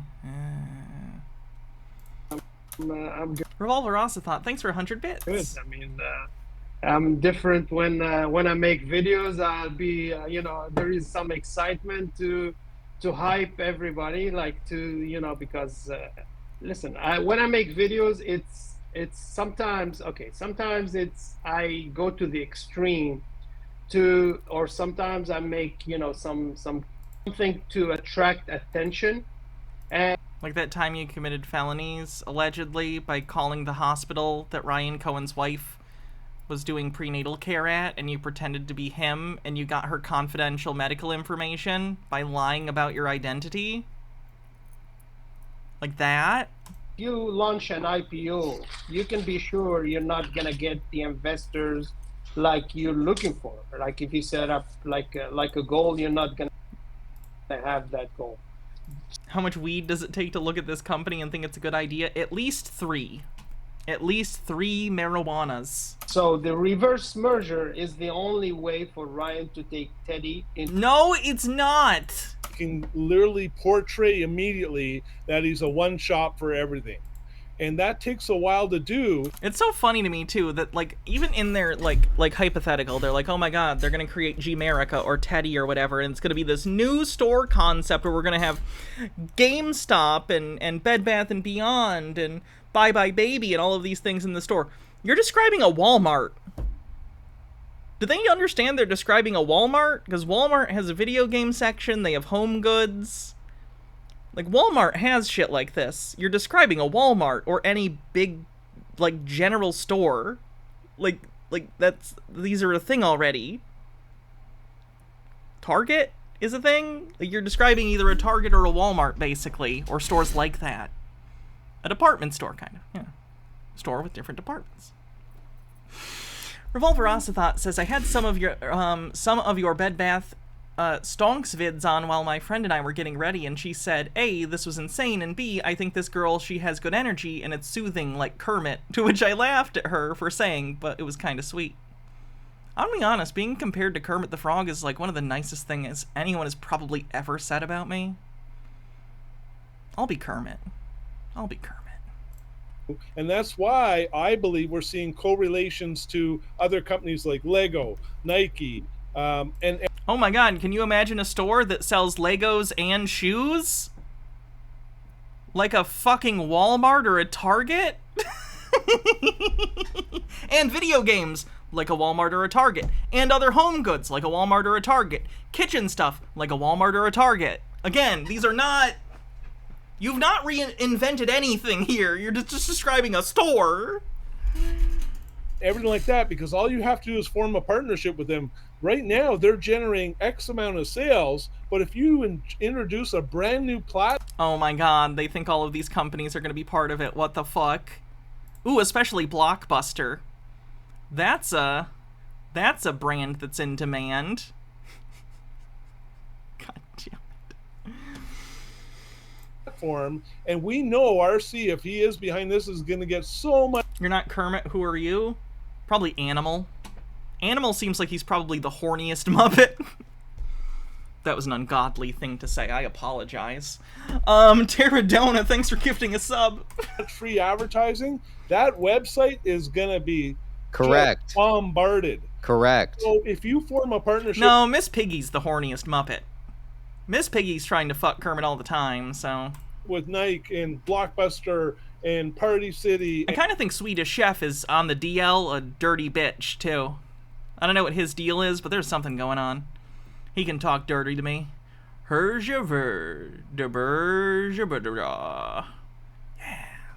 Harmon. I've been streaming too long today. Holy shit. And Lego and all these ones that we believe, Sears. It's literally going to kickstart you right away. And yes. If you already have the distribution centers in place, and you already have some brick and mortar, you can create that BOPS, B-O-P-I-S, which is buy online, pick up in store business model that will crush Amazon. Now it's going to take years. I don't mean that he's. Who made this mind map? Sorry, maybe Steve. Who made this? I did.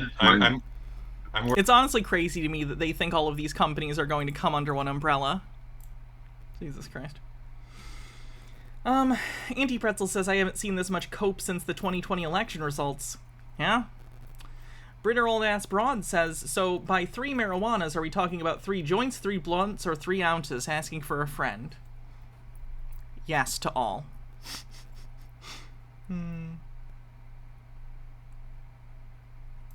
Working on some DD for Teddy. And again... Okay, I'm gonna skip forward and see what else there is, because I definitely... And then, I'm ready to get done with stream. I'm sure PP's gonna be on soon, and I'm gonna watch that live. Probably go to the store to get some salsa for my wife and whatever else, and then, just have a chill night. Oh, boy. I'll pop back on the show and tell you to pull it up. All right, cool, man. You heard it from Seabrook, man. He's building PP a website. Holy cow, man. Appreciate the love. Love the community here, man. Oh, yay. PP will be able to continue selling people bullshit on his own website. Hooray. Salvatore passes them on the street. God damn it, Ellen, you god. You don't need this also? Okay. Pervert, man. Salvatore. I might go anyway because I need some cheese. I noticed I'm almost out of American, but I might wait. It just depends. We'll see how I'm feeling in like 10-15 minutes after I'm done with the stream. Anything else you want to add? It depends on if I'm tired enough that, like, my brain will go one of two ways. My brain will go, I would like some air and to get outside and maybe drive in the car for a sec, just at least, you know, to the market and, like, be in the world. But the other half of my brain might be like, I'm gonna stay inside and do nothing. It just depends. Well, you're welcome to sit in with us a little longer if you like while we move on. No, that's fine. I'm going to head out. You guys do a great job, all three of you. Again, you know... Let's just find out. What were his final words last night? What were their final words before we got to today and everything that happened? Is getting everyone's opinion. I'd love to hear your opinion, ABC, as we head into the end of this week. And real quick, the cheese with the $2. I'd love at Michael. Right on the cheese. Go ahead, ABC. You're muted. You're muted. 1 second, my wife sent me a clip of my... I'm still listening, but I'm going to watch an this. issue right here. Obviously, the gentleman that was on screen and called us grifters. Oh, yeah. Dude, I think he was a meltdowner. Yeah, well, is that what that's what they sound like, man? They sound like that guy. Yeah, oh, I mean, man. Grifting is really like, you know, it's a con artist who somebody, you know, they swindle people out of their money. Yeah. Through fraudulent activities. Mm-hmm. So, PP, you run a show here, you express your opinion, you give your theses, you bring on all these guests with their insight and due diligence. Right. For the love of me, I don't know how you're taking anybody's money.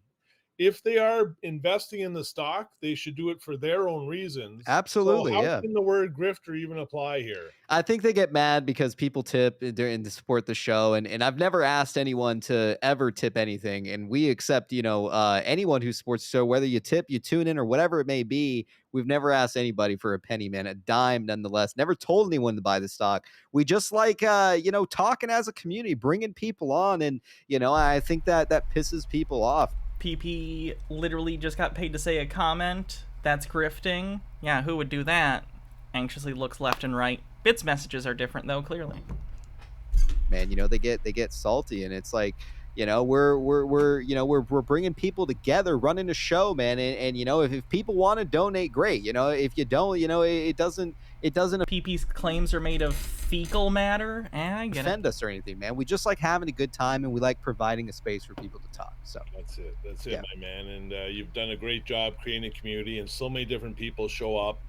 You know, you got Life, who, you know, is just love him at really digging through all the legalese and the court stuff. You got Salvatore, who's a gentleman and a scholar. Mm-hmm. He can literally hold the debate with anybody out there. I will take any cat toys. Feel free to send them. Or not get emotional There's about the P.O. box address. You've got so many amazing people. Realize, you know, Ed Barwin's. It's just amazing to see. And IO, actually, you know, I've invested in this play simply because I like the stock. And Hello, I like Samuel. what I Welcome. see in terms of a bankruptcy. But I wouldn't have. This is just circle jerking. I mean, that's the whole so show. Fast if it wasn't for the community, you know. So show some love and chat. It's PP's birthday tomorrow. Oh shit! I forgot to mention it. I forgot to mention the funniest fucking ironic shit. You fuckers! It's PP's birthday today. I forgot to mention the best part. It's his fucking birthday today. I buried the lead on that one. Sorry, chat. That's on me. That's on me. That's on me. I forgot. Today was his birthday. I read that earlier, and I forgot. Oh my god. Happy birthday, PP.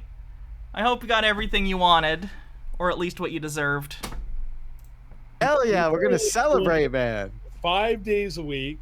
You know, committing his time. I'm sure Mrs. PP gets upset at times because he's so much on the show, but she's used to it now. She's cool with it. Nice. Yeah. Myself, my man, I'm Zen. I'm actually about to get married, so I'm gonna. Hell yeah. Yeah, I'm about to get married very shortly. I'm taking dancing lessons with Mrs. ABC, and I got travel ahead of me, so I'm gonna have to kind of bow out for the next couple of shows. and then I'm off to a honeymoon. So it's going to be sporadic for me to hop on, but if you'd Do I think that he'll go live? Probably. I mean, unless he just wants to ignore it and use his birthday as a cover. But even so, he's taken days off and other people have hosted. He's had ABC or Zoltar here host. He's had Michael host. So it just me to hop on at any night that I can. I'll definitely make as much. No, it's up to you, man. If you're in the, if you're not doing anything, obviously you have. I'll give you a link and you can come on anytime, man. But enjoy life, man. And any time that you need to leave or you can't be on, that's not a problem. And I'm sure a lot of people in the chat understand that as well. Everybody gets that. Everybody has a life, man. So you just let us know. And you'll always have a place on the PP show, man. You know that. I love you, brother. I love you. Happy birthday to you, my man. Right on. Everybody stays in. I think we're gonna have a good day tomorrow. Not financial advice, but I do think we're gonna kind of. That's good, because that would have been really bad financial advice. Flip from the red to the green. Oh, did the troll do something? I didn't even know there were a troll, so that's good. Tomorrow, keep your eyes on the dockets. Life brought up a very good point that really we can't find out anything until August 1st because of the statutes and because we went off NASDAQ today.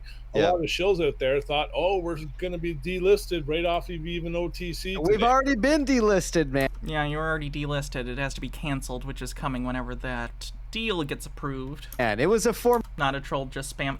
Formality. It's like we knew this. We knew that there was not a Form 25 filed, man. I mean, Jesus. ABC, before you go, Dig Dug is backstage. Let me pull him in real quick and let's have a great rest of your night.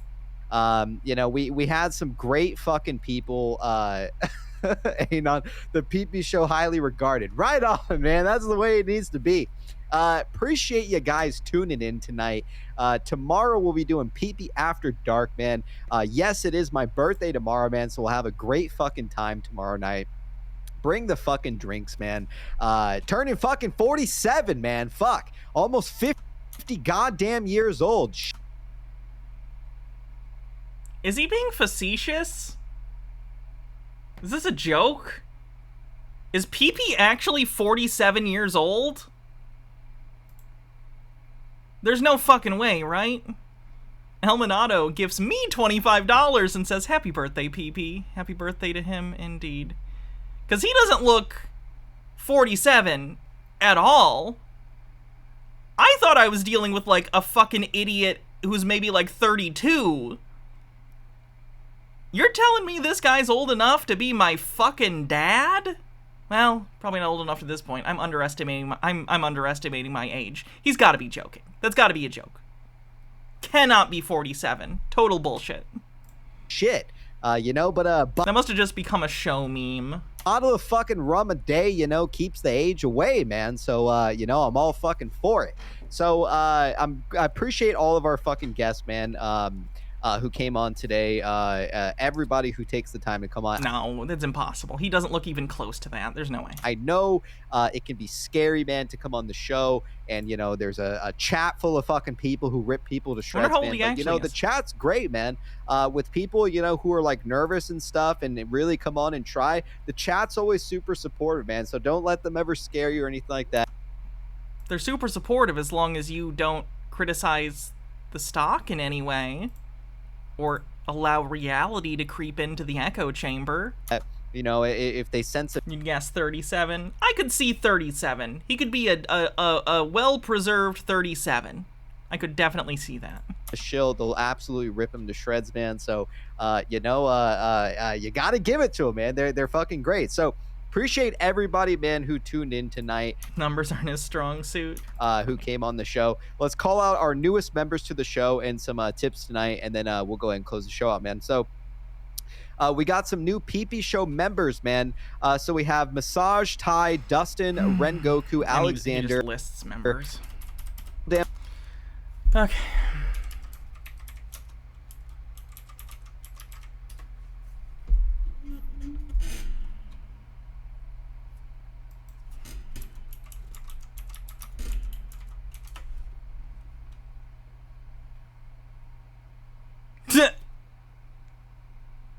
Appropriate.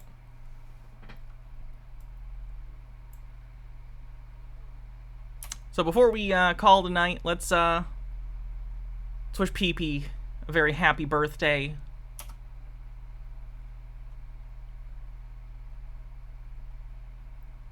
They're making a puppet corn.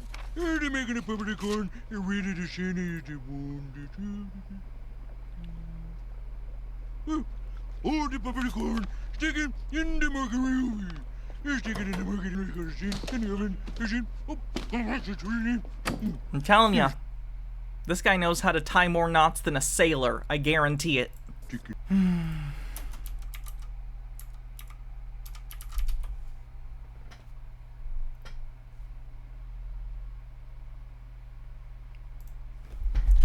Happy birthday on this special day. Happy birthday is what we're here to say. Hey, happy birthday, may all your dreams come true. Happy birthday from Bennigan's to you. Hey! Alright. So have a great night, everyone. Thanks for hanging out. Hope you had a good day. At least I hope it was better than people who hold BBBYQ stock. Happy birthday, PP. Excited to see the show later. Hope you're doing well. Have a good night, everyone. Let's get this radio. In more news from Florida, rights groups are suing. Love you too, Mr. Blast. Oh, it's really nice not having all my money tied up in a bankrupt stock. That's cool. Oh, it didn't even work. Hold on.